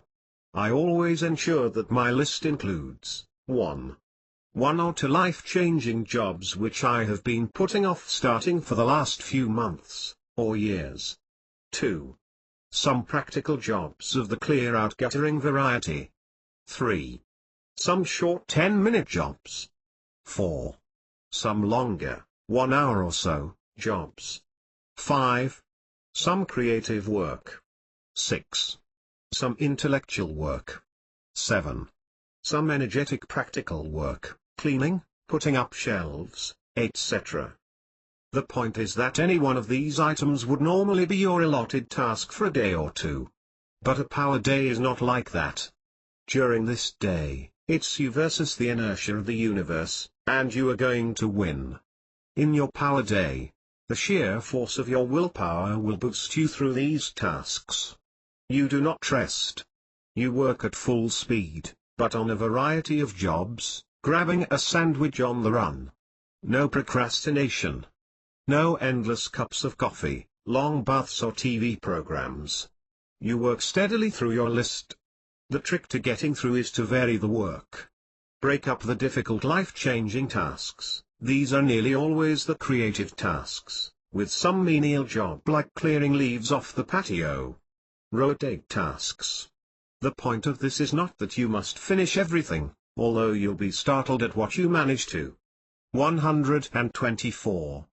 Complete, but to keep working, taking action, until you fall exhausted into bed at midnight. You will be tired, but very happy. You will also have learned an important lesson about the raw power of taking action. Keep pushing through.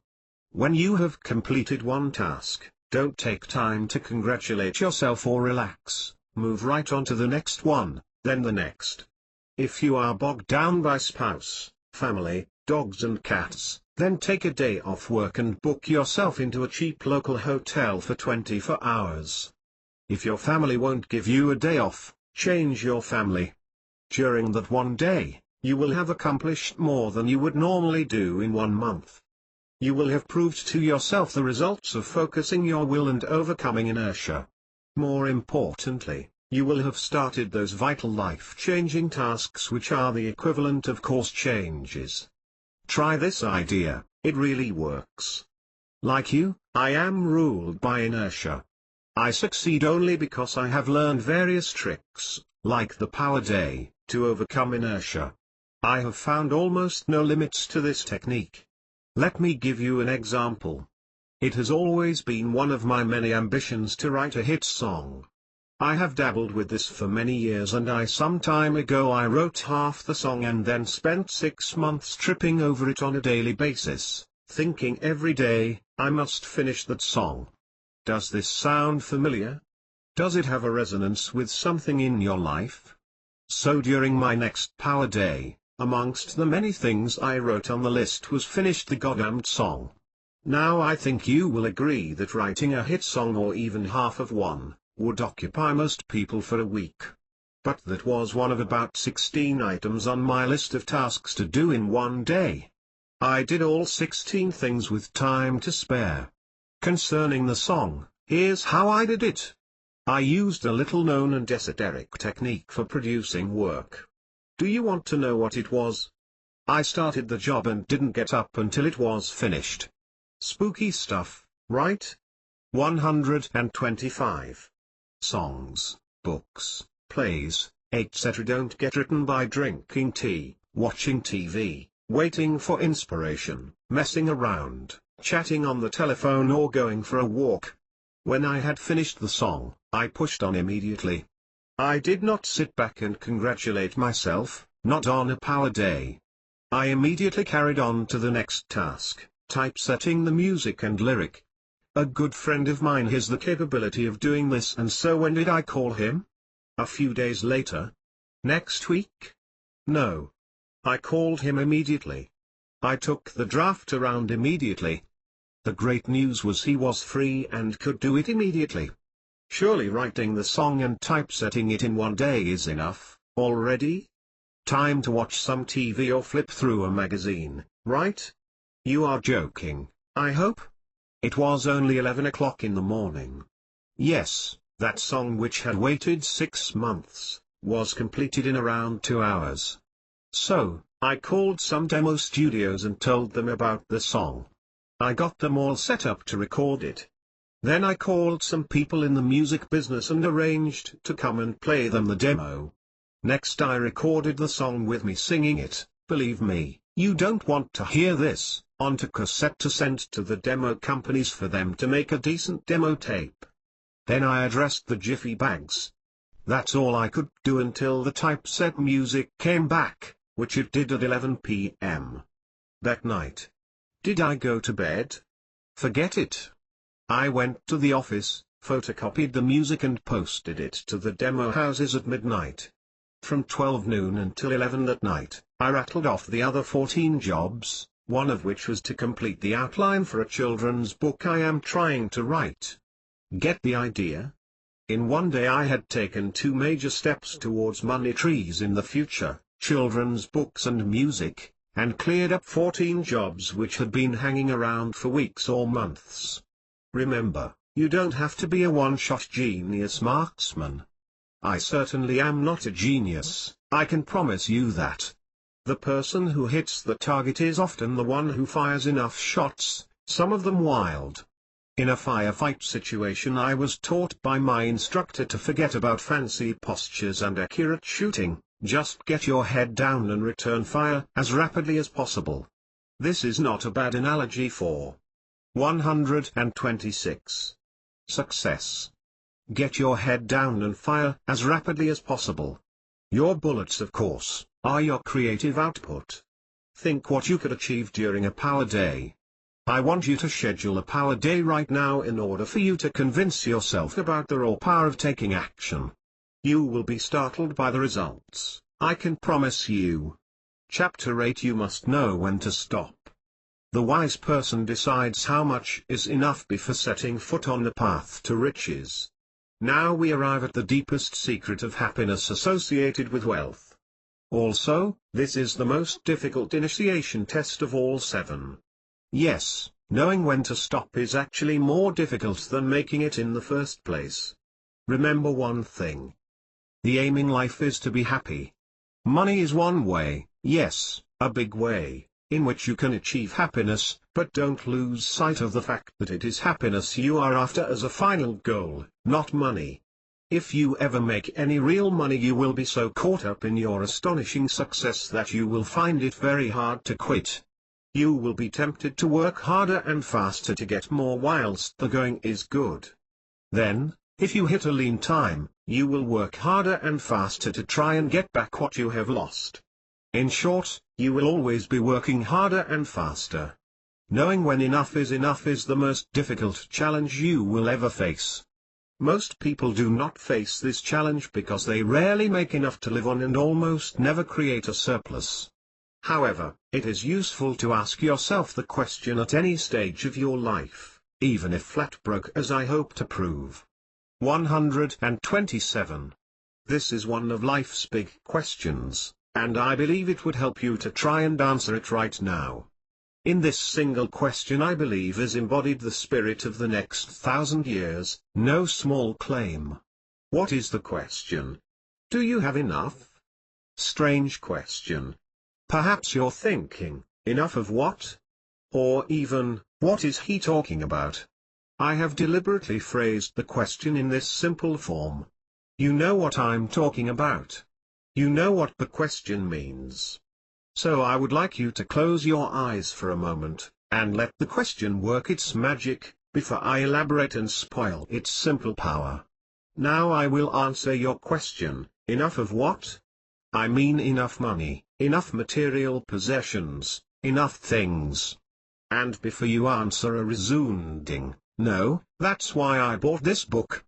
Let me tell you some interesting facts about your current level of wealth.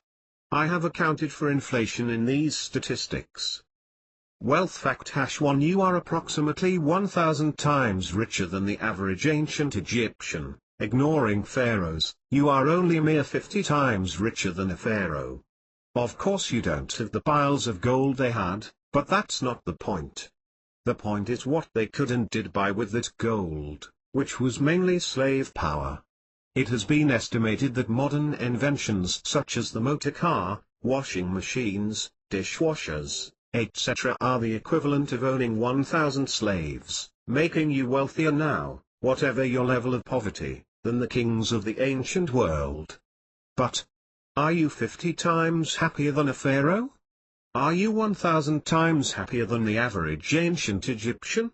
Are you even as happy as they were? Wealth fact #2 You are about 300 times richer than the average ancient Briton living at the start of the first millennium, that is the year AD 128. You are an estimated 30 times richer than the wealthiest king or lord of that era. By richer, I mean your access to clean wholesome food, potable drinking water, transport, power, medicine, shelter, clothing and labor-saving devices, to mention only a few things. Stagnant piles of loot stacked up in a warehouse are not riches, any more than 10 million in a Swiss bank account which is never touched is money. Wealth is only meaningful if it is used. Wealth fact #3 You are an estimated 100 times richer than the average Briton living at about the time of the Battle of Hastings, that is at around the start of the second millennium, the year AD 1066. You are 10 times wealthier than the richest man on the planet 1,000 years ago.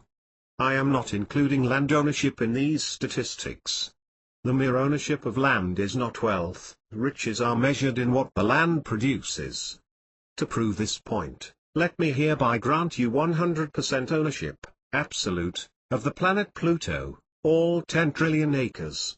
You own the entire planet. Congratulations. Has it improved your level of wealth by even 1%? No, because it produces nothing. Are you 100 times happier than someone from 1066? Are you even as happy? Wealth fact #4 You are 50 times more wealthy than the average peasant living in the year 1500. Life was hard back then, but are you 50 times happier than they were? I doubt this very much. Are you even as happy? I wonder. Wealth fact #5 You are 30 times more wealthy than the average Englishman or woman living in 18th century Britain. Wealth fact #6 129. You are 20 times more wealthy than the average Victorian. Looked at another way, you have the equivalent today of 20 Victorian servants working for you. A Victorian household with 20 staff would most definitely have been owned only by the super-rich. Wealth fact #7 On average you are likely to be 5 times richer than your granddad. Are you 5 times happier than he was? Wealth fact #8 On average, you are likely to be twice as wealthy as your own parents, although this depends on your age. If you are 18, it will not apply. If you are 50, it almost certainly will. For example, think back to the 30s, 40s, 50s, or 60s, whichever decade is closest to when you were growing up. Did each family have 2 cars? Mobile telephones? Dishwashers? Microwaves? Did your mom and dad take expensive foreign holidays, sometimes even more than one in a year? Did they wear expensive designer clothes? You get the idea. In the 1930s, which surely is only yesterday, over 25 million Americans had no income whatsoever. Only 1% of UK homes had a telephone, only 50% had electricity, and nutrition was so poor that 6 out of 10 men who applied for the army failed their basic, if you can stagger, You're in medical test and could not join up. Wealth fact #9. You are already in the very top 1% of the world in terms of wealth. Most people on the planet still live on subsistence farms, carrying water from long distances, without sanitation or electricity. Are you happier than they are, on average?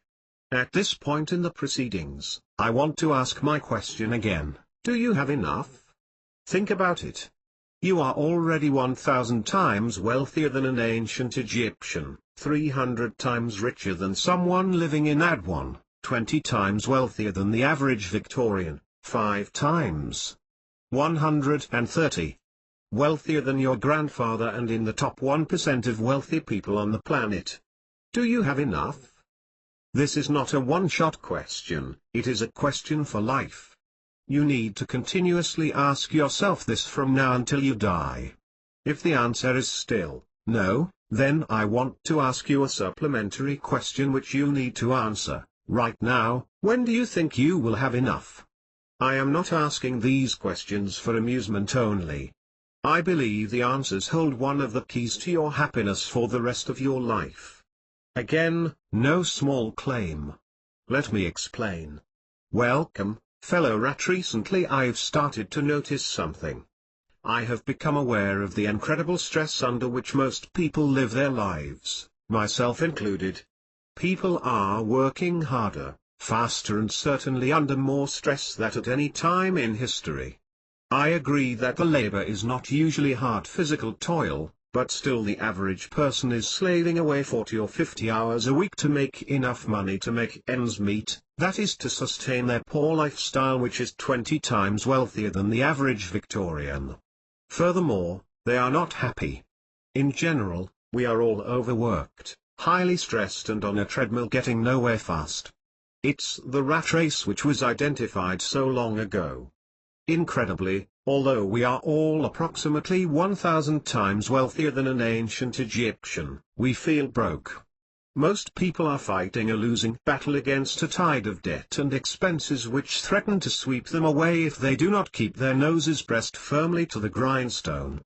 Despite their huge wealth, in historical terms, many people are anxious and depressed by their poverty. This seems incredible, doesn't it? What on earth would an ancient Briton make of us if you brought him here in a time capsule?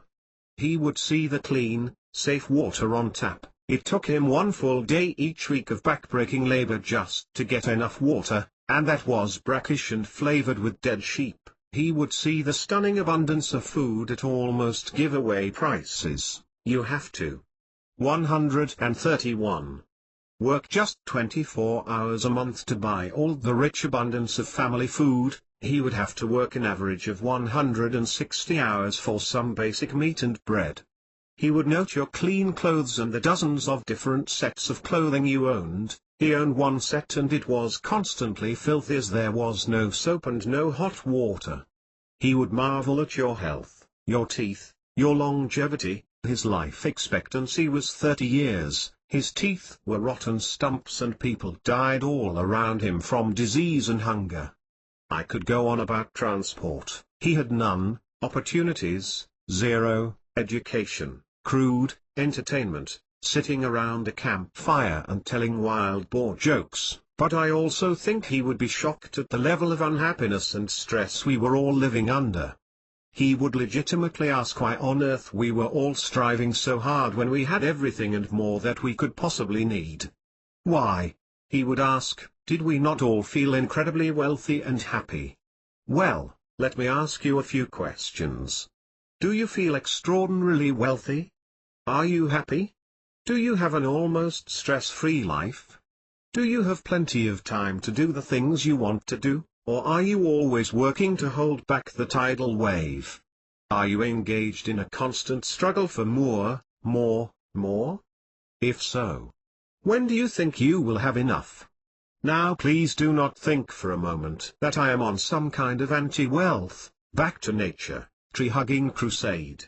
Nothing could be further from the truth. I have not made any comment about how much enough might be. This is for you to decide. It could be £50,000 or £100 million. My task is to get you to think about the question, because the answer has profound implications for your happiness. How much is enough? To explain this, let me make a blunt statement. 132. Your greed is insatiable, mine too, of course. There is almost no limit to what you would want to possess. The only limit is the price you would be willing to pay to obtain it, and your imagination. To prove this, let us play a little game in which the price of anything you want is zero. I mean it will cost you nothing in cash terms or emotional terms and requires zero time or input from you to maintain. This, if you like, is the ultimate free lunch. I'm getting my checkbook out. I have unlimited resources at my disposal. How large a check would you like, made out to you personally? Remember, it's free in every sense. No penalty, no tax, no hassle. It's yours to have and to spend on whatever you want. Shall we start the bidding at, say, £50,000? Remember, I really do have an unlimited account. How about £250,000? You could buy a nice house with that, mortgage-free. Hopefully your imagination is not quite so shackled and you are already starting to think about a nice fat juicy check for £1,000,000. No problem. It's not my money, and it's unlimited. Have what you want, there are no strings attached. £1,000,000 will allow you to buy the house of your dreams, and the car, of your dreams. What's that? You'd rather have £10,000,000? Now you're talking. I was getting worried about you for a moment there. That's more like it. This will give you all the money you could ever need for the rest of your life. It would take care of your children and your grandchildren. Enough? Remember, it's free. All that is limiting you is your imagination. Let's face facts, £10,000,000 would not even buy you admission to the outer circle of the super-rich. To tempt you further, and in case you think I was just kidding with that unlimited promise, let me disclose that I have 100,000 million, billion pounds in this account, earmarked to give away, and you're first in the queue. You can have the lot, if you want, and I won't turn a hair. In fact, you'd be doing me a favor, as I could then close the account and stop worrying about it. 133. What would you do with it? Come on now. Think. You could buy your own country and run it the way you wanted to. You could own and run the entire United Kingdom or America or even the world. Why not? Your vision for the world can't be any worse than the current awful state it is in. Couldn't you do a better job if you had absolute power? How about being absolute ruler of the planet? How does that sound? But wait. The Earth is just one planet in the solar system. How about owning a few other planets too? How about owning the entire Martian planet, and having the money to terraform it exactly as you want? Your own world, and you as God. Now perhaps you dropped out somewhere on that continuum, possibly at the 1 million or 10 million level? Or perhaps you were with me to the end? I can tell you with absolute certainty that I definitely would be up for the job of total ruler of the planet. No question. And it would be a better place than it is now. If you did drop out, it was because your imagination failed you. You simply could not imagine having more money or power than this. Now back to reality. Our insatiable greed. I hope I have proved that your greed, my greed, everybody's greed, is almost limitless if I make it a free lunch for you. Apart from your lack of imagination, the only thing which holds you back from owning the whole planet is something known as paying the price, which we discussed in Secret 5, Chapter 6. To remind you, everything has a price in time, effort, risk, stress and strain. There truly is no such thing as a free lunch. If you want £50 you have to pay the price, for example 5 hours work. If you want £20,000 each year, then the price is typically 40 hours of your irreplaceable life each week working in a job you barely tolerate. If you want £1 million, the price is typically 10 solid years of 62 80-hour weeks, high stress, almost zero social life, poor. 134. Family life and high personal and financial risk. That's about the going rate. You may get it cheaper, or it may cost you more. If you want £10 million, the price is typically a lifetime spent in the fast lane as a top industrialist or entrepreneur. The price is active media coverage of your personal and corporate life, 20 or 30 years of 80-hour weeks, permanent stress, living in the whitewater of a constantly changing marketplace, and absolute devotion to your vision to the exclusion of almost everything else. You will have no real friends. You can never tell who your real friends are when you have this level of wealth. You will attract government surveillance. Money equals power. Governments cannot allow the drones to have too much personal power, and so they become very interested in you when you make more than 10 million. If you want 100 million or more, the price is everything associated with getting 10 million, plus a slavering pack of press wolves, desperate to strip you down to the lowest common denominator. You will have many enemies, both personal and political, some of which will actively want you terminated. For example, an estimated 30 million people worldwide detest Bill Gates and would spit straight into his face if they could only get in range. About 1,000 of these are crazy enough to murder him, given a chance and a clear shot. I am not joking here. You will be unable to live anything approaching a normal life. You will not be allowed out on your own without bodyguards, and you will live in a heavily guarded fortress. Most people will loathe and despise you, no matter how much of your wealth you give away to charity as a token gesture. Even if you give away £1 billion, you will be despised and vilified for being mean. Most people will just shrug and say he can afford it. That's the price, give or take. Okay, so we're ready to pull a few threads together here. Here are the facts as I see them. 1. You are already staggeringly wealthy compared with at any previous time in history, yet you are running harder, faster and under. 135. Immense personal stress in order to get more. You don't know how much more, because you have never thought about it. I also humbly suggest you are not very happy. 2. Your greed is, to all intents and purposes, insatiable. This is not a moral judgment. It is simply a statement of fact about human beings. What you would like to have is limited only by your imagination, and your willingness to pay the price required to get it. 3. Given that there is a price to pay in time, effort, stress, emotion, and risk in order to obtain a given amount of wealth, any sensible person would ask themselves the very basic question, how much is enough? Or, put another way, do I have enough? If not, when will I have enough? The purpose of life is not to stack up money in the bank. Despite my pro-wealth stance and motivational materials, I have never claimed this. The purpose of your short stay on the planet is, I believe, to be all you can be and to live a happy, fulfilled and balanced life. You need money to live a decent lifestyle, and depending on your vision, you need money to make your dreams a reality. More than this you do not need. If it was free, you would take it, of course, so would I, and rightly so. But it isn't free. Everyone must pay a price to obtain it.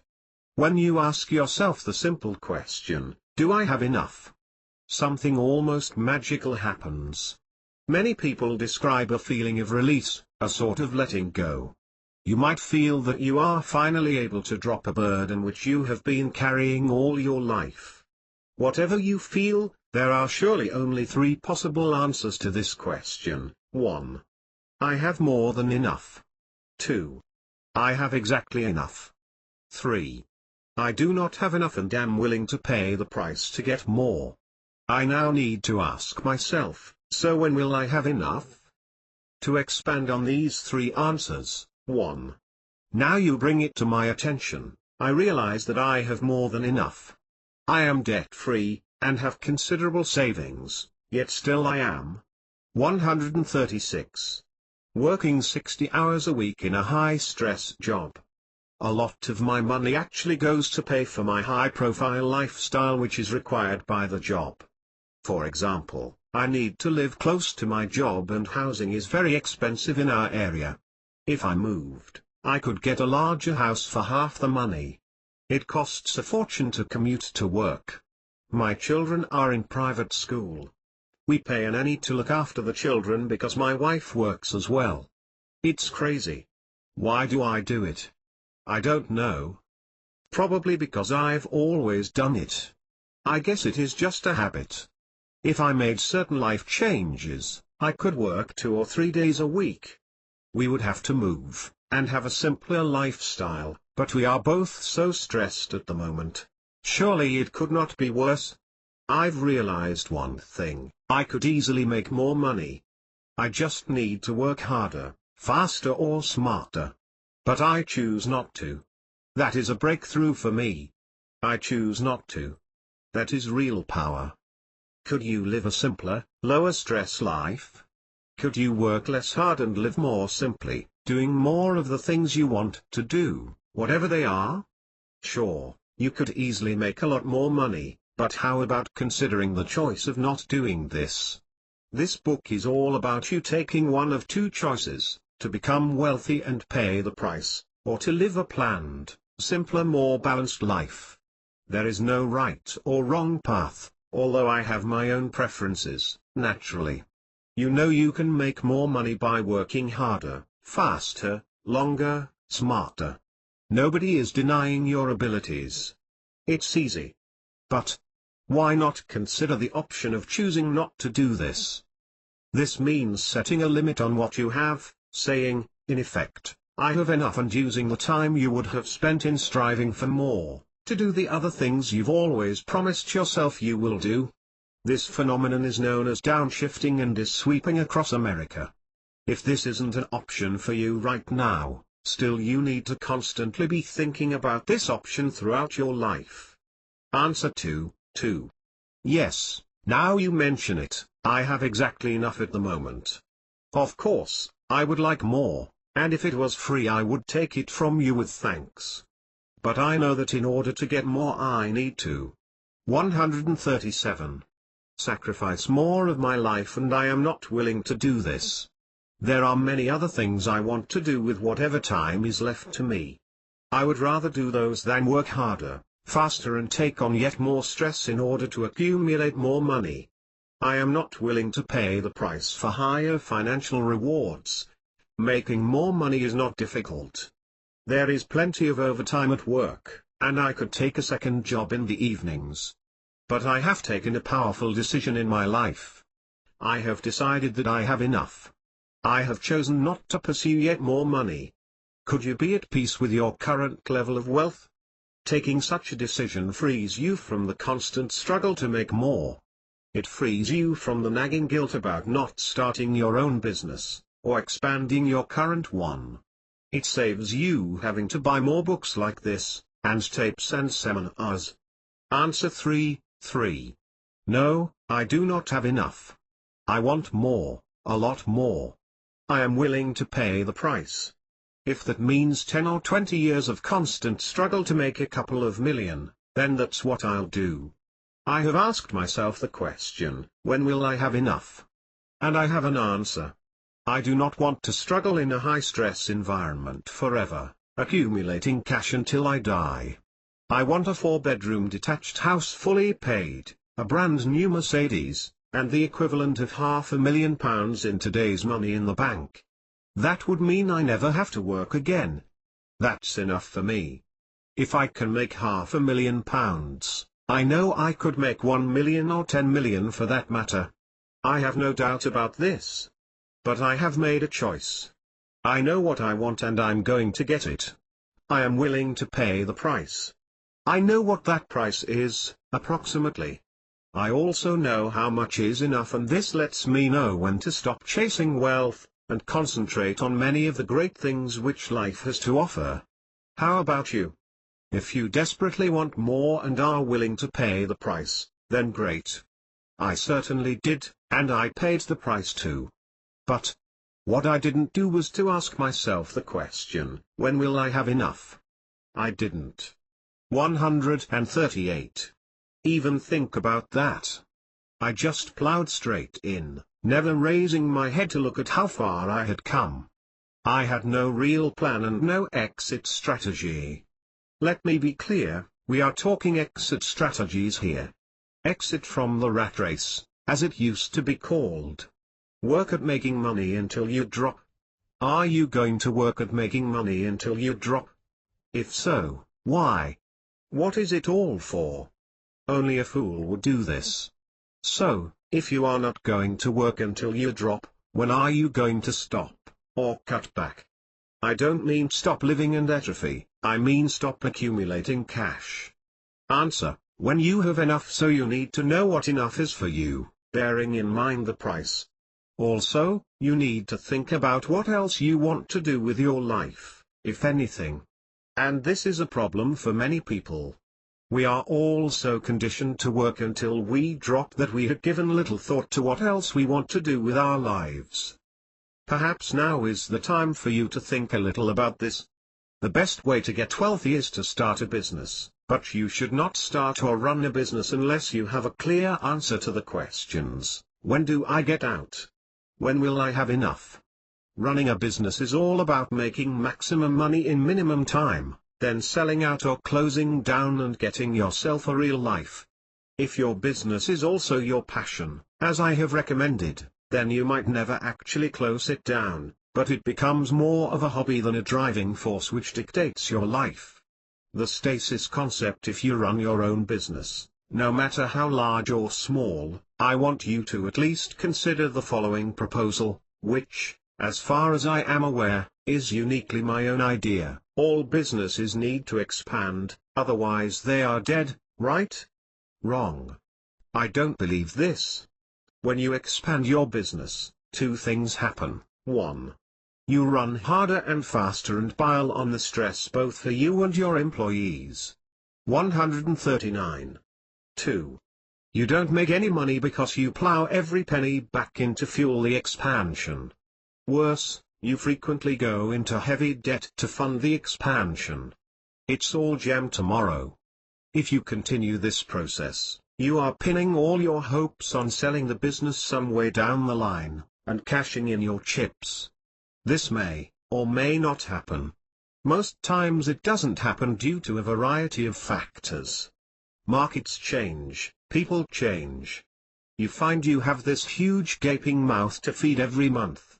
You wake up one morning and realize you need to make £100,000 each month just to meet payroll and other bills. You run faster and faster, growing all the time. New staff, new premises, new products, new territories, takeovers, mergers. And all with little profit because of the expansion drive. Now if this is what turns you on, then go for it. I know a few people who have made many millions doing just this. For each of those, I know 20 who thought they would make millions, but lost everything. So how about this? Why not run a business which doesn't expand? A business in which you choose not to make ever-increasing amounts of money, even though you could, easily. This is a business which makes a great deal of money each year, but does not expand. It changes, but does not get larger. I have named this concept stasis. For example, let's say you currently turn over £1 million and make £150,000 profit. The exact figures are not relevant. Your business might be 10 times larger than this, or 1/10 as large. Let's say you decide always to do this, give or take 10%, and ignoring inflation, for the next few years at least. Supposing you make a deliberate decision not to grow. Why? Because you have enough, and the price of growing is just too high a price to pay. Suppose you could run this company working 3 days a week instead of 6? Wow! Think what you could do with the spare time. Supposing this made you happier, less stressed and a far better manager/entrepreneur during the 3 days you worked. 140.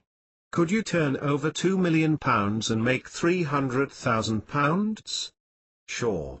There is no question, but Suppose you decide not to? You take a conscious decision that £150,000 a year income is enough for you. Yes, you take £300,000 if it was free, but you know it isn't free. There's a price to pay in extra hours, extra stress, extra work and sacrifice of your irreplaceable life. What an amazing decision to make! During the course of a typical business year, all sorts of projects arise with the potential to make money, but you turn them all down. Why? Because they would push your turnover above the preset £1 million mark, and you've decided not to do this.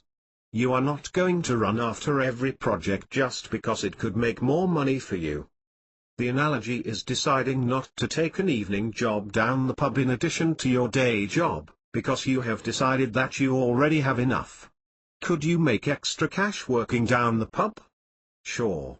But the price is long hours and evenings away from the family, and you have chosen not to go for this. The money lever. This thought process alters the way you view your business or your job. You now correctly view it simply as a money-making machine. You pull a heavy lever, and out comes a crisp £10 note. You pull the lever again and out pops another. Great. So what are you going to do? 1. Pull the lever repeatedly, morning, noon and night for 30 years, never even counting the huge pile of notes, until you drop dead of a heart attack one day, beside a large pile of £3 million in crisp tenors. 2. Sit back and think for a moment. Think to yourself something like this: I have a neat little money-making machine here. It could provide me with enough if I operate the lever 8 hours a day, for 3 days a week. Sure, I could operate the lever 6 days a week for 10 hours a day, and I would definitely get more money, but I am going to choose not to do this. I want to do a lot of other things in my life instead of pulling that lever. If I play this right, I can keep this money. 141. Machine ticking for a decade or more with minimal effort on my part. So I want you to think carefully about your working life and your plans. It's a new millennium and a new deal. You're going to live a lot longer than anyone at any previous time in history. It's going to be even easier for you to make enough. Why not have a careful think about what enough might be for you, and then formulate a definite plan to get this, and no more. Meanwhile, you need to do a lot of work on what it is you are really on the planet for, and go and do it. Chapter 9: The Secret of Happiness. To allow yourself to be happy is the greatest wisdom there is.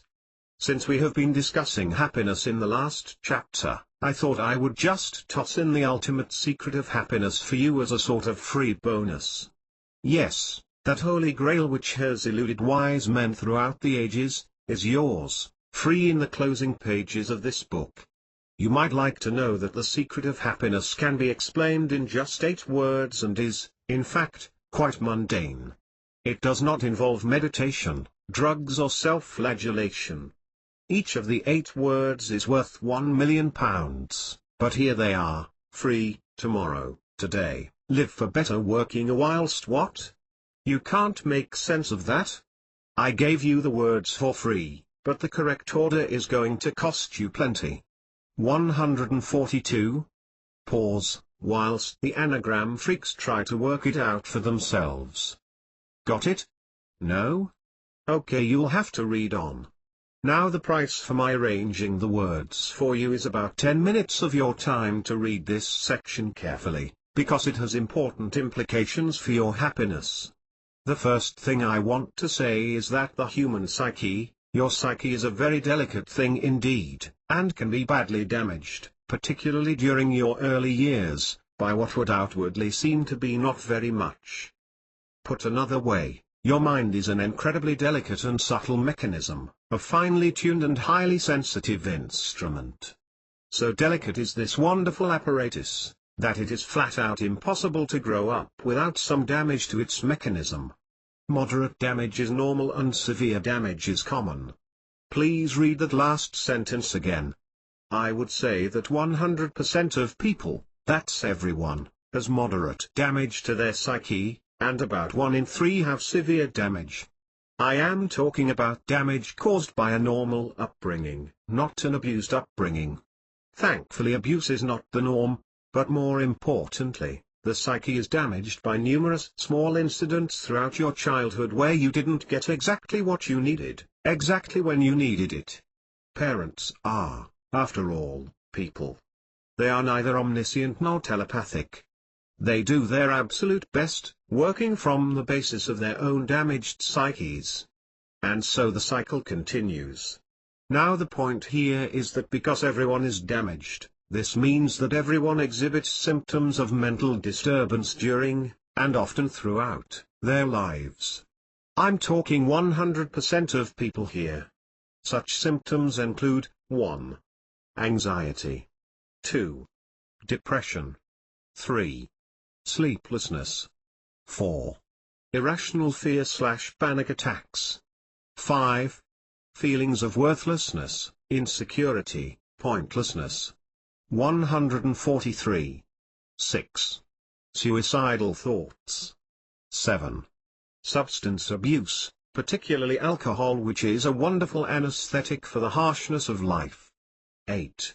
Irrational anger/impatience/irritation. 9. Worry. Because everyone experiences some or all of these on a scale of mild to severe, everyone pretends that they don't experience these things, and we all play this ridiculous game in which we pretend it's just other people who have problems, not us. I have talked to hundreds of people from paupers to billionaires. Scratch the surface and what do you get? The same old human being we all are. The damaged psyche resulting in some or all of the negative symptoms I have listed. I find this immensely comforting. The real problem about feeling down on life is when you think it's only you who feels like this, and that everyone else is having a great time counting their loot. If you can really take on board what I am telling you here, that everyone is a seething mass of insecurity, angst, unfinished business and emotional turmoil, then I think that helps a great deal. It's called the human condition and comes about as a result of us all having such an immensely delicate psychology. We are about as equipped psychologically to handle the slings and arrows of life as a butterfly is to handle a forced tense storm. Every human on the planet is brave beyond measure. Forget bravery in the face of enemy fire. That's just one sort of bravery, and anyway, most soldiers didn't have a choice about going over the top. I'm talking real bravery of the sort you show every morning. You get up and face the world again. You against the world. And it's as much a battle today as it ever was. Labor-saving devices make very little difference. Do you have lots and lots of leisure time because you own a fridge, a washing machine and a dishwasher? No? I thought not. It's the same old struggle by the same old human beings. There is a danger in writing, and reading, a motivational, go-get-em, kick-ass Secrets of the Millionaires book because it encourages the sort of polarization I was talking about earlier. You can easily think something like, yeah, it's as I suspected, everyone else is. 144. Happy and making great money, it's only me who cannot achieve anything of note. I'm all alone. Everyone else is so happy and well adjusted. I'm telling you now, in as plain a way as I can say, that everyone on the planet is more or less screwed up because of the way we are, and the way the world is.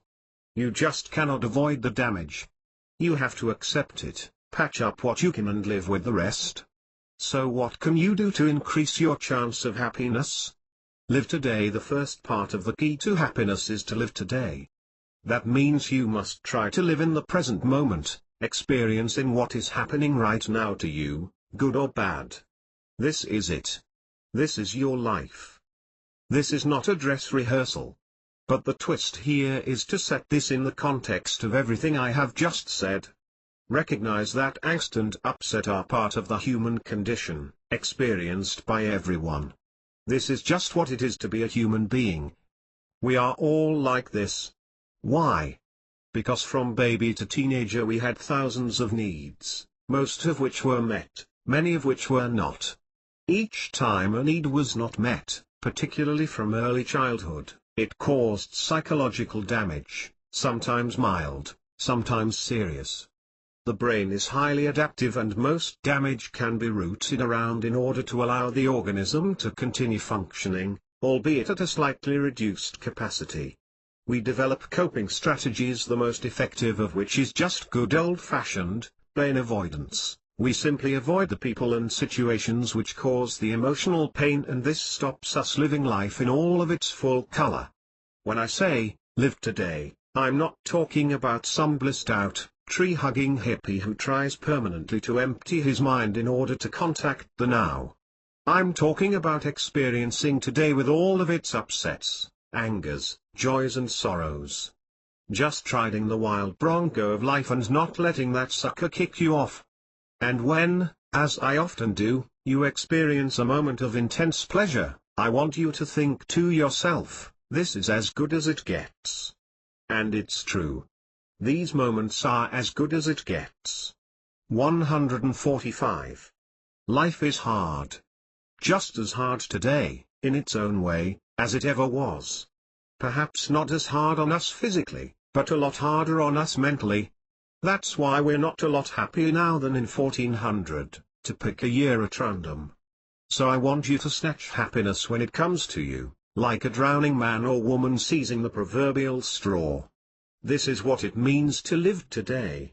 The alternative is to ignore the minor day-to-day happiness and always be thinking some version of, I'll be happy tomorrow, when I have money, I get a girlfriend, I move from this bad area, I get myself a new car.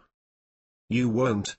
Or to think, how can I possibly be happy now when? And then insert your own unique bit of current misery, angst, depression, anxiety, panic or fear. The error here is to think that one day you'll be totally free of these things, and then you can be happy. You won't. It's how we all are, riddled with this stuff. It's what makes us all human. It's what it means to be human. I'd go so far as to say that a person without a smattering of these things would be a flat, lifeless and intensely boring automaton. It is the degree of your angst which is important. 0 makes you dull as ditch water. A sprinkling makes you human and still allows for a lot of happiness. A moderate level makes you interesting, quirky and able to cope mostly with life, but like a semi-active volcano, side shoots of lava keep erupting and causing turmoil in your life. You need to spend some time fixing the damage, otherwise you may erupt one day. A lot, and you are mostly immobilized in life and unable to function. Happiness is denied to you and all of your efforts should be expended in therapy to repair the worst of the damage, before you can go on. You are constantly depressed, frightened and anxious. As an analogy, imagine a football team in immaculate, pearl white strip, nancying around the field avoiding getting grass stains on their clean white socks. They would be a bit of a disappointment, really. They don't want to get too involved in the game in case they get mud. 146. On their shorts or a bruise from that big, nasty old ball. Who wants to watch them? Who cares? They are not fully engaged with the game.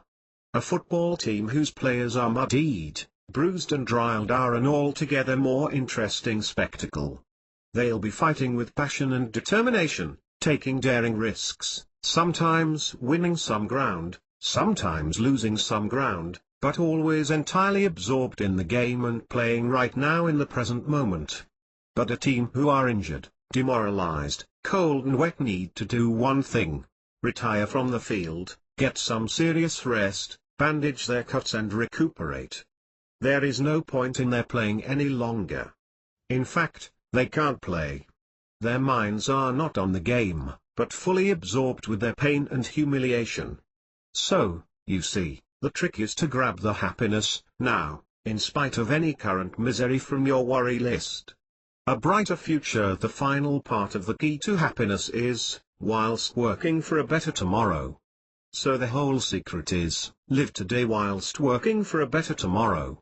Why not write this out on a 3x5 card and put it somewhere you will see it each day? It's not a bad idea. First, you grab every single morsel of happiness which comes your way, despite your perfectly normal negative feelings which you now know are part of the human condition and which everyone experiences. Next, you must realize that everything you are today and everything you own today is a direct result of your past decisions. Decisions which you took, either consciously, or by default. Nobody else is to blame here. But once again I find this immensely comforting, because the power is in your hands to change the future. You don't have to wait for someone else to change it for you. If your present life is a result of your past decisions, then the future is created by your present decisions, and boy is that true. So you should be constantly working and scheming so that your future, which will come around soon enough, will be even better than your present. And you do this in spite of any angst and turmoil you 147 might be feeling, just as you do it in spite of the fact that you have to breathe air and sleep 7 hours each night. Now if you recognize yourself in the moderate or severe category of emotional turmoil, then part of the process of planning for a better tomorrow involves working on yourself, perhaps through therapy, counseling or talking to trusted friends. By the way, you cannot do this alone or through introspection. Think of this as urgent repairs to the ship's hull, without which the boat is in danger of going down. Only a fool would try to sail in such a boat without spending some time in dock to patch things up. Perhaps you've been in denial about the condition of this leaky old tub? Have you been bailing like a demon for the last few years whilst battling on through stormy seas, just about keeping afloat? This is a judgment only you can make. But apart from the psychological work, there remains the real down and dirty work required right now, today, to make your future better for you and your family. I guess this is what separates the winners from the losers. Winners know they have to work now in order to get lucky several years down the line and reap the rewards. Losers want the rewards right now and cannot make the link between now and the future. They have what I have often described as a Bunter-esque view of life, from Billy Bunter, hoping that something will turn up. You can't live like that and be successful. You have to live your life on purpose, not by random chance. I cannot stress enough the importance of working for a better tomorrow despite any strong reasons why you feel you can't, such as, 1. The terrible state of the world. 2. Your deep emotional scars. 3. Your age, you feel it's too late. Work gives direction, meaning and engages the brain. Idleness rots you from deep within. I feel this is one of the most important issues and one of the hardest for me to write about. I guess the reason you bought this book is because I'm just a few steps ahead of you on the path to wealth, happiness and freedom, and through my writings, I pass along my 148 views of the scenery, what you can expect and how to negotiate the obstacles you are about to meet. The final thing in Pandora's box was hope. And when you are working for a better tomorrow, you are reaching into that box for that last, most precious gift. Conclusion: immense wealth is within your grasp, but it won't be a simple ride. Millions of people are wealthy, and although it isn't an easy thing to get rich, it is far from impossible. Many chatter that they want to be rich, but few people have researched the factors required to achieve this. There are, indeed, several secrets known to those who have fought their own way to the top of the mountain. If you have some aptitude and are willing to listen, you can learn these secrets for yourself and follow those lucky ones to the dizzy heights. The first thing you must have is a firm belief that being rich is okay. If you harbor any socialist leanings, then these will eventually sabotage your wealth-creating efforts, ensuring that you remain poor. You must have a dream to act as a guiding beacon to lure you on when the going gets tough and the way ahead is dark. You cannot get rich by randomly selecting a field of endeavor for which you have no aptitude and even less interest. This is a 10 or 20-year project. It cannot and must not be a 10 or 20-year prison sentence. So you must do whatever it takes to unlock your secret dreams and passions. Hopefully others will share your passion and you can engage in commerce with them and make your fortune whilst having the time of your life. One little trick used by all highly successful people is to have a battle plan, sometimes called an action list or goal list. Life dreams are usually large and unwieldy, and so the wise person knows how to break up these dreams into bite-sized chunks of a suitable size for our limited minds. Winners set goals, losers never set goals. It's that simple. Despite reading this advice 50 or 100 times, still some people will not write down their goals. 149. Having written your goals and broken the large tasks down into simpler steps, now you require discipline to keep you on track, working through the list. Winners have this discipline. Losers wander aimlessly, become bored or distracted, have low frustration tolerance, give up easily and drift away. If I had to pick one single secret as the most important, it would be to cultivate a sense of discipline, because from this, many other things follow. When setting your goals, make sure you keep firmly in mind that everything you obtain in this world has a price tag attached. You must be willing to pay the price, otherwise you are only window shopping, and this means you are not serious about life, just browsing. Until this point, mostly this is theory. Now it is time for action. Above all, successful people are men and women of action. They get their sleeves rolled up and get on with the task at hand. Unsuccessful people procrastinate and always want to do it tomorrow. Of course, tomorrow never comes. The two main reasons for non-action are laziness and fear. The fear is usually fear of success or fear of change. We are all lazy, we all fear change. Winners are able to push through these negatives. Losers succumb to them. Before you start out on this journey, you need to have a clear idea about how much is enough, otherwise you have no destination and your search becomes an endless quest. If you are not clear about your destination, how can you ever know when you have arrived? Also, making money, no matter how enjoyable, has a price tag associated with it. Ideally you want to minimize the time you spend doing this, and so you must have a clear idea of how much you want. There is no point whatsoever in amassing riches, never enjoying the fruits of your labors, and dying a wealthy man or woman. Money is an enabling force, not an end in itself. Finally, the journey is everything, as there is only one macabre destination which we all share. The last stop on the line is Grim Reaper halt. Life is a process, not a product. So no matter what your current level of wealth, it is time for you to start mastering one of life's most difficult lessons, and that is to be happy right here, right now, whilst working towards a better tomorrow. This book has been an attempt to get you to decide which of two paths in life you want to follow, and then for you actively to choose that path and live with your decision. One path is hard and stony. It rises steeply above you towards a distant mountain top. There is no guarantee of happiness on that mountain, but something calls you to it. The second path is not so steep. It meanders through the valley, taking in some interesting scenery on the way. It leads nowhere in particular, but the journey is an interesting and pleasant one. There is no right or wrong path. Legend has it that both paths eventually converge in a mysterious dark valley from which no traveler has ever returned. But that's just a legend. Choose your path wisely. But to choose, do not drift. I wish you the very best in your journey. Stuart Goldsmith.